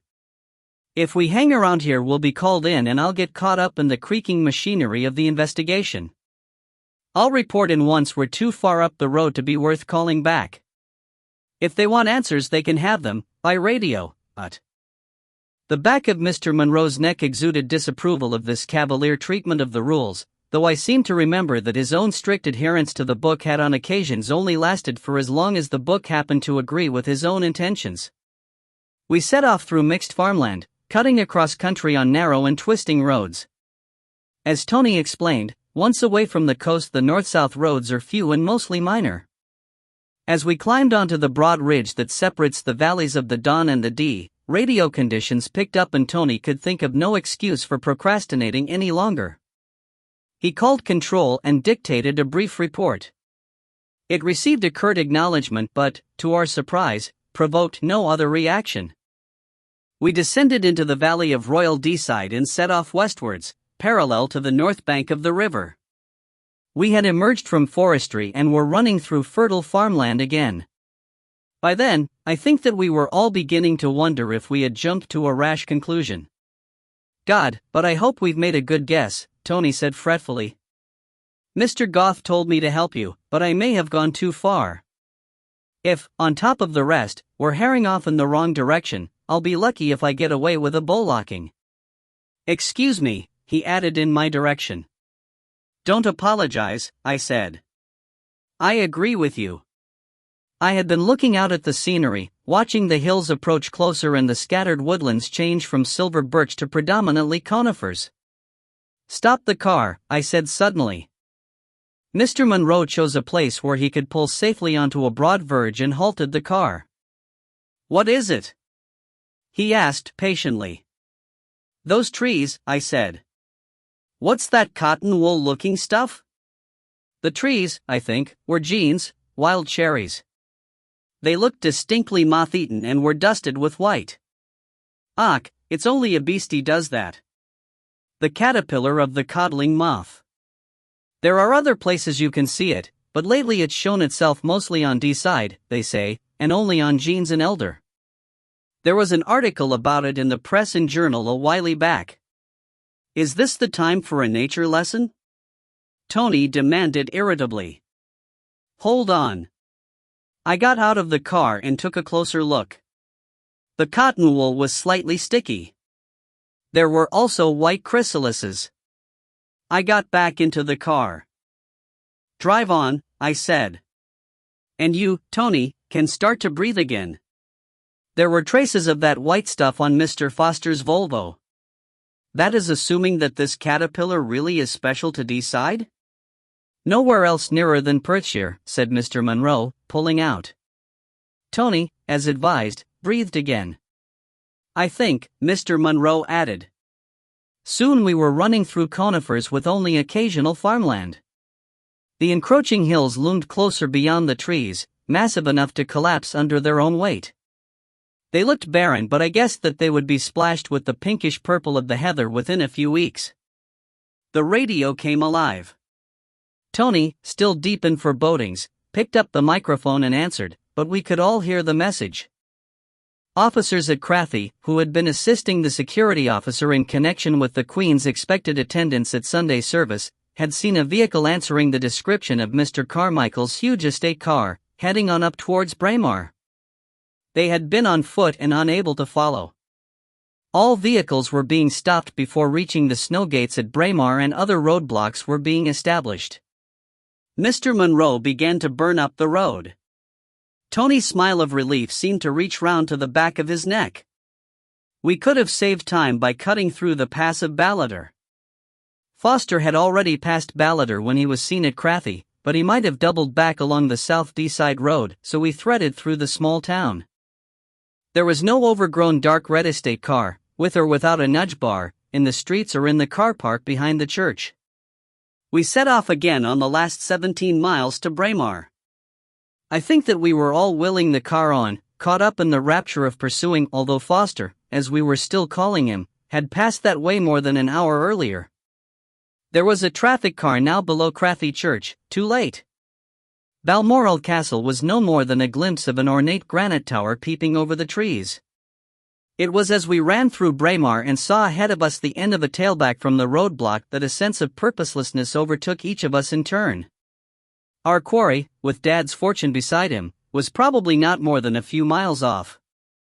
He would be searching for, and perhaps finding, a way out of the trap, but we had done all that we could. Police routine was better equipped for a search than we were. It had been a long morning. Lunch was long overdue. A meal would have been available at Mrs. Jameson's house, but we had passed within a few miles of it half an hour earlier, and it would have been against our instincts to turn and drive away from the focus of the hunt. We found a small tea room. The place was empty during the hiatus between lunch and tea, and the staff were on their break, but the manageress was not inclined to turn away customers. While she prepared a scratch meal for us, Tony returned to the car and used his radio to report our position. There was a payphone between the toilets. I used the last of my phone cord in calling home. Bruce, Mother told me, was thriving. Dad was responding well but fretful. Uncle Ronnie had been released from hospital. He could have driven a car, and he was keen to know where we were so that he could join us. My uncle was a dangerous enough driver at any time, and I was appalled by a mental picture of him taking a long drive, one-footed, in a strange car and then starting to throw his weight around with the local police. I gave Mum a vague but reassuring message for Dad and then got her to call Uncle Ron to the phone. I told him very firmly that keeping an eye on the shoot was more important than the pursuit, an argument which he was predisposed to accept, and that until Mr. Foster was caught he should sleep at Breesland House and spend as much time as possible doing guard duty. We were marking time and hating it. We finished our scanty meal and sat on over coffee, arguing testily as to whether there were no faint trails that we had missed.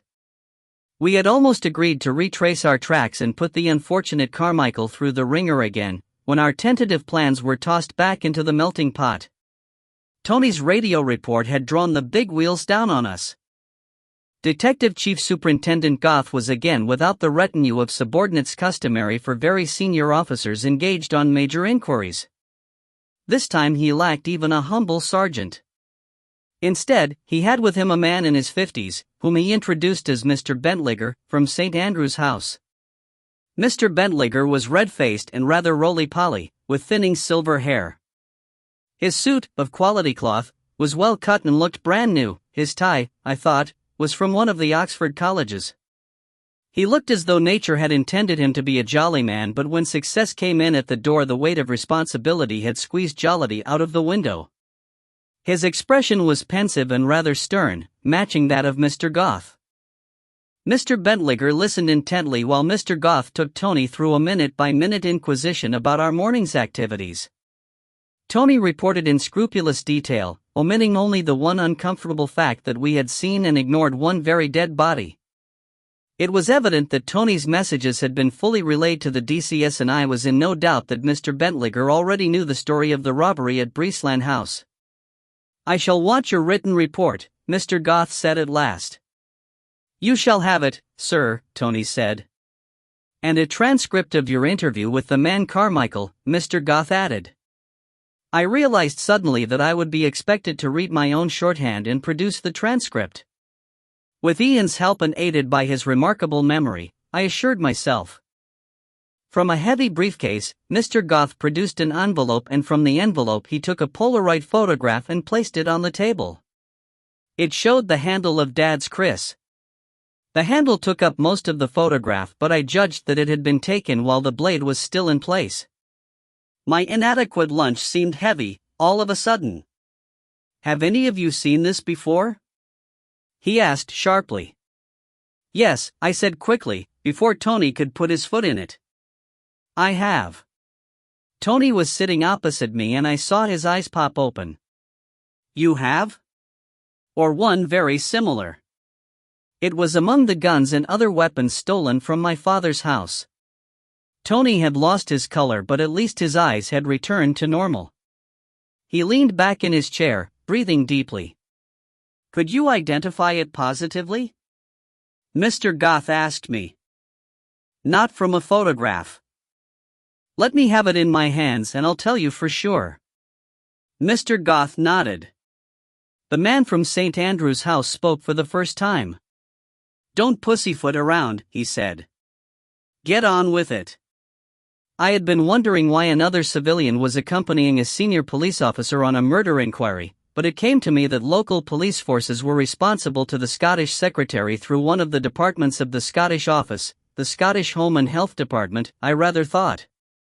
Mr. Bettliger was probably the head cook and bottle washer responsible for the Personal Income Investigation Branch, familiarly known as the Sleaze Squeeze. Mr. Goth hesitated for no more than the catch of a breath. Or perhaps he sighed. He was looking at Tony. "Can you assure me that you have not seen this before?" he asked. Tony's hesitation was even briefer. His color was returning. He kept his face calm, although, across the table, I could feel the tension in him. "Yes, sir," he said. "And we were committed." "Nor the body?" Mr. Goth persisted. Tony met his eye. I thought that a signal was passing between them. Tony shook his head. "It has been suggested that you found the body and failed to report it." "Suggested by who?" "That is not relevant." "I have a right to face up to anyone who makes such allegations against me," Tony said, almost under his breath. "All in good time." I looked quickly at Mr. Goth, but not in time to see whether he had glanced at the man from the Scottish office. Instead, he had locked eyes with Tony McIver, and I thought that a warning had passed, but in which direction I could not be sure. "Well, I'm taking this very seriously." "Answer the question." "I did not find the body," Tony said firmly. I supposed that it was true. I was the one who had made the discovery. "Can you say the same?" Mr. Goth demanded of Ian. Ian hesitated for a microsecond. Being caught out in a lie to a senior officer would have finished his career. But he had given his promise. "I can," he said. "Luckily, nobody thought to ask me." I was quite prepared to lie my head off, but I have never been able to lie with conviction. Before he could be asked in his turn, Mr. Monroe got to his feet. "I must pay a visit," he said. "I think that I saw a sign pointing to the gents. We older gentlemen are not so strong in the bladder as you younger laddies." His lanky form headed for the door. "Can you explain how you came to find the place and not the body?" Mr. Goth asked Tony. "I understand that the body was in an outbuilding," Tony said carefully. "The house was empty and we had heard a vehicle driving off. We suspected that the man Carmichael had phoned a warning to his friend. It was a fair assumption that our man was making his escape by way of the farm tracks. Mr. Monroe's car was not suitable for a cross-country pursuit. We decided to go back and question Mr. Carmichael while his memory was still fresh, leaving the local lad to look around. And I suggest," Ian put in, "that events proved this to be the right line of action. We obtained a description of the car that Foster would be driving, which enabled you to bottle him in. I hope," he added, spoiling the effect. Mr. Goth pondered quietly for some seconds and then stood up. "We're not finished with this subject," he said. "But now that Hamish Monroe has put the thought into my head." He walked out of the room. Mr. Bentliger's eyes followed him and he seemed to stir in his chair. "I'll tell you what I find very significant," Tony said. He fell silent. It was quiet in the dingy tea room, but I could hear women's voices in the street outside. Mr. Bentliger settled in his chair, but without relaxing. "Go on," Ian said at last. "What do you find so significant? This ring, or syndicate, or whatever you care to call it." "Call it a ring," said Ian. Tony nodded. "This ring, then. Consider the problems they faced. Somebody had to introduce a customer who needed to explain away a specific amount of cash, give or take a margin. Then they had to match the customer with goods which could be resold for about the right figure, had no history of recent transactions, and could credibly have been inherited from a relative. Or picked up for pennies at a car boot sale," said Ian. "I suppose that's the other option. But consider. They must have been on the lookout for anyone in a position of responsibility and liable to give in to temptation. But those would be exactly the signs that the Personal Income Investigation Branch would be watching for." Tony looked at Mr. Bentliger. "What do you think?" he asked abruptly. Bentliger raised his eyebrows and shrugged. "I was sensing all sorts of undercurrents." Tony and Ian waffled on without quite saying anything for a minute or two, until Mr. Monroe came back into the room wearing an expression of satisfaction which I considered excessive for the circumstances. He glanced at Tony, who got quickly to his feet. "My turn," he said, and hurried out. Mr. Bentliger also began to get up. Mr. Monroe pressed him gently back into his chair with a hand on his shoulder. "It is only a two-person shunkie," he said. "You'll need to tie a knot or go out the back." Such vulgarity was so out of keeping for the prim Highlander that I stared at him. He met my look blandly. A moment later Mr. Goth came back and took his seat, followed after a few seconds by Tony. Mr. Bentliger seemed to have lost the urge to go. To my surprise, and I think the surprise of each of the others, Mr. Goth did not pursue the subject of whether any of us had seen the body. "I did not come here to discuss the shortcomings of one of my sergeants," he said loftily. "I have something else to say which is too confidential for the radio. There are too many transistor sets around these days which can receive the police wavebands, and any crook on the run knows to listen in. The facts are these. You three can go home to Ferniebury, or continue grubbing for clues to the whereabouts of the buried treasure if you like, provided that you stay away from the vicinity of Inverlagan. In fact, stay out of Glenlagan altogether. But I shall need Sergeant McIver tonight. I seem to remember that you have qualified to carry a firearm?" Tony agreed, expressionless. "Good. You see, a rescue helicopter was up this way, looking for a missing climber who turned up safe at Glenshee. It was diverted to overlook this area, and we got a report of a man seen parking a vehicle of the right description, tucked between two outbuildings at a supposedly deserted farmhouse west of Inverlagan Lodge. For the moment, it's enough that we have a roadblock where the Glenlagan Road comes out. It will take time to gather up enough officers trained in firearms, beside which the usual drill is to go in early in the morning, when life's at its lowest ebb." "Is that really necessary?" Mr. Monroe asked. "Certainly it is. You think I'm taking a sledgehammer to crack a nut? On the contrary. He's known to be a violent man. We don't know that he's alone. And, finally, the last positive news that we have of him was that he was in possession of more than 100 firearms. How many of those would be shootable, Mrs. Fellows?" "Given the materials, almost all of them," I said. "And effective?" "Many of them would be as effective as modern weapons," I told him. "Just slower to reload. With 100 guns to choose from, who needs to reload?" I was about to point out that a non-shooting antique dealer would be very unlikely to have a supply of black powder, percussion caps, and either shot or suitably sized lead balls, but Mr. Goth spoke on without a break. Armed officers will go in at 3 a.m. With luck, Mrs. Fellows, as well as taking a killer into custody, they may recover your father's guns. Well, good, was all that I could find to say. It sounded very satisfactory, and yet something inside me refused to relax just yet. I'm glad that the matter is nearing a satisfactory resolution, Mr. Bentliger said.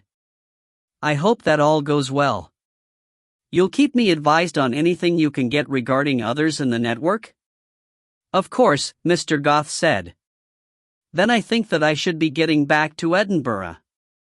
Of course, Mr. Goth repeated. If you'll come with me, I'll have the sergeant drive you to the train. There was a general stirring and gathering of possessions. I'll see you in the morning, Tony McIver said to me. I'll hope to be able to tell you that Mr. Calder's property is safe. Mr. Monroe, Ian, and I were left to our own devices. The lady who owned or ran the tea shop was hovering with the bill, anxious to clear our table for the tea time rush. We went outside and settled in Mr. Monroe's car. Did you ever get a feeling that your teeth didn't quite fit into your face? Ian asked. I used to know the feeling well, when I had teeth, Mr. Monroe said. It meant that something was not quite right. Now I am getting it again. He drove round 2 corners and came back to the main road. The end to the tailback was in sight again. I thought as much, he said. Either Modogoth has no faith in his own information or there is something fishy here. Shall we take a look at the bottom of Glen Laggan? Better not, Ian said. You're right. In that case there seems to be little we can do until this is over and done. I suggest that we go home and persuade Mary to give us something rather more substantial to eat. A good meal and a night's sleep seem to be called for. I have a feeling that we may be busy again tomorrow. Ian and Mr. Monroe kept up a constant if desultory chatter about policing in the borders all the way back to Fernybury, effectively excluding me from participation. Comforting myself with the thought they could not avoid me forever, I gave my attention to Mac. Mr. Monroe was quick to point out that he had perforce neglected many of the chores about the smallholding. As soon as the promised meal had been eaten, he made himself scarce for the little that was left of the day, and Ian, who usually avoids anything resembling gardening as he would a social disease, decided to lend him a hand. They seemed determined to deny me a chance of discussing the more puzzling aspects of the day's doings, but I managed to catch Mr. Monroe on his own as he enjoyed the late evening sun outside his front door. I want to ask you something, I told him. Ask away, he said comfortably. I'm not promising to answer. What did you say to Mr. Goth to make him let Tony off the hook? I asked. I'll tell you that much, he said, grinning his skull-like grin. As it happened, I did not have to say a thing to him. I was just about to remind him of a time when I was a sergeant and he was a lowly constable, and I learned that he had called in sick because he had a date to take some lassie for a picnic. But before I could say a word, he told me that he knew dashed well that we were all guilty as hell, his words, not mine, but that he was not going to make an issue of it. He said that rules were made to be broken when the cause was good. And that, he added indignantly, is one piece of philosophy that he did not learn from me. I can remember a time when you threw the book away, I told him. And I hurried on before he could seize on the chance to change the subject. What else was going on? There was more being understood than was being said aloud. The grin returned, toothier than ever. There still is, he said. Sleep well. He turned and went into the house. I helped Mary Jameson to wash up and set the table for breakfast. When I came back to our room from the bathroom, Ian was already in bed and pretending to be asleep. Or perhaps he really was asleep. It made no difference, because I knew of one sure way to wake him up without annoying him more than very slightly. I lay against the curve of his back. When I was sure that I had his attention, I asked him what he thought had been said in the toilet of the tea room. What are you suggesting? Ian was pretending to be shocked. Nothing scurrilous, I told him, and damn well you know it. But don't tell me that the sudden rush to the gents was for real. Or is there an outbreak of cystitis among the police, and are you going to come down with it? From the moment that Mr. Goth arrived in the tea room, nobody seemed to mean what they were saying or say what they meant. And you were as bad as the others. What was it all about? You saw and heard as much as I did. All right, he said quickly when I began to squeeze where I had been stroking. My guess would be that they're still hoping that the search and roadblocks will find him, but, wherever he is, the farmhouse near Inverlagan Lodge is not the place. That's what I thought. So it's a trap? That's my guess. Don't stop doing that, he added. I could get to like it. For the moment, his little pleasures were secondary so far as I was concerned, but I continued while I thought about the idea of a trap. A trap can only work if the mouse finds his way to the cheese. That rubbish that you and Tony were talking, it was just calculated to keep Mr. Bentliger in his chair. So it's a trap for Mr. Bentliger? I suggested. They want the man at the Scottish end who's been introducing bribe takers to the ring. They want him almost as much as they do Foster. In fact, they want them both. When you have two suspects in custody, you can nearly always get one of them to talk. By kidding each of them that the other is already spilling the beans? Such has been known. Ian tried to turn and face me, but I kept my grip on him. After a few seconds he went on, I think Mr. Goth was using the chance to pass information to Bentliger, not to us. It's the only way that it makes sense. And, of course, if Bentliger is a big noise with the Personal Income Investigation Branch, he would be very well placed to sniff out whoever was taking the biggest backhanders. And he would then very much not want Foster to be taken into custody and interrogated. But surely, I said, if Bentliger is the Scottish Mr. Big who's been seeking out the clients for the sleaze laundering, he'd know where Foster's second home is, or at least the phone number. I felt Ian shrug. In that case, nothing would have been lost. But Foster seems to be a compulsively secretive man. He's been very careful to cover his tracks, and if he has a pied terre somewhere, it's because he wanted a complete break between here and there. So why would he leave himself open to betrayal if one of his cronies gave himself away? And Mr. Goth didn't get to be detective chief superintendent by missing tricks. Ian made another effort to turn over, and this time I let him. I'd bet my month's pay against your month's housekeeping that Foster's mobile doesn't work anymore. And that any phone calls Mr. Bentliger makes, or tries to make, will be tapped? I doubt whether they'd risk asking for authorization. He's well known in Edinburgh. It could get back to him. But they'll be tapped anyway? That would be naughty. At a rough count I had 114 more questions to ask, but my method of wakening Ian had had a rather more extreme effect than I had intended. We were both beginning to lose interest in Messrs. Foster and Bentliger, the sleaze squeeze, and even Dad's guns. Chapter 9. I awoke from a deep and contented sleep to another morning of bright sunshine. It was early, I knew, because the sunlight was shining almost horizontally across the dormer window, but Ian was already out of bed and struggling into his clothes. "You'd better get up," he said. "Something's afoot. I can hear Tony McIver's voice and he's in a bit of a tizzy." With that, he was out of the room and rumbling down the stairs. I was as anxious as anybody over the possibility of bad news or to receive glad tidings, and probably more so. Ian and I were contented enough. We lacked nothing that a reasonable person might want. If my inheritance was lost forever, we would still be immensely rich by the standards of 3/4 of the world's population. But the wealth represented by the missing guns represented in turn my parents' security in old age. It could also in time buy for me the one worthwhile thing that money can buy, freedom from having to worry about money. Nobody was going to see me with my hair in a tangle and no makeup. However, putting aside any temptation to turn over and go back to sleep, I managed to wash, dress and make myself moderately presentable within 7 or 8 minutes, which, for me, was the equivalent of the 3-minute mile.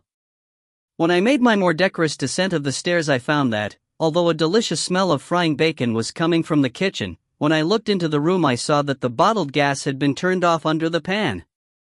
The house seemed to be deserted. I emerged from the front door to discover why.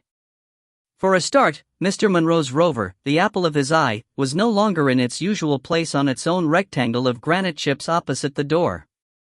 Then I saw that Mr. Monroe, his sister, my husband and Tony McIver were grouped in the road beyond the small police car in which Tony must have arrived.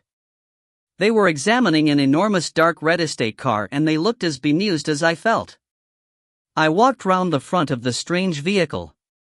There was slight damage to the front of it and traces of paint on the nudge bar which could have come from our car. There were also no less than 3 small bullet holes, but I refrained from pointing them out, merely reserving the fact of their presence for Dad, next time that he should criticize my marksmanship. Nobody was speaking. Mary Jameson broke the silence. "You'll do no good standing here gawping," she said. "Breakfast in 5 minutes." She went into the house. "I was arriving here, mostly to tell you about last night," Tony said, and there it was, looking so much in place that I nearly walked past. "I've reported it and a team from forensics will be out to deal with it, and a fat lot of good may it do them. They'll end up proving that Foster was the last person to drive it, and we know that anyway. I've reported your car missing," he told Mr. Monroe. "But he won't go far with it." "I should hope not," Mr. Monroe said. "I suppose it's too much to hope that he won't bad use it?" "There's always hope." Mr. Monroe looked as though he had found half a worm in what remained of his apple.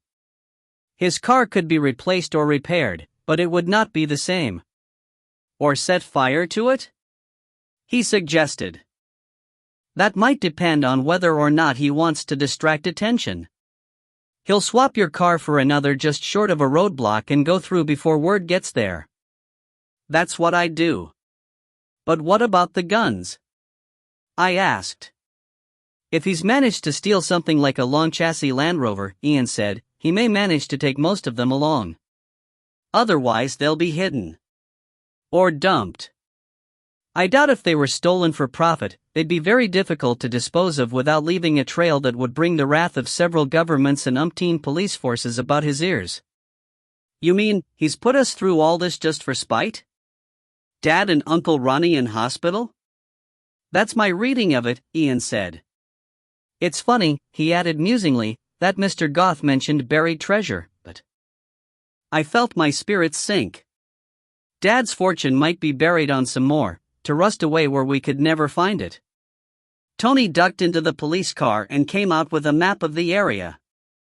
He spread it on the roof of the car and we gathered round. Foster managed to drive here without being stopped. He'd have been taking an awful risk if he used the A roads, rather less on the B roads, but we certainly couldn't watch every dirt track in the area. There are more than enough estate roads, foresters' tracks, farm roads, routes to grouse drives or down to the fishing, and some of them link up or come close enough that a man with a good map and a 4-wheel drive could get from one to the other. Ian leaned closer.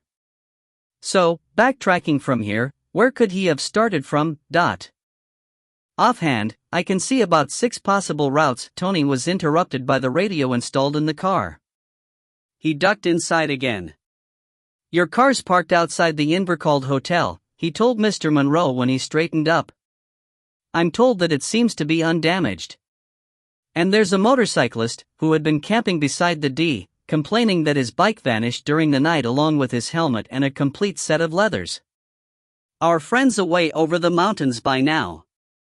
But we are still looking," I began. "For your father's guns." "I know that," Tony said patiently. "But at least he can't have taken them all with him on a motorbike, if I'm right in guessing that Foster's the bike snatcher. We now have time to eat a civilized breakfast and then tackle the question methodically, Dot." "I can go along with that," Ian said, turning towards the house. I followed. Mr. Monroe, who would have preferred to rush to recover his cherished car but had perforce to wait for a lift, sighed and came along. "But you came to bring us up to date?" Ian said. "We were fairly sure that all the flapdoodle was a trap set to see whether Mr. Bentliger was in on the corruption deals." Tony McIver paused outside the door. "You were right, Except that he had been suspect for some months and suspicion became certainty when he turned up and began interfering almost as soon as Foster came unstuck. What was wanted was proof. So I was given my orders in Bentliger's presence. When we spoke in the Cludgy, all Mr. Goth said was that I should play along and ignore all side issues, but Mary Jameson served a generous breakfast in her kitchen. There was a message, she told Ian. You're to phone your office. She went out into the garden and left us in privacy. Mr. Monroe brought his mind back from anxiety about his beloved Rover. Did you get the proof? He asked. Tony nodded violently and emptied his mouth. Bentliger headed straight for a public phone and tried to call Foster's mobile. Then he called another number. We lay in wait at the deserted farmhouse. Soon after dark, 3 men arrived in a borrowed Land Rover. They'd come over the moor to bypass the roadblock they thought was at the road end. They'd come to get Foster out, of course, but what they got instead was nabbed. 2 were from Dundee and 1 from Perth, and they must be the heavies Foster called on when there was dirty work to be done. The younger of the Dundee pair's a poor crater, and he'd already started to spill his guts when I came away. He says that Bentliger told them where you were staying. They had the number of the phone at Foster's secret den, which Bentliger didn't, so when they reached the farmhouse and found that he wasn't there, they called it on a mobile of their own. Just before we moved in, that was. He told them, too late, that they'd walked into a trap and to get the hell out of it, but he was very interested to hear from them where you were staying. A piece of dashed impertinence, coming here to pinch my car, Mr. Monroe snorted. Spite again, more likely, Tony said. And perhaps a hint that he wasn't finished quite yet. Hope was bubbling up inside me. But if we know the phone number, I said, surely you can get the address. Tony looked at me sadly. I hate to break it to you. But they only had the number on a scrap of paper which they took along with them. Foster told them to burn it, so that's what they did. And none of them can remember it? They're not the type to memorize things, Tony said. We're trying to get the number from the records of the phone call, but it seems that their mobile was a stolen one, rechipped, and God alone knows where the cost of the call will fetch up. I nearly said that maybe we weren't meant to recover those damn guns, but I swallowed the words. Everything had started to roll our way, surely we could still get over the occasional stumbling block. Perhaps the technicians in forensic science would find mud on one of the cars peculiar to some tiny glen. It was a breakfast which deserved to be lingered over, but we were hot for the chase again. Foster might have escaped the net, but Dad's guns, my inheritance, were still around. We ate quickly, cleared the dishes into the sink and spread Tony's maps on the table.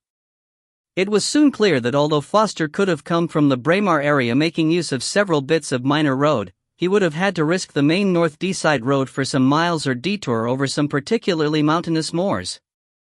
We need a larger scale map, Tony said, and some local knowledge. He put his finger on the map. For instance, this is almost a route, but we don't know if he could drive that monster from here to here. If so, he could have started from somewhere round Marby. Or look here. I'd better make that phone call, Ian said. Then we can tackle it methodically, and wherever we're in doubt we can go and look. The local sergeant's a member of the Mountain Rescue, said Tony. He can probably save us a lot of off-road motoring. I'll give him a call.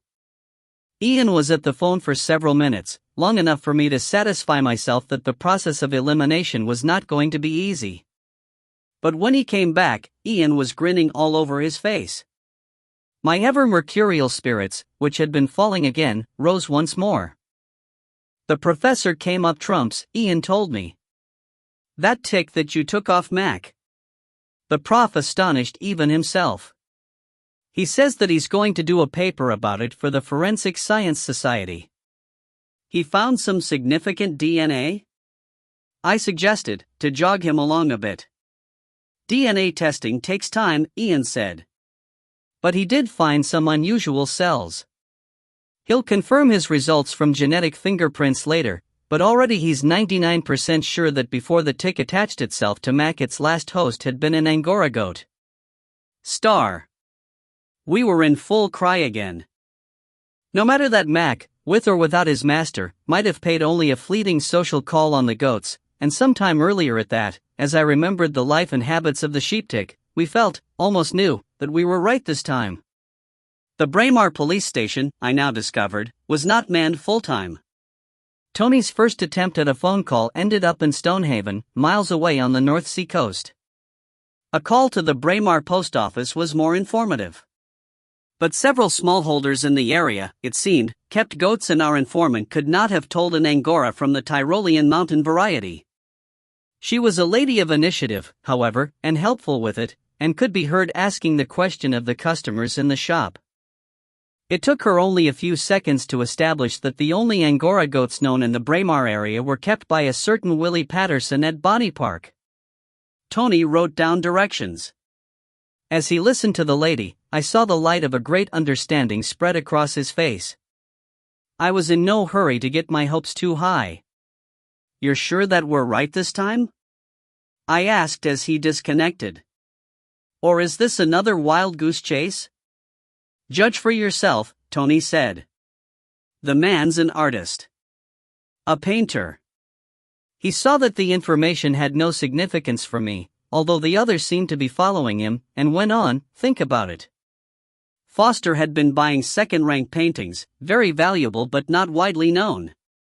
His customers want to discover them. And where are valuable paintings most often discovered?"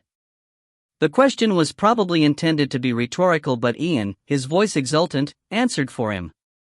"Under later paintings which have been made over the original. So when he bought his seascape by Huzet. E. W. Cook," I said. "He needed a tame painter who could lay on a coat of something not too difficult to dissolve and then do a daub on top. That's why he kept a secret hideout in the hills. Let's go."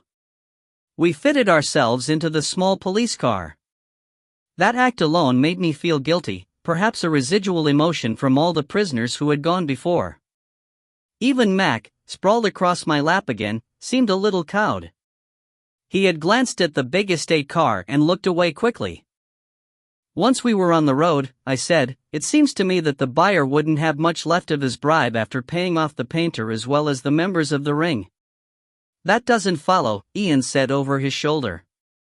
"Off the top of the head, let's say that a man diverts a fat contract to gain a backhander of, what? Say 100,000. Auntie's willow pattern commode turns out to be worth 30 grand, of which he loses 10 to Foster and Company. He can buy the Ferrari that he always wanted, pay off his mortgage and bank the rest on the continent. Who's going to add up the improvements in his lifestyle and work out that his windfall plus his savings couldn't have covered it?" Little more than half an hour's driving brought us again to Braemar. Mr. Monroe's car was parked, as stated, outside the Invercald Hotel. Also as stated, it looked undamaged, but there the accuracy of the report ended. When Mr. Monroe tried the key, nothing whatever happened. He raised the bonnet.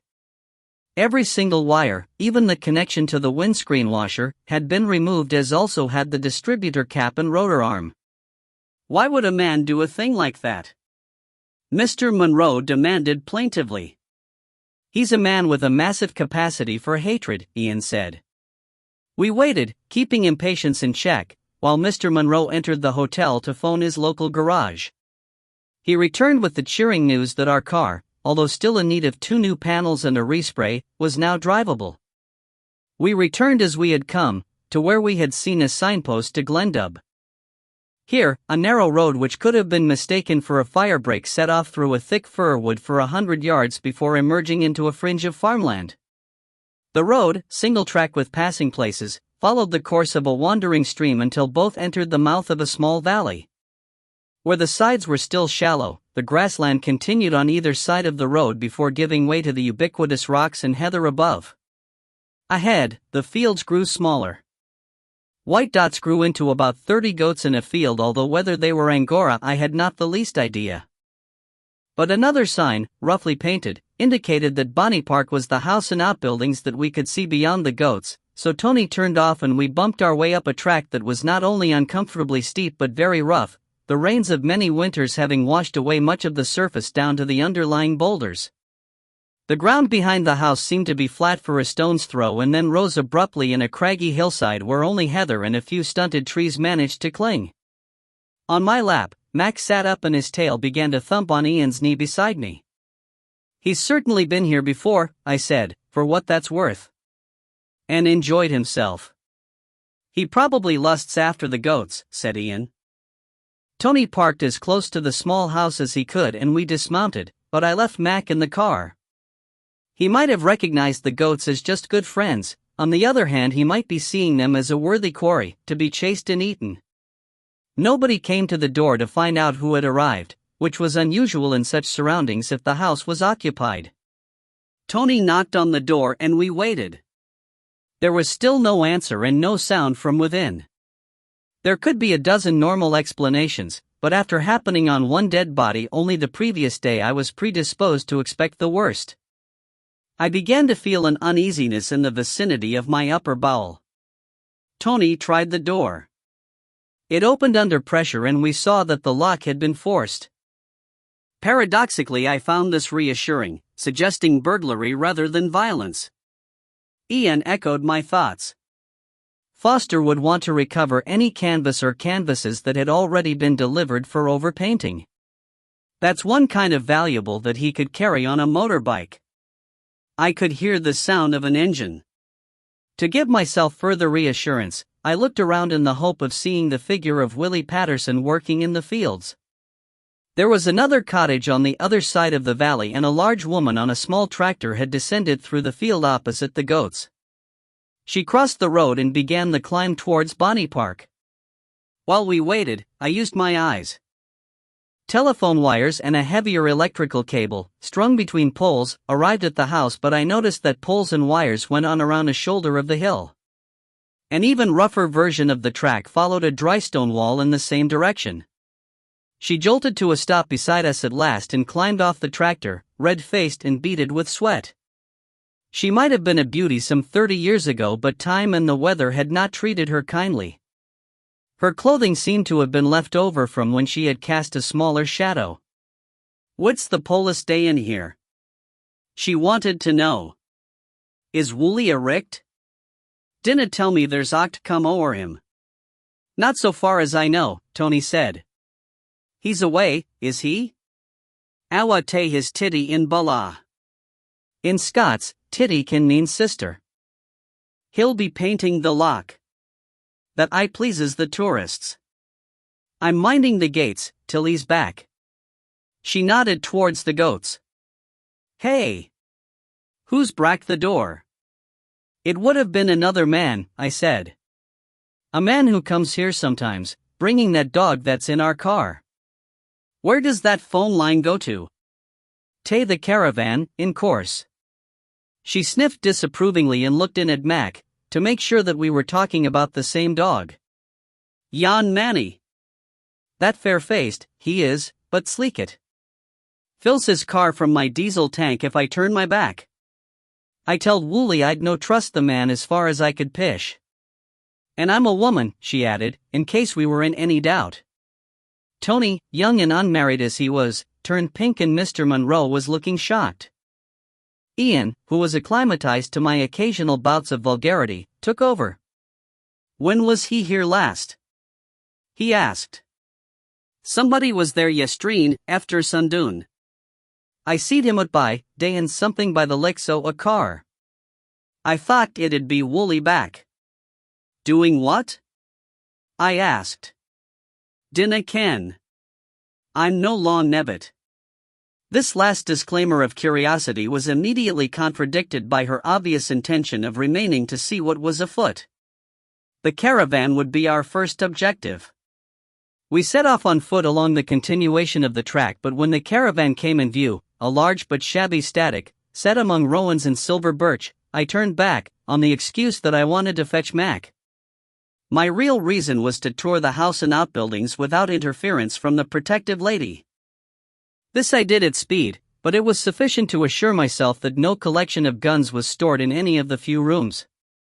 What had once been a parlor had been converted for use as a studio, and I saw at least one old stretcher from which the canvas had been removed.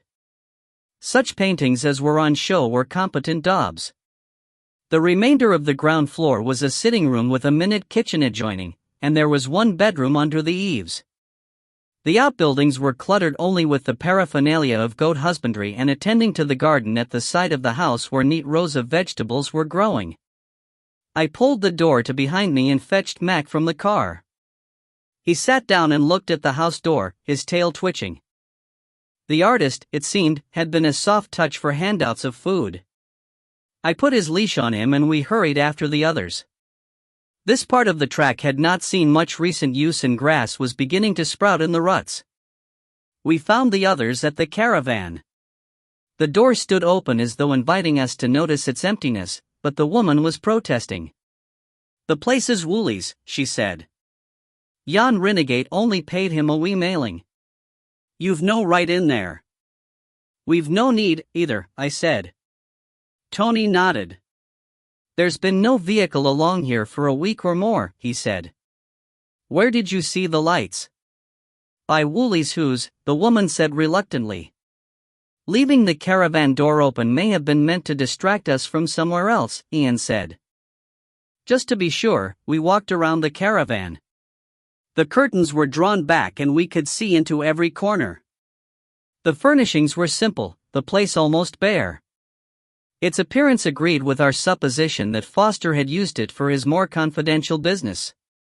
It was possible, although unlikely, that the sparse furniture was concealing a gun or two, but no more than that. A thorough search by properly authorized detectives would undoubtedly follow. I knelt down to peer underneath, but there was nothing to be seen but a minimum of plumbing and some dead weeds and dried leaves blown by the wind. A small scorched area and some paper ash outside the door suggested that Foster had burned any records before leaving. We returned to the cottage. "Obviously the other man didn't have a key to the house?" Ian suggested. The woman shook her head firmly. Wooley said not. "If he had a key, he wouldn't have had to break in," I pointed out. A second later, I saw what Ian was getting at. Unless it was another piece of misdirection. "I'm going to take a look inside anyway," Tony said. "You bide out here," the woman said indignantly. "I'm sorry," Tony said. "I'll call the police." She had no sooner spoken than she realized that she was standing beside a police car in livery. She pursed her lips and conjured up a more mighty threat. "I'll tell Wooley when he gets hame." I decided that the absent Willie was lucky in his friends. "You should certainly do that," Tony said. "But if you have his sister's address, we'll have told him long before that." Her bolt shot, the woman gave in but glowered like a gargoyle. "Just you, then," she said. "And Missile. Naebody else." That seemed to be a fair compromise. Tony went inside while Ian and Mr. Munro and I stayed in the sunshine.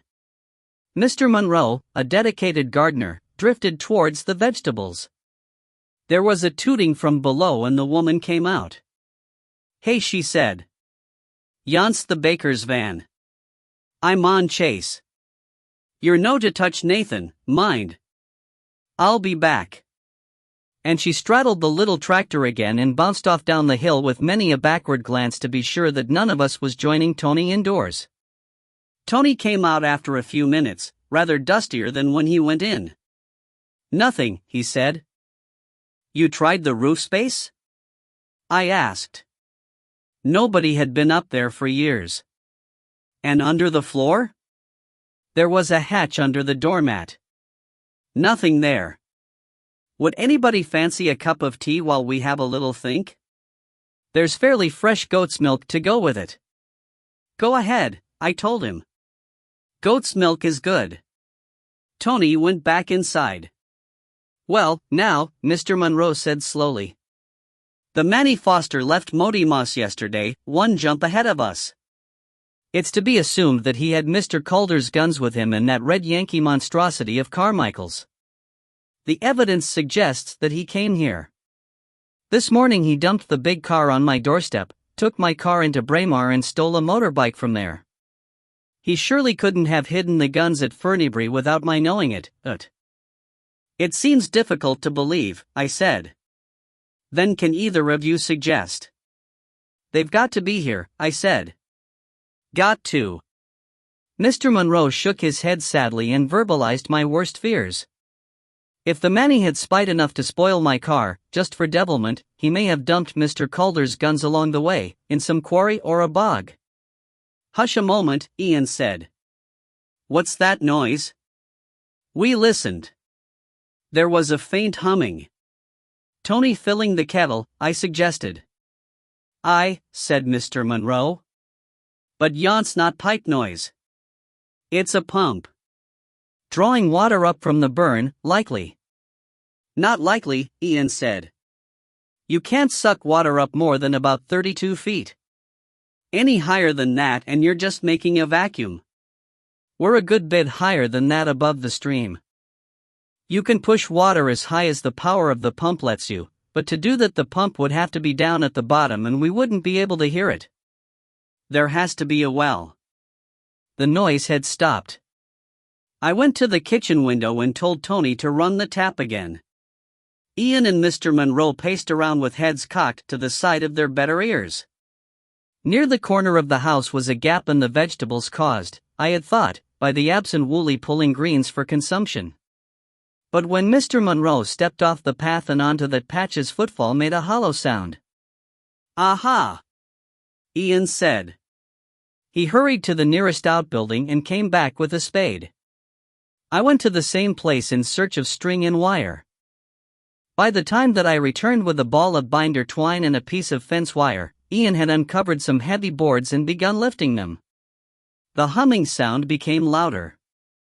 It seemed to me that somebody had shoveled a few inches of earth over a wellhead which had been almost flush with ground level. The disturbed earth had soon dried to the color of its surroundings in the fine weather.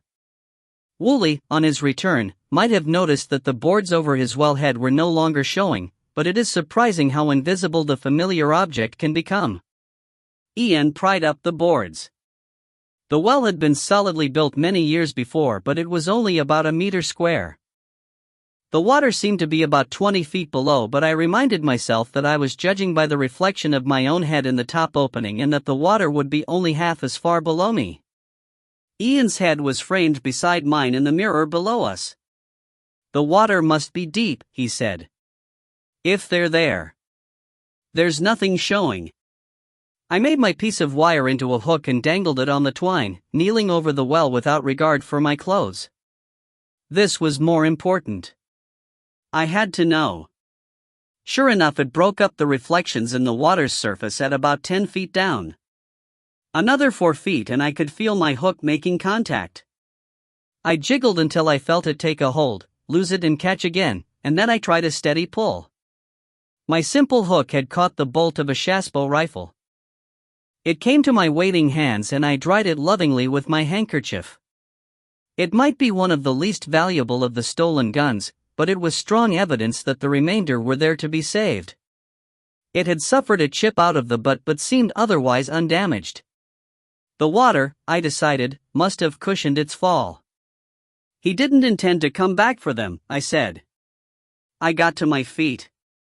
I pecked Mr. Monroe on the cheek and kissed Ian as a wife should do. I was very close to tears. So when Tony came out of the house, carrying a tray of tea and goat's milk and wondering what the fuss was about, I was still thinking of Ian and I gave Tony a kiss that was far from sisterly and went on rather longer than Ian approved of, or so he said later. He was joking, I think.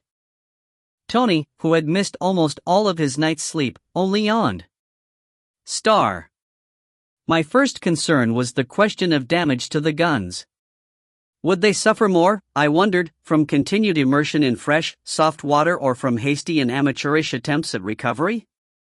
The question was resolved for me when Tony pointed out that the recovery of stolen goods was a matter for the police and that they had access to more sophisticated techniques for the purpose than I had. This I accepted on Tony's personal assurance that the well would be guarded and that the weaponry would be carefully handled, listed, preserved, and forwarded to Newton Lauder as soon as the Procurator Fiscal could be persuaded to release them. Suddenly we were in danger of being at a loose end. We had a celebratory drink in Braemar while Tony, finding the local cop shop man, dashed inside to set the wheels in motion. I phoned Mom with a message which should have ensured a good night's sleep for Dad. Bruce, she said, was hardly missing me at all. A uniformed constable turned up with a police Range Rover. Tony was caught up in organizing the recovery of the guns, the obligatory reporting to Mr. Goth and all the nuts and bolts of the murder and robbery cases, and he sent his apologies. We were chauffeured back, to drop Mr. Monroe at Fernybury and onward to collect our car, battered but now safely drivable. We called at the nearest shops, before making a final visit to Fernybury, to thank Mrs. Jameson for her hospitality and her brother for his help. We left what I felt was an inadequate gift, mostly of whiskey which we knew that they both enjoyed, but I assured Mr. Monroe that whether or not the insurers coughed up the promised reward we would cover his loss of no-claims bonus. Mary Jameson refused to let us go without eating one more meal, and her brother insisted several times that if we could ever make use of his services again we were not to hesitate. As we left at last, the car weighed down with carrier bags of fruit and vegetables from the Fernybury garden, there was a sadness in my soul. Mr. Monroe, in all his guises between inspector and chief superintendent, had been a part of my childhood, my teens, and my adult life. Sometimes he had been the bogeyman, sometimes a remote figure among Dad's companions, occasionally an honorary uncle. But I felt that I had never known him until now. Our route took us near to Bonnie Park, so we threaded the single-track road one more time. I was easier in my mind when I saw that there were already several vehicles at the house and a bustle of men, and even from the distance we could see a stout female figure in attitudes of protestation, no doubt defending the property against the ravages of the police. If a single carrot from Woolley's garden was removed to augment supper in a police house or bunches of goat hair abstracted for fly tying, it would not be the fault of his protective lady friend. We turned in the mouth of the track and set off back to the main road. The Cairnlow Mount Road had unhappy associations. We went back by Glenchy over what had once been the Devil's Elbow. Ian resigned himself to having the use only of the door mirror while I angled the interior mirror to give me a view to the rear, but there was no sign that we were being followed again. We turned off the main road to Newcastle and again off the B road to Newton Lauder and fetched up at Breesland House in early evening. Chapter 10. There could be no doubt that I would be entering one of the busiest periods of my life, so it was agreed that Ian and I would stay at Breesland House indefinitely, occupying my old room and displacing Uncle Ronnie, who was hobbling around with one ankle and strapping. Breesland House was spacious in the Victorian manner, but the devoting of 2 large rooms to a workbench and the stock and collection of antique guns had seriously depleted the bedroom space. My uncle was banished to what had once been a maid's bedroom above the kitchen. My mother had enjoyed having undisputed sway over her grandson, but she had found the experience wearing. Also, Janet and Wall were impatient for her to take her turn again in the shop. I would have to resume caring for a baby who seemed to have forgotten who I was, while taking delivery of the guns as they were released by the police. However carefully Ian and his friends had cleaned them, a first priority would be to dismantle them where possible, bearing in mind that some screws and pins might have been in place for a couple of centuries or more, for a slow but thorough drying prior to beginning other repairs. With a little luck, a short period under fresh water would not have caused too much harm to well-oiled metal, but what would have happened to oil-finished walnut, or what damage had been done, despite the cushioning effect of the water, by dropping the guns on top of each other, I was afraid to imagine. Then there was the imminent delivery of the pheasant poults to the family chute. Dad, from his hospital bed, was still insisting that the new pen be brought into service. In one way he was right. The poults would regard the cover where they had lived from 6 weeks old as home, most would still be there when shooting began 3 or 4 months later, and so the benefit of the new ground would be reaped. On the other hand, young pheasants needed a vast amount of tender care. They had to have food and water. They needed shelter. They should have roosts to go up to at night so that they could learn to roost out of reach of ground predators. If not kept busy and provided with secluded corners, feather picking would almost certainly break out. And above all, they had to be kept safe from predators until they were old enough and wise enough to look after themselves, and not just foxes, which could be excluded from the release pens. Few cat owners realized the damage the dear pussy could do when away from home. And even more problematic were buzzards and sparrowhawks, which were protected by law despite being present in almost plague numbers. But we all buckled to, as far as we were able, and somehow we more or less coped, give or take the occasional panic. The papers had heard about our loss, but the recovery of the guns, occurring just as the story leaked to them, robbed it of most of its news value. They printed the bare bones and the reporters bothered us very little. By the time the connection was made between the murder and the robbery, Mr. Foster was yesterday's news. Between us, Ian and I cooked up an acceptable transcript of the Carmichael interview. Uncle Ronnie had called on a neighboring headkeeper and his assistant for help in return for past favors, and the new pen had been finished even to the electric anti-fox wire around the base. But there were signs, he said, of sparrowhawks in the area. Dad, who was making good progress but not yet ready to come home, had to be visited and reassured. The first batch of guns, recovered, dried, oiled and photographed for evidence, arrived from Aberdeen by Securicore. I began work straight away on the first and most urgent task, which was to take them apart. Thanks to Dad's use of an age-old trick in filling with tallow any barrels that showed signs of serious pitting, there was little obvious rust damage, but hidden lockwork would be in serious danger. Most of the guns dismantled with relative ease, but one German wheel lock with internal mechanism proved so recalcitrant that I had to drill the screws out. New and matching screws would have to be made, hardened and colored later. A wipe with linseed oil would restore the surface of the woodwork once it had dried out. I spent a whole day with an agent from the insurers. There was no argument over the cost of repairs. I managed to skate very lightly over the thin ice of the total value of the haul, easing my conscience with the thought that Dad's penny pinching on the insurance would be reflected in the value of the reward. But when I dragged the discussion round to that subject, the agent pointed out that the reward was conditional on the arrest and conviction of the thieves. I argued that most of the thieves were already in custody, although charged with a variety of other offenses. Mr. Foster was still at liberty. Very well, the agent said, when he had the whole story. I quite see that the police are unlikely to go to the trouble and expense of trying to prove robbery while they're trying your Mr. Foster for murder. If the men in custody are convicted of assault and Mr. Foster is convicted of murder, and if at the same time the police assure us that they believe that those who were responsible for the theft of the guns are all being dealt with, though not necessarily for that offense, the reward will be paid. At first I was despondent about the damage to the guns. Most of them had suffered damage by being dropped onto one another in the well. One of the most valuable items, a pair of flintlock dueling pistols by Wogden, had been deposited in the original case. This had saved the pistols and their accessories, but the leather case, on which much of the value depended, had suffered. I sent it to an Edinburgh leather worker for an opinion. But my mind was relieved by a phone call from a collector, a regular client. He had the story of our loss and recovery, and he asked about the condition of the guns in stock, and in particular a double-barrel percussion Manton that he had admired on his last visit.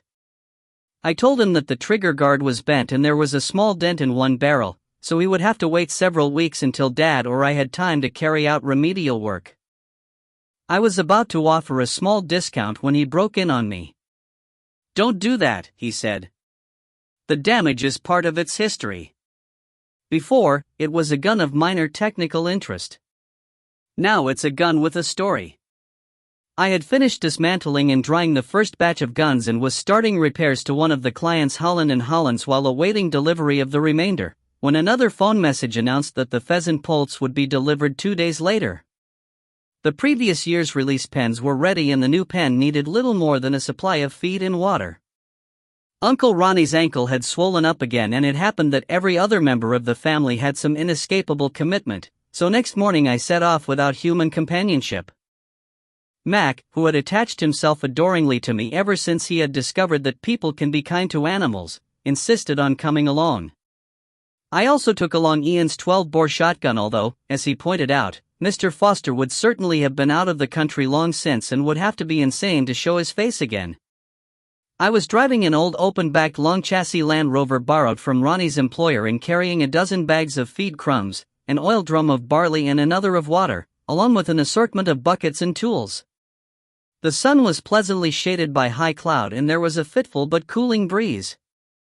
I nursed the vehicle over the lumpy track and parked it as close as I could to the rock wall. There was no way that I, or anybody else, could have manhandled a filled oil drum to the upper level, but 3 more empty drums with loose lids had been left beside the gate to the pen. On the principle of getting the worst over first, I lugged bags of crumbs up the path, emptied them into the first drum and then filled the feeders. Mac wandered off for a look round. Feeling in need of a rest, I did the required round of my uncle's snares, had a drink from my flask of tea, then set up the old semi-rotary pump and transferred the water from the drum on the Land Rover to the one at the upper level. To give myself another break, I filled the waterers and set them out. I had brought with me 2 aerosols of paint and I set about painting huge eyes on the roofs of the 2 small shelters in the pen in the hope of frightening away the sparrowhawks.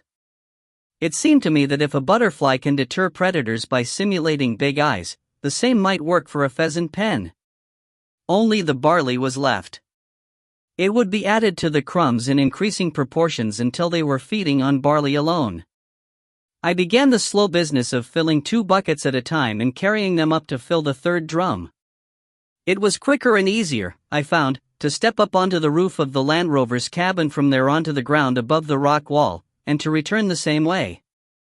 I should have foreseen that during all this work it would be impossible to use both hands and still carry Ian's shotgun, so I had laid it at the edge of the rock wall with a brace of cartridges nearby, where I could grab them in one quick movement, either from the Land Rover or from the upper level.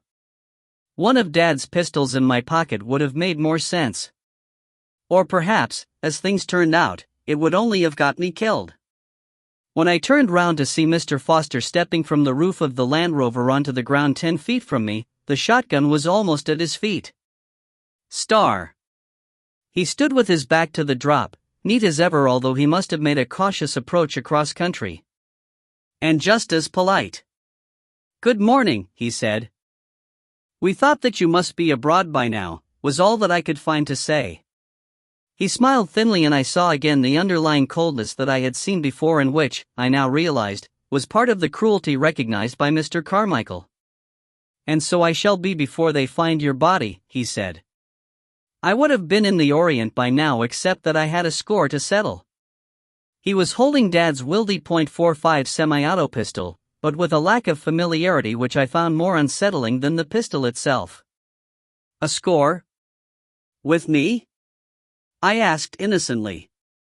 He might be unaware of my part in his downfall. "You've been in it all along," he said judicially. "But no.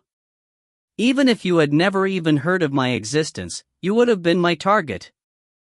You see, your father set the wheels in motion and your husband kept them rolling. Between them, they've wrecked my living and cost me a fortune.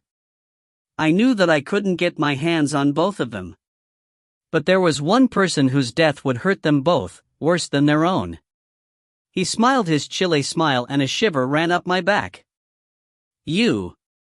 Every time that your child misses its mother, they'll be reminded." He watched me coldly, leveling the pistol, waiting for me to show fear. My father, treating me always as an honorary boy, had taught me to stay calm in an emergency. A second's thought, he told me, was worth a minute's panic. But in that precious second I knew that panic might offer me my only chance. If the man wanted fear, I decided, he should have it. Perhaps, while it lasted, he would postpone the final act. So I did what I most wanted to do and screamed. There was even a chance that some stalker or hiker or forester might hear me. The only voice to answer was the echo of my own, coming back seconds later from Crowborn Crag. There was another response, but not from a human being. Mac, who I had quite forgotten, tore out of the trees towards us.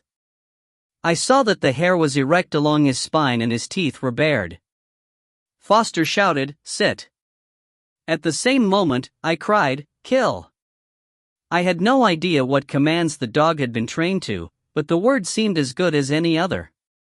Mac, with all of a dog's finely tuned senses, instantly recognized the menace which was fairly tainting the air around us.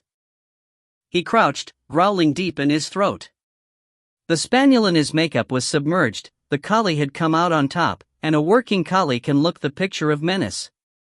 His eyes were on Mr. Foster, a few feet away.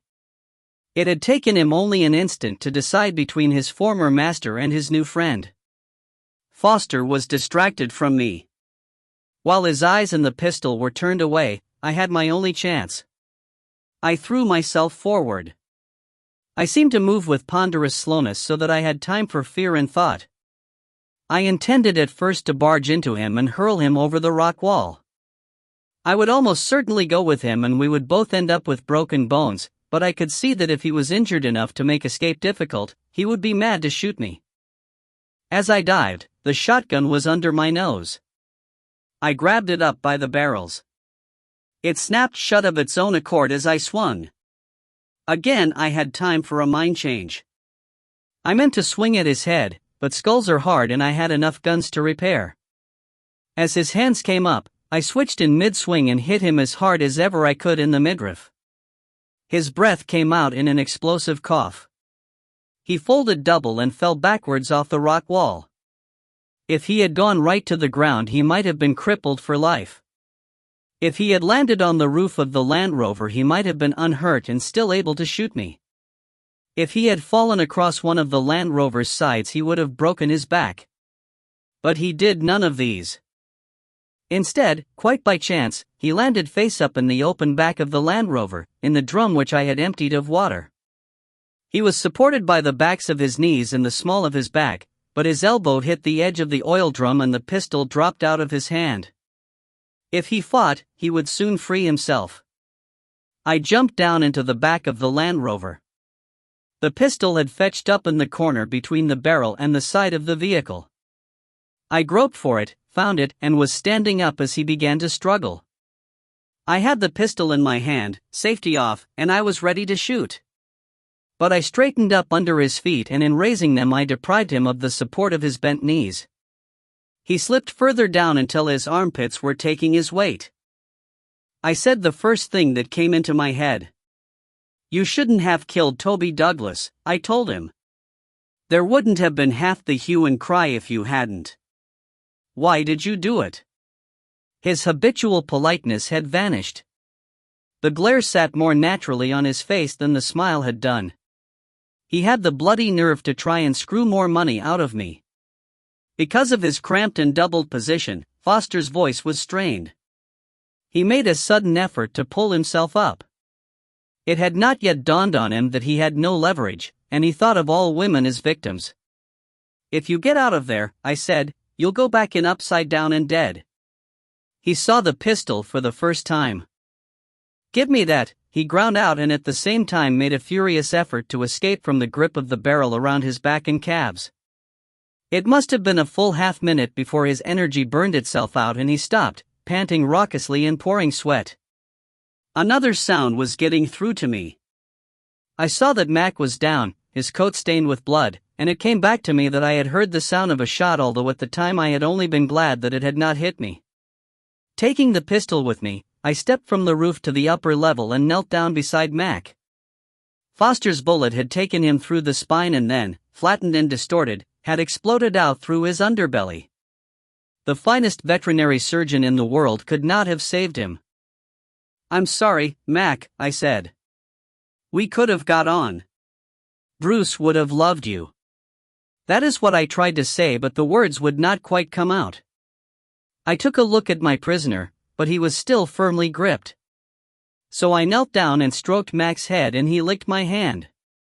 When I judged that he had suffered enough and would be glad to be gone, I put my hand over his eyes, placed the muzzle of the pistol between his eye and his ear and shot him.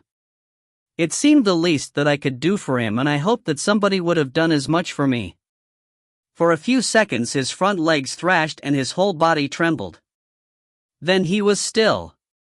Dad had been right, I thought. That pistol had a hell of a kick. I stepped down into the back of the Land Rover. My vision was not as clear as usual and I nearly fell. Foster was struggling again in the barrel. I gave him a rap on the head with the pistol. He swore at me, a torrent of filth. I could ignore vile language when I wanted to, but I had no intention of taking it from Mac's killer. When I raised the pistol again, he put up his hands to avoid the blow, and slid the rest of the way into the barrel with only his feet showing and his arms from the elbows. He was, as I have said, a small man. He said something. His voice was distorted by the reverberations in the barrel, but I thought that he said something about a dog. "The dog's dead," I told him, "and if you say another word, or if I see you make the least effort to get out of that barrel, I'll empty this pistol through the side of it." I could hear the sound of my own voice and hardly recognized it. "I'm going to dig a grave now. I can easily make it large enough for two. And I think that I might have done it." I was close to exhaustion after all the physical labor of the day, but something drove me on. I collected the spade and dug a grave for Mac. I put him in it, said goodbye after my own fashion, and filled it in. The barrel was well secured. Mr. Foster was croaking at me from deep in the barrel, but I ignored him. If he cared to suffocate because of the pressure on his lungs, that was his affair. I took the driver's seat. My knees were shaking and I have never felt so tired. But I nursed the Land Rover along the track and then drove all the way into Newton Lauder, to park behind the police HQ. The sergeant on desk duty was an old friend. He drew himself up as I approached and said, "Good afternoon, Mrs. Fellows." He must have seen the blood on my clothes. If any other member of the public had walked in such a state, there would have been a cell waiting within seconds, but I suppose that he assumed that I had been punching rabbits or grallicking a deer. "Would you call my husband?" I said. "I have somebody outside who he very much wants to meet." Chapter 11. After all the hectic activity crammed into a mere 3 days, life seemed very slow but far from peaceful. Ian, Bruce, and I stayed on at Breesland House, partly so that, along with Dad as his recovery progressed, I could get on with preserving and restoring the antique guns, but even more for the sake of security. Uncle Ronnie's employer, Sir Peter Hay, who was also my godfather, recalled a retired keeper to take over the duties and detached my uncle to act as bodyguard until any danger had gone by. We were only too well aware that Mr. Foster, as we continued to call him, was a man possessed by a demon of spite. He now had every cause to hate me in particular. Word was brought out of the prison where he was being held on remand that he had sworn terrible oaths, promising some fearsome revenge. As if that was not enough, there had also been anonymous calls, emanating from various phone boxes and threatening death and worse if I gave evidence. Mr. Foster himself might be behind bars, but, Ian said, there were others with good cause to be apprehensive. "Like who?" I demanded irritably. The combined forces of Dad, Ian, and the police had restrained me from accepting an invitation to shoot at a prestigious estate near Kelso. My uncle, who was to have gone along as my loader, was equally indignant. I had had to admit that a day spent in the company of 8 or 10 armed individuals, several of them strangers, could hardly be considered to be keeping a low profile, but I had only agreed to pass up the once-in-a-lifetime invitation under protest. I can't see a jockey who's pulled up his horse having the motive or the clout to save Mr. Foster's bacon. He looked at me as though I was dawdled, perhaps with good cause. Politicians, for a start. Good God! Don't you read the papers? Not very seriously, I admitted. I go along with Dad's view. He holds that what comes out of Parliament is important, affecting as it does all our lives, but that what goes into Parliament, that is to say politicians, is as the dust under his feet. With very few exceptions, he says, politicians seem to consider that the prime reason for any decision will be whether or not it will enable them to retain or gain power at the next election.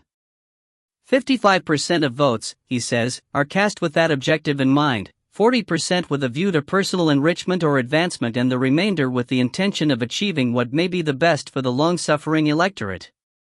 He also says that the newspaper reports resemble reality as a child's crayon drawing of its mother resembles the lady in question. "Well," said my loving husband, "if you tried to keep abreast of what's going on in the world, instead of confining your reading to the shooting and fishing magazines, you'd know that several different but very large scandals are brewing, with accusations flying around about the exchange of cash, and in one instance a peerage, for favors. There are some people with a lot of clout and a lot of motive for sweeping the whole thing under the carpet, and preferably somebody else's carpet. I can't believe that anybody's biting his fingernails over what I might or might not say. Why do you suppose the 11th Baron suddenly invited you to his family shoot? I beat him at the trial for the British Vitas clay pigeon team. He said at the time that he'd be interested to see what I could do at the grouse. So he invites you to the pheasants, Ian said. Be your age. He considered me seriously for a few seconds, obviously wondering whether I was capable of coping with real grown-up discussion. Some of Dad's attitude had rubbed off on him. Evidently he decided that I was, because he went on, I've already been sounded out, so delicately that I almost didn't catch on at all, as to whether you would have a convenient memory lapse in exchange for a substantial sum of money. I was intrigued. What did you say? I asked him. I said that you wouldn't. I dithered between being pleased by his faith in my integrity and furious that he should have made that particular answer on my behalf. If I was not to enjoy the possession of a pair of puttees and an Aston Martin, that should have been my decision and not his. I comforted myself with the thought that whoever had made the offer might have the same thought and try a more direct approach. Despite Ian's arguments and my own experiences, I was only half convinced. But, just as a case against him was reaching the point where an arrest was imminent, the unfortunate Mr. Bentliger drowned in a swimming accident at Craymond, although his few friends insisted that he had an acute dislike of cold water. And then the three toughs who had acted as Mr. Foster's helpers and enforcers withdrew all previous statements but insisted on pleading guilty to everything that the fiscal's office could throw at them, so that they disappeared inside with neither fuss nor publicity and threatening nobody. On the other hand, we heard that Mr. Foster was saying nothing apart from a blanket denial of every charge against him. So I kept Bruce close at hand. My uncle brooded over me like a mother hen, and Ian watched over us all when he could and at other times saw to it that his colleagues were keeping an eye on us and on the environs of Breesland House. Ian and I had written and sent to Tony McIver our formal statements about the case, but amplifying questions and answers were relayed through the fiscal's office in Newton Lauder, so that I had been vaguely picturing the trial as taking place in the familiar and rather cozy local sheriff's courthouse. It was only when two formidably worded summonses were delivered by a uniformed inspector that it dawned on me that the murder had been committed in Grampian and the trial was to be in Aberdeen. The day set for the trial approached, reseated again as counsel and the advocate depute maneuvered around each other like dogs circling before a fight, and then approached once again as they ran out of excuses for further postponements. I packed a selection of my soberer clothes and a dozen paperback novels. I had experienced the hours of waiting in dreary witness rooms in the past. The detailed arrangements had been in Ian's hands. In my usual vague way I had envisaged, when I had thought about it at all, a nervous journey by car carefully limited to daylight and main roads, perhaps to stay with Mr. Munro again. But on a dreary February day a Range Rover arrived at the door from Edinburgh, piloted by two constables in plain clothes, each of whom I was sure was armed. Near Perth, we pulled off the road to a small hotel where we were transferred to a Jaguar from Aberdeen after all four policemen, with Ian's active consent, had enjoyed a pint, a good lunch and a chat. We reached the Granite City as dusk was turning into darkness. Later, I realized that the timing had been deliberate.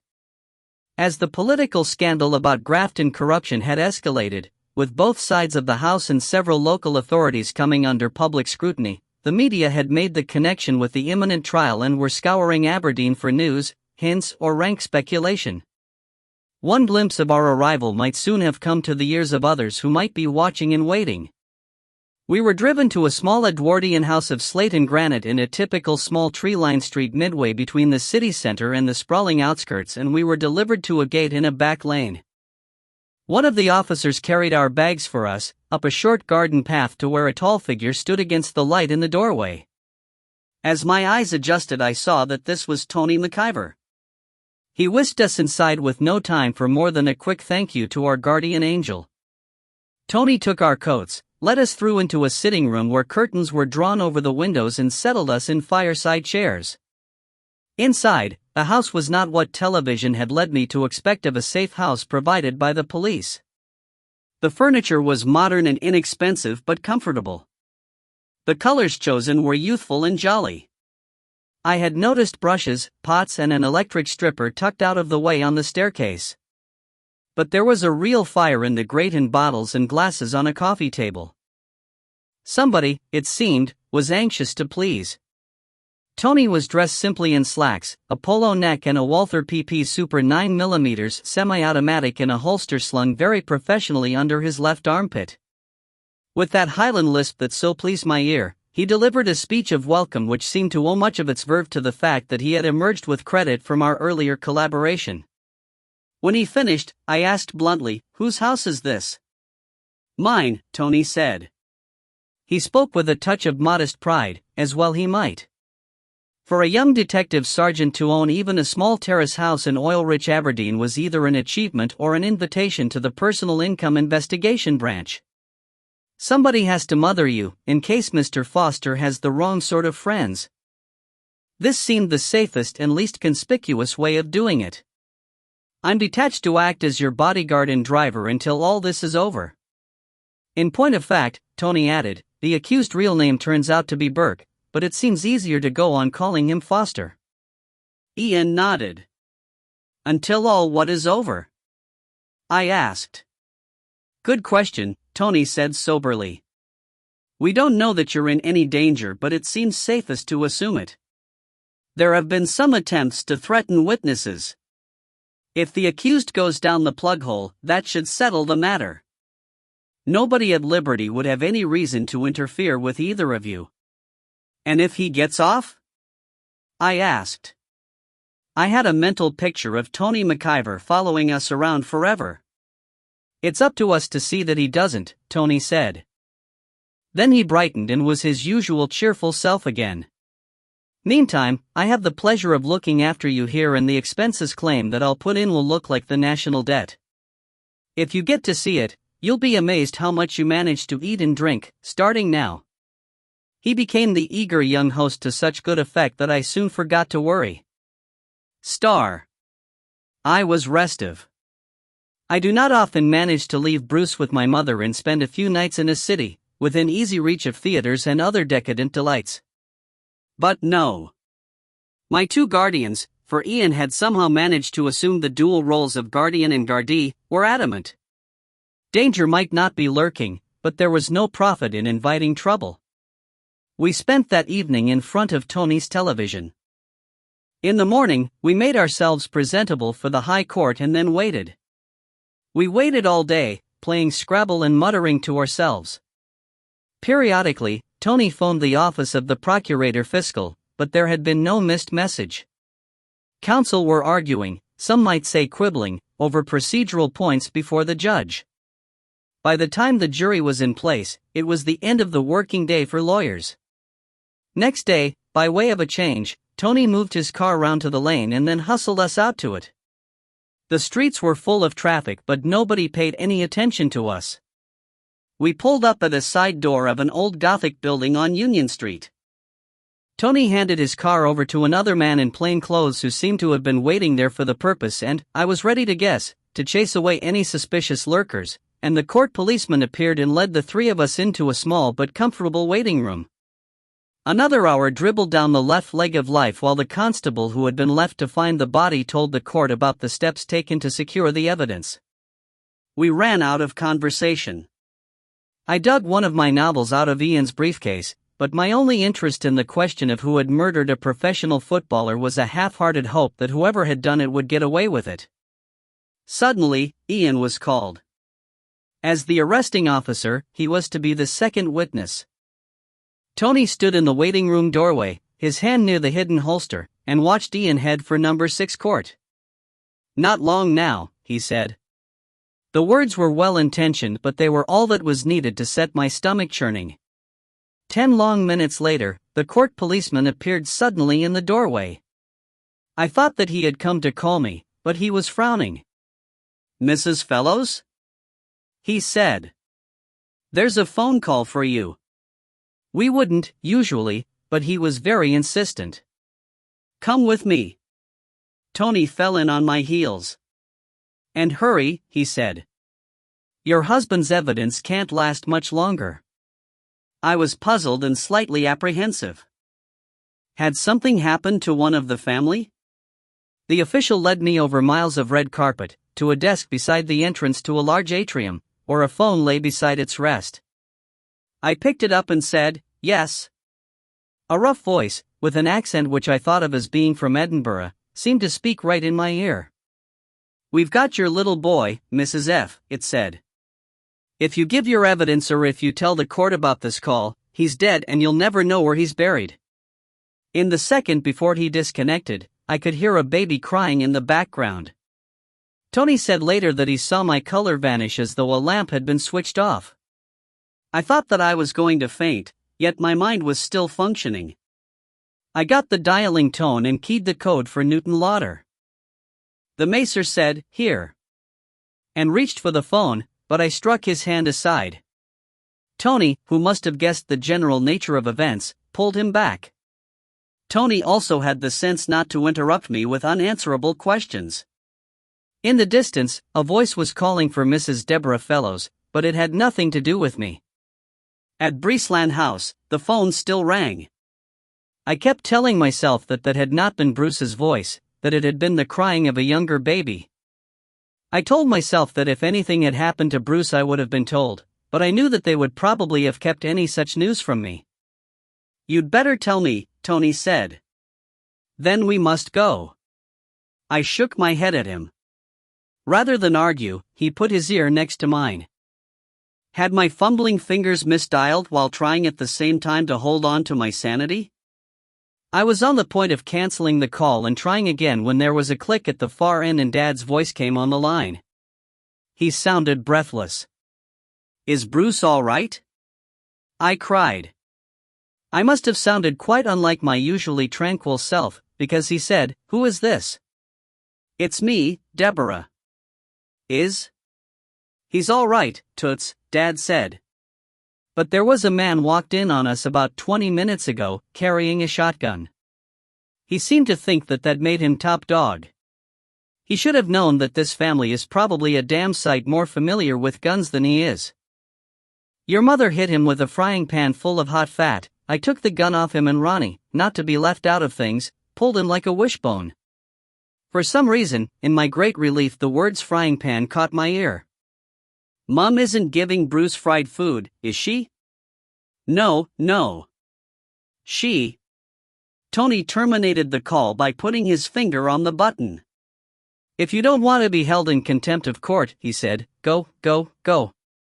The official, who seemed to be in full agreement with Tony's view, caught hold of my wrist and pulled me almost running on shaking legs across more red carpet until, quite suddenly, I was in the courtroom and tripping over the step up into the witness box. I found myself facing the jury in their playpen, with a field of pink faces in the fully occupied public seats to one side of me and a judge in wig and robes glaring down at me from a great height on the other. But I was more aware of Mr. Foster, in the dock, emitting waves of hatred. I became aware that the judge was addressing me in tones of reproof. He finished with a sharp question. I pulled my scattered wits together. "My lord," I said, "I received a threatening message that my baby son had been kidnapped and that his life would be in danger if I gave evidence. I took time to phone home. There had been an attempt at kidnapping, but it had failed." There was a quick buzz, as quickly silenced by the judge. There was scribbling in notebooks from where I supposed the reporters were sitting. I was beginning to calm down and, looking beyond the wig and robes, I saw that he had a mild though jolly face and that he was raised only a very few feet above the level of the rest of the room. I was left to sit and stare blankly at the painted panels for several minutes while the judge issued some stern instructions which I was too dazed to take in. A handwritten note was laid before him and he nodded and looked down at me. "Mrs. Fellows," he said, "do you feel able to give evidence now, without fear or favor?" I said that I did. And I took the oath. At last, the advocate depute rose to take me through my evidence. Guided by his questions, I spoke of my early suspicions as to Mr. Foster's bona fides and continued through the whole story, finishing with the attack on me at the release pen. While I spoke, Foster never removed his cold eyes from my face except to scribble an occasional note for his counsel. When my testimony finished, his lordship glanced at the clock and decided that the court would adjourn for lunch. My cross-examination could wait until court resumed. It seemed that the precautionary measures were not yet over, because I was led back to the same witness room, where Tony was waiting for me with a cold lunch on a tray. "What about yourself?" I asked him. "I have a date for lunch with your husband when you go back in the witness box." I was disappointed but hardly surprised. My vision of being taken out for a sustaining lunch full of cholesterol and all that is a threat to long life faded. But at least Tony or somebody had managed to provide me with a miniature bottle of a rather nasty red wine. Before reluctantly taking a bite out of a cold pork pie, I asked Tony to tell me what had developed while I waited in the witness box.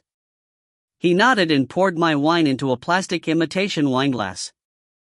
"I heard some of what you were told on the phone," he said, "and I could guess most of the rest. It seemed obvious that they tried to time it for just before you were called." "That would make sense.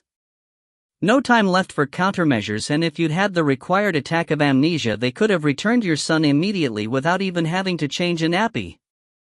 But that sort of timing required somebody here to observe the progress of the trial and pass the word along when the optimum moment was approaching. Presumably he would have stayed on to report as soon as you had committed yourself. But you walked into the court and told his lordship about the threat. He would certainly need to pass that information along.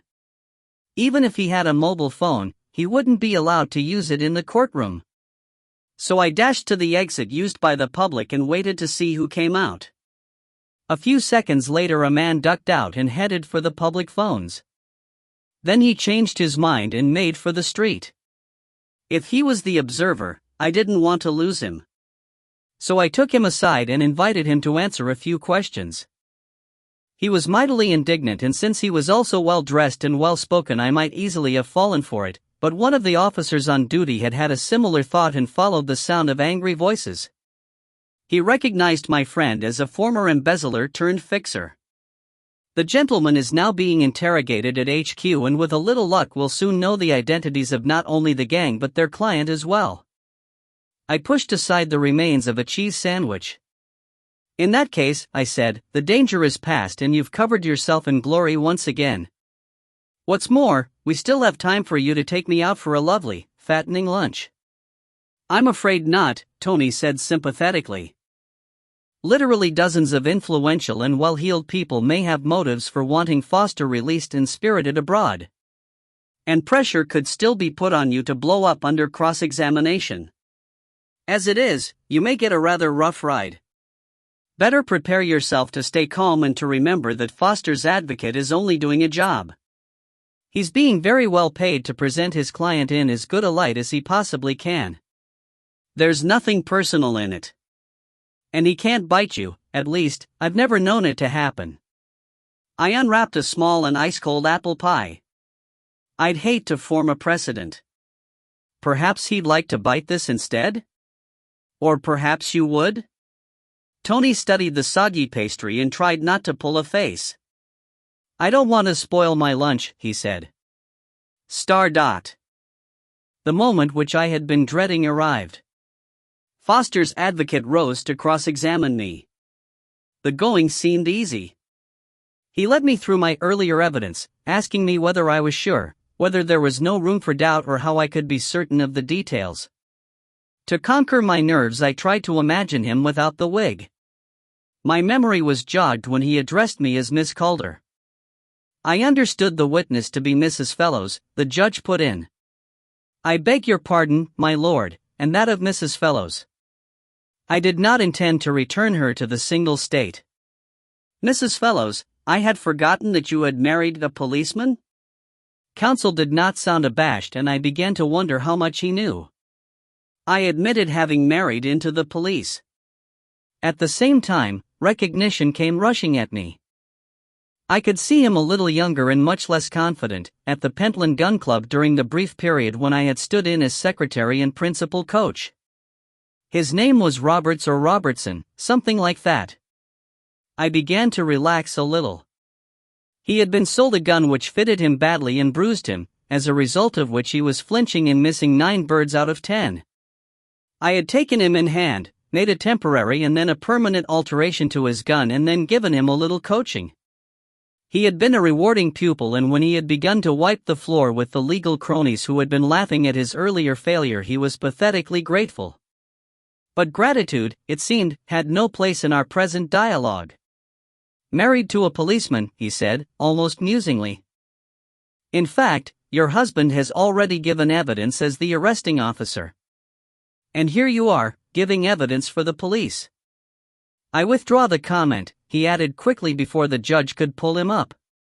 "Mrs. Fellows, do you regard yourself as a truthful person?" "Certainly," I said. "Indeed?" "I am not referring to those little white lies that all of us tell from time to time." "You are not given to telling what are known as whoppers." There was a whisper of amusement in the courtroom. I said that I was not. "Nor to condone lies told by others?" I could only say no, but something nasty was coming.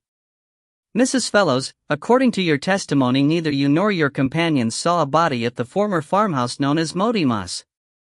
I felt myself go white and then flush.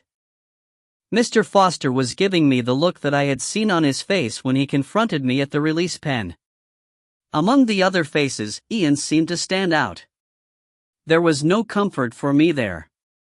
What had he got hold of, and how the devil had he got it? "Well, answer the question, Mrs. Fellows." I pulled myself together. Perhaps the manageress at the tea room had overheard, or gossip had leaked from among the police. That no longer mattered. "I don't think that I said quite that," I told him.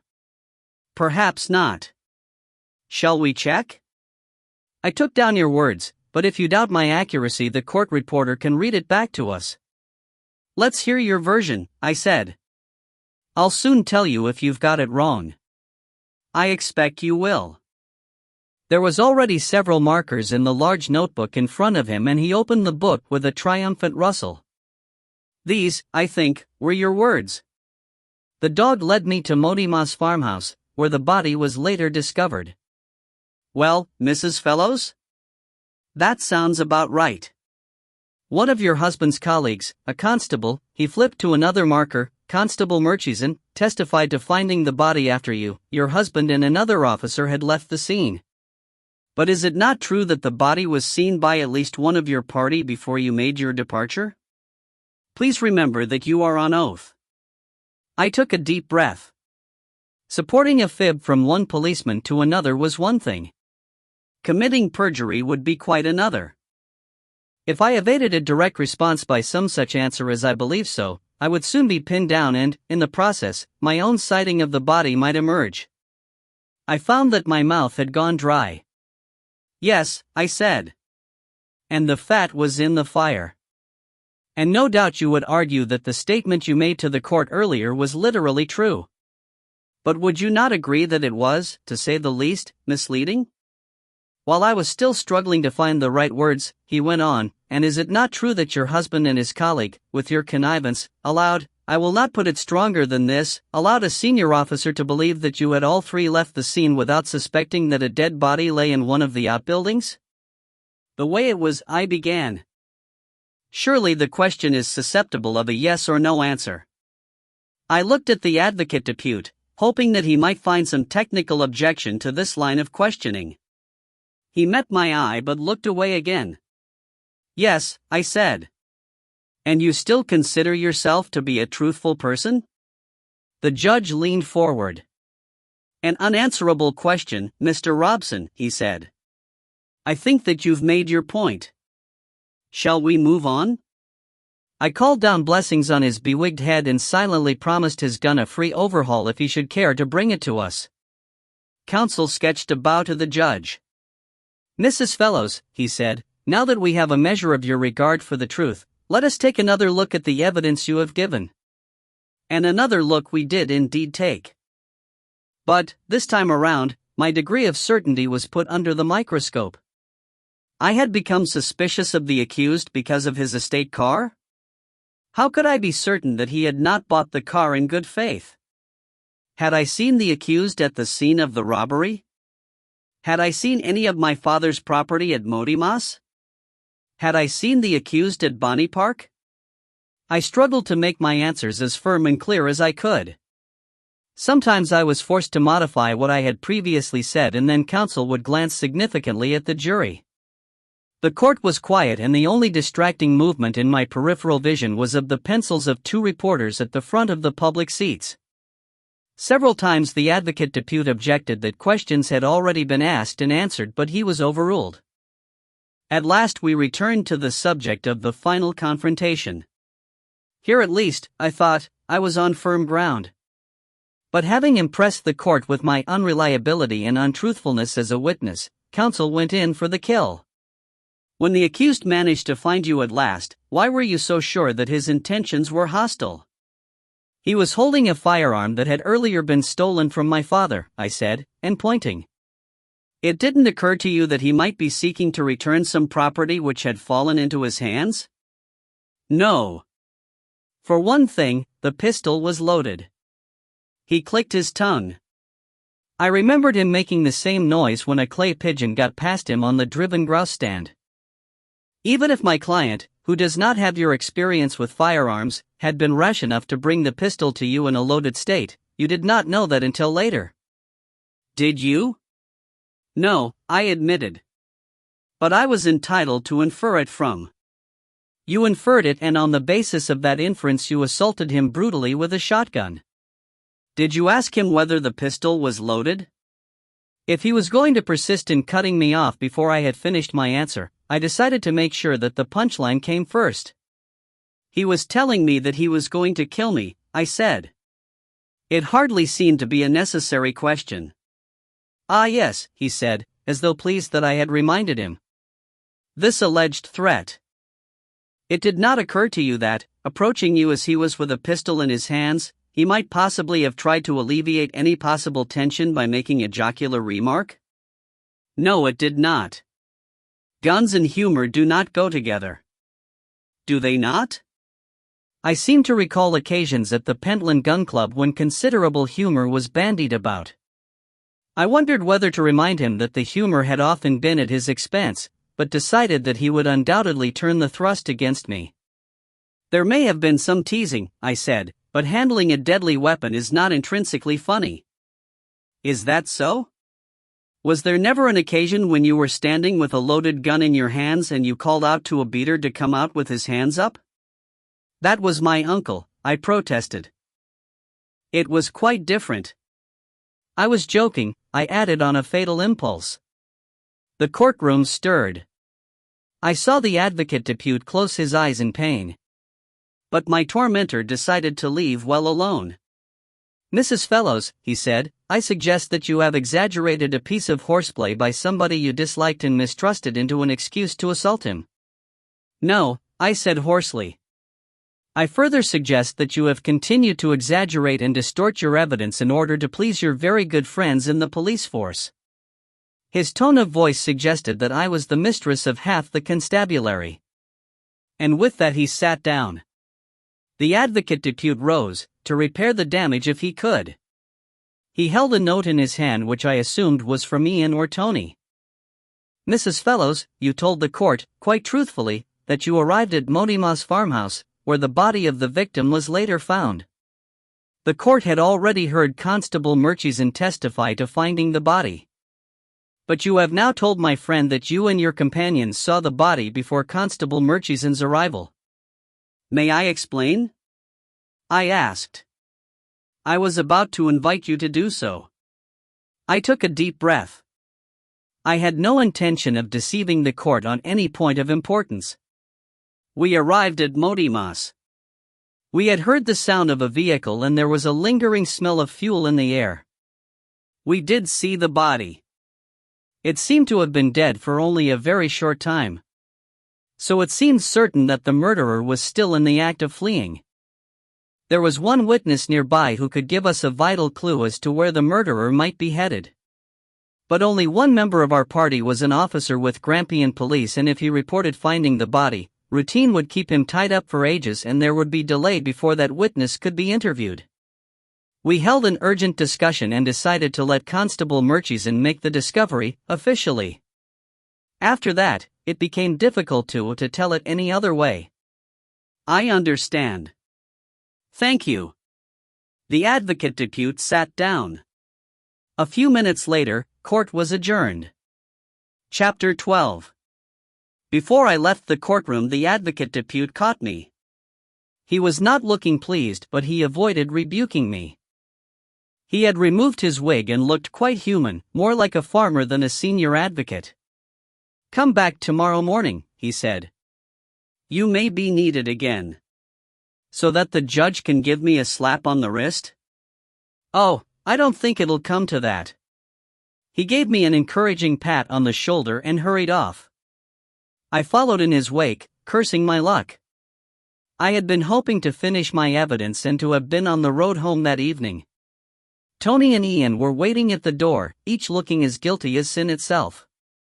Well, what was I supposed to do? I asked defensively before recriminations could start flying around. Commit perjury? How do you suppose he found out about it?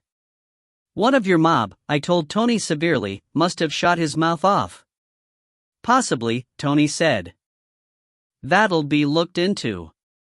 He glanced around. Nobody was within earshot, but I was getting curious looks from one or two of the dispersing public further off. This isn't the place to talk about it. I know a pub near here that stays open in the afternoons. Come on. We sneaked out by the same side door. The pub was almost empty at that time, and Tony settled us in a quiet corner where the omnipresent Musack would smother our voices. He fetched beer for himself and Ian, but I felt the need of a brandy. He bought me a large one and a ginger ale without complaining. You'll have the police association down on your neck, Ian told him, if you start a witch hunt for the one who dropped you in the clag. Tony shook his head. Nobody dropped me in anything. I'd already had my dressing down from Mr. Goth, and very mild he was about it. I think he could see that it was an honest attempt to bend the rules in the right direction. The man I'm going to hunt, he said grimly, is the swine who blew a hole through the middle of a strong prosecution case to get back at me, or, more likely, to earn himself a fistful of notes. I admit that I'm worried. Never mind, Ian said. Foster will still get sent down.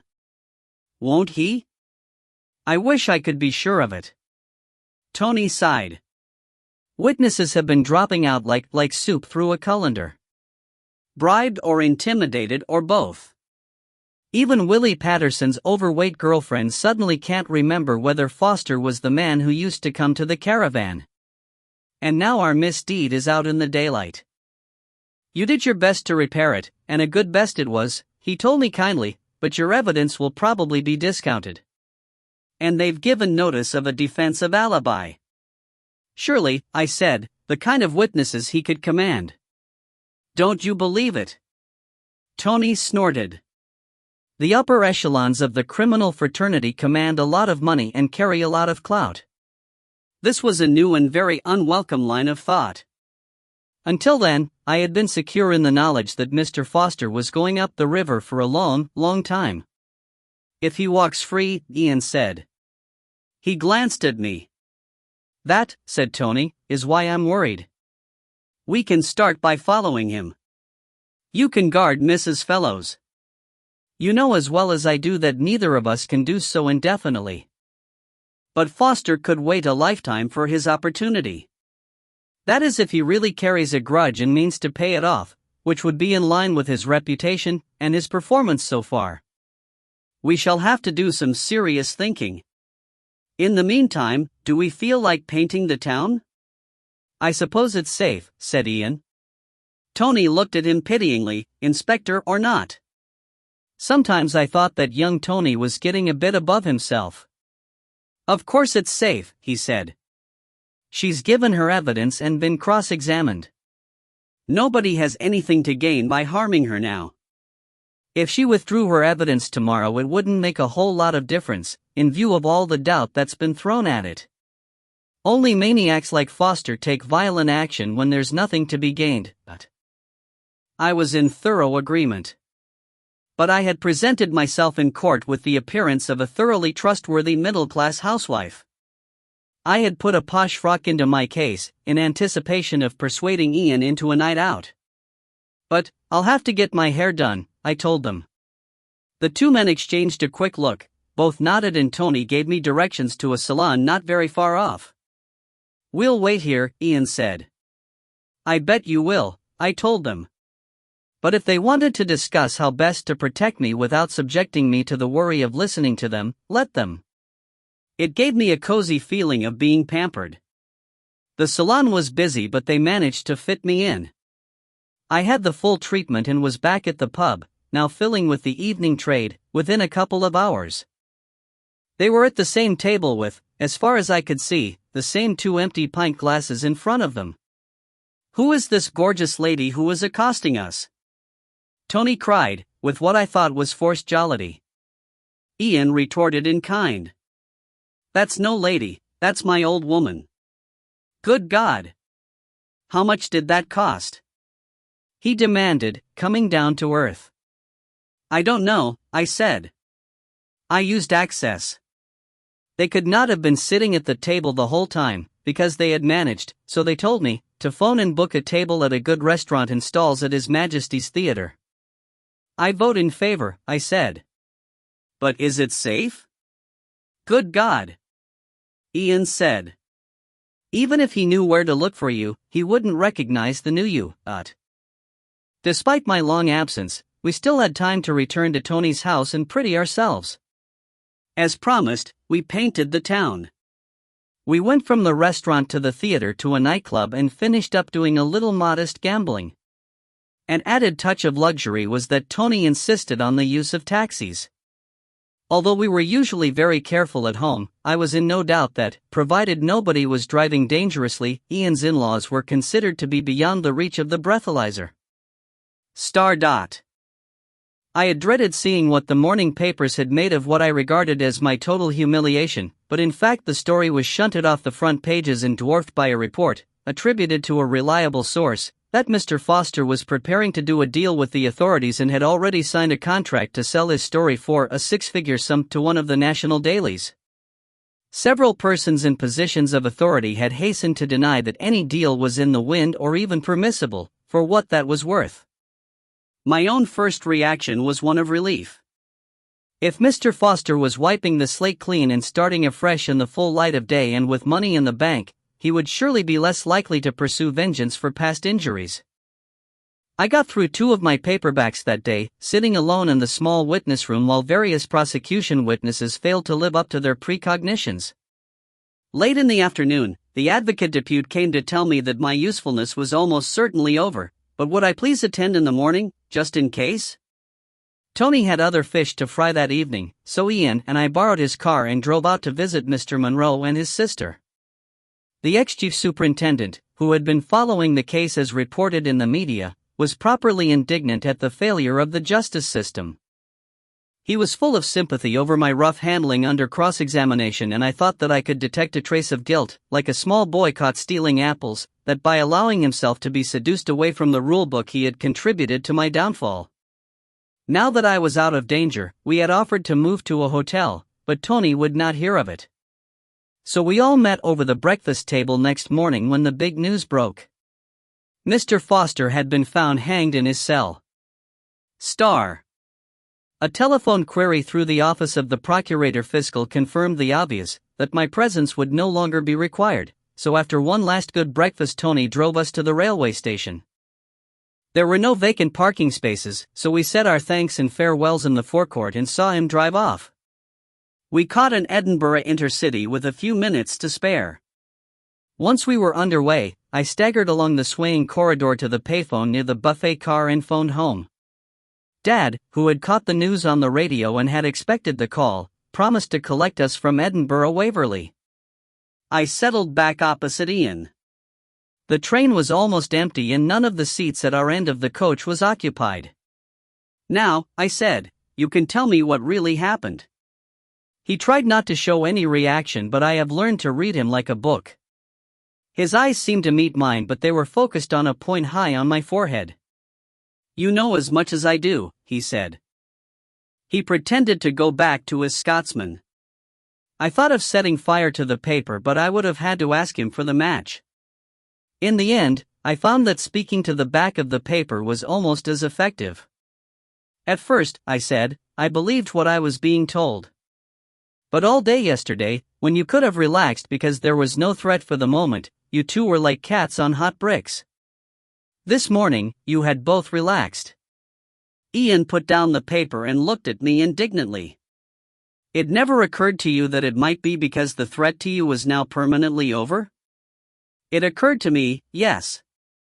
But with Mr. Foster now in the past, all the work that everybody did to get so close to breaking up the gang, it's all gone down the pan. Hasn't it?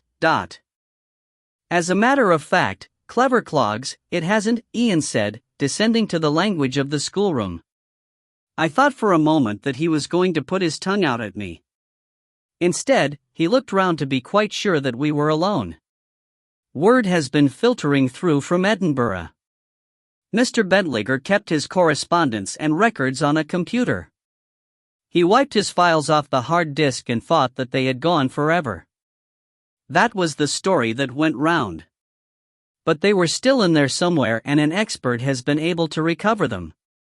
Some of the names you wouldn't believe, Ian added with satisfaction. So Mr. Foster couldn't have done a deal anyway, I suggested. Exactly. Aha! I said, so sharply that this time he really did jump. I thought so. All that guff about deals and selling his autobiography to the papers was pure fiction. I suppose you cooked it up while I was at the hairdresser? Ian wondered whether to try to bluff it out, but he could see that I was not going to let go until I had the truth. He changed his mind so suddenly that he was still shaking his head when he began to speak. Not pure, he said. Far from it. Believe me, we did a whole lot of heart-searching before we set it up. I bet. Who actually went in and hung him up? Ian looked at me in horror. Nobody. At least, nobody we'd know. You mustn't think that. All that we did was plant the story. Tony phoned a friend who acts as a stringer for 2 of the national dailies. After that, the matter looked after itself. As Tony told us, the upper echelons of the criminal fraternity have a lot of money and a hell of a lot of clout. I think that those were his words, near enough. Well, the establishment has a damn sight more money and all the clout in the world. The establishment? Ian shrugged. I can't give you all the facts. No doubt they're only now emerging from Mr. Bentliger's RAM disk. But do you not remember that, not long after an arms deal with General Hanramai's government was announced, a minister opened up the boxes containing his grandfather's book collection and found first editions and folios worth hundreds of thousands? And a hitherto unknown painting by Turner was discovered just after orders for new frigates were placed with foreign shipyards. There was silence between us until we had passed Stonehaven. Well, I think it was absolutely immoral, I said at last. The 2 of you planted a story that set him up to be murdered. That's what we're saying, isn't it? I invite you to remember 2 things, Ian said coldly. Firstly, the man had already committed a murder and looked set to get away with it. And, secondly, we were both concerned for you. If he had walked free, your life might not have been worth much. All the same, I said more mildly, you must admit that a little thing like not reporting a dead body fades into insignificance by comparison. What do you think Mr. Goth would say if he knew? Ian raised his eyebrows before picking up the paper. Tony cleared it with Mr. Goth before we did anything else, he said. Back at Breesland House, once Bruce had got over the shock of seeing me with a new hairdo, Mum and I settled for a chat over a cup of tea. Would you promise me something? She asked me. Of course, I said, wondering what I was letting myself in for. Try to stop your father getting into any more excitements. Me? You have more influence with him than anyone else, she said, surprising me. This isn't the first time he's landed in hospital.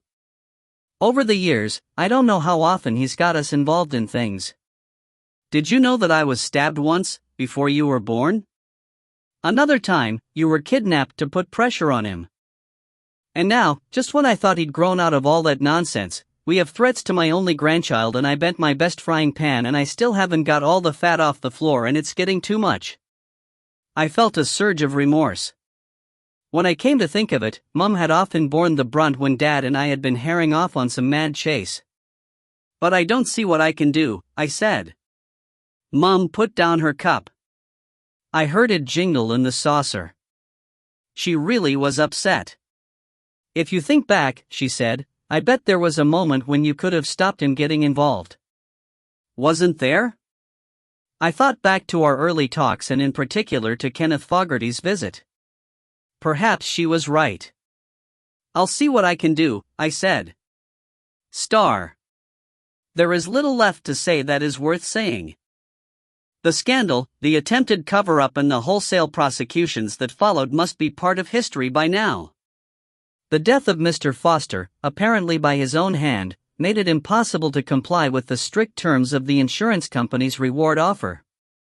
The argument rumbles on and a settlement remains a distant prospect. But then, I suppose that insurance companies must get so used to being ripped off that they come to consider ripping off to be a normal business practice. Author's note. As far as I am aware, neither the Standard Supervisory Department nor the Personal Income Investigation Branch exist. They should do, but they don't. So relax. G.H.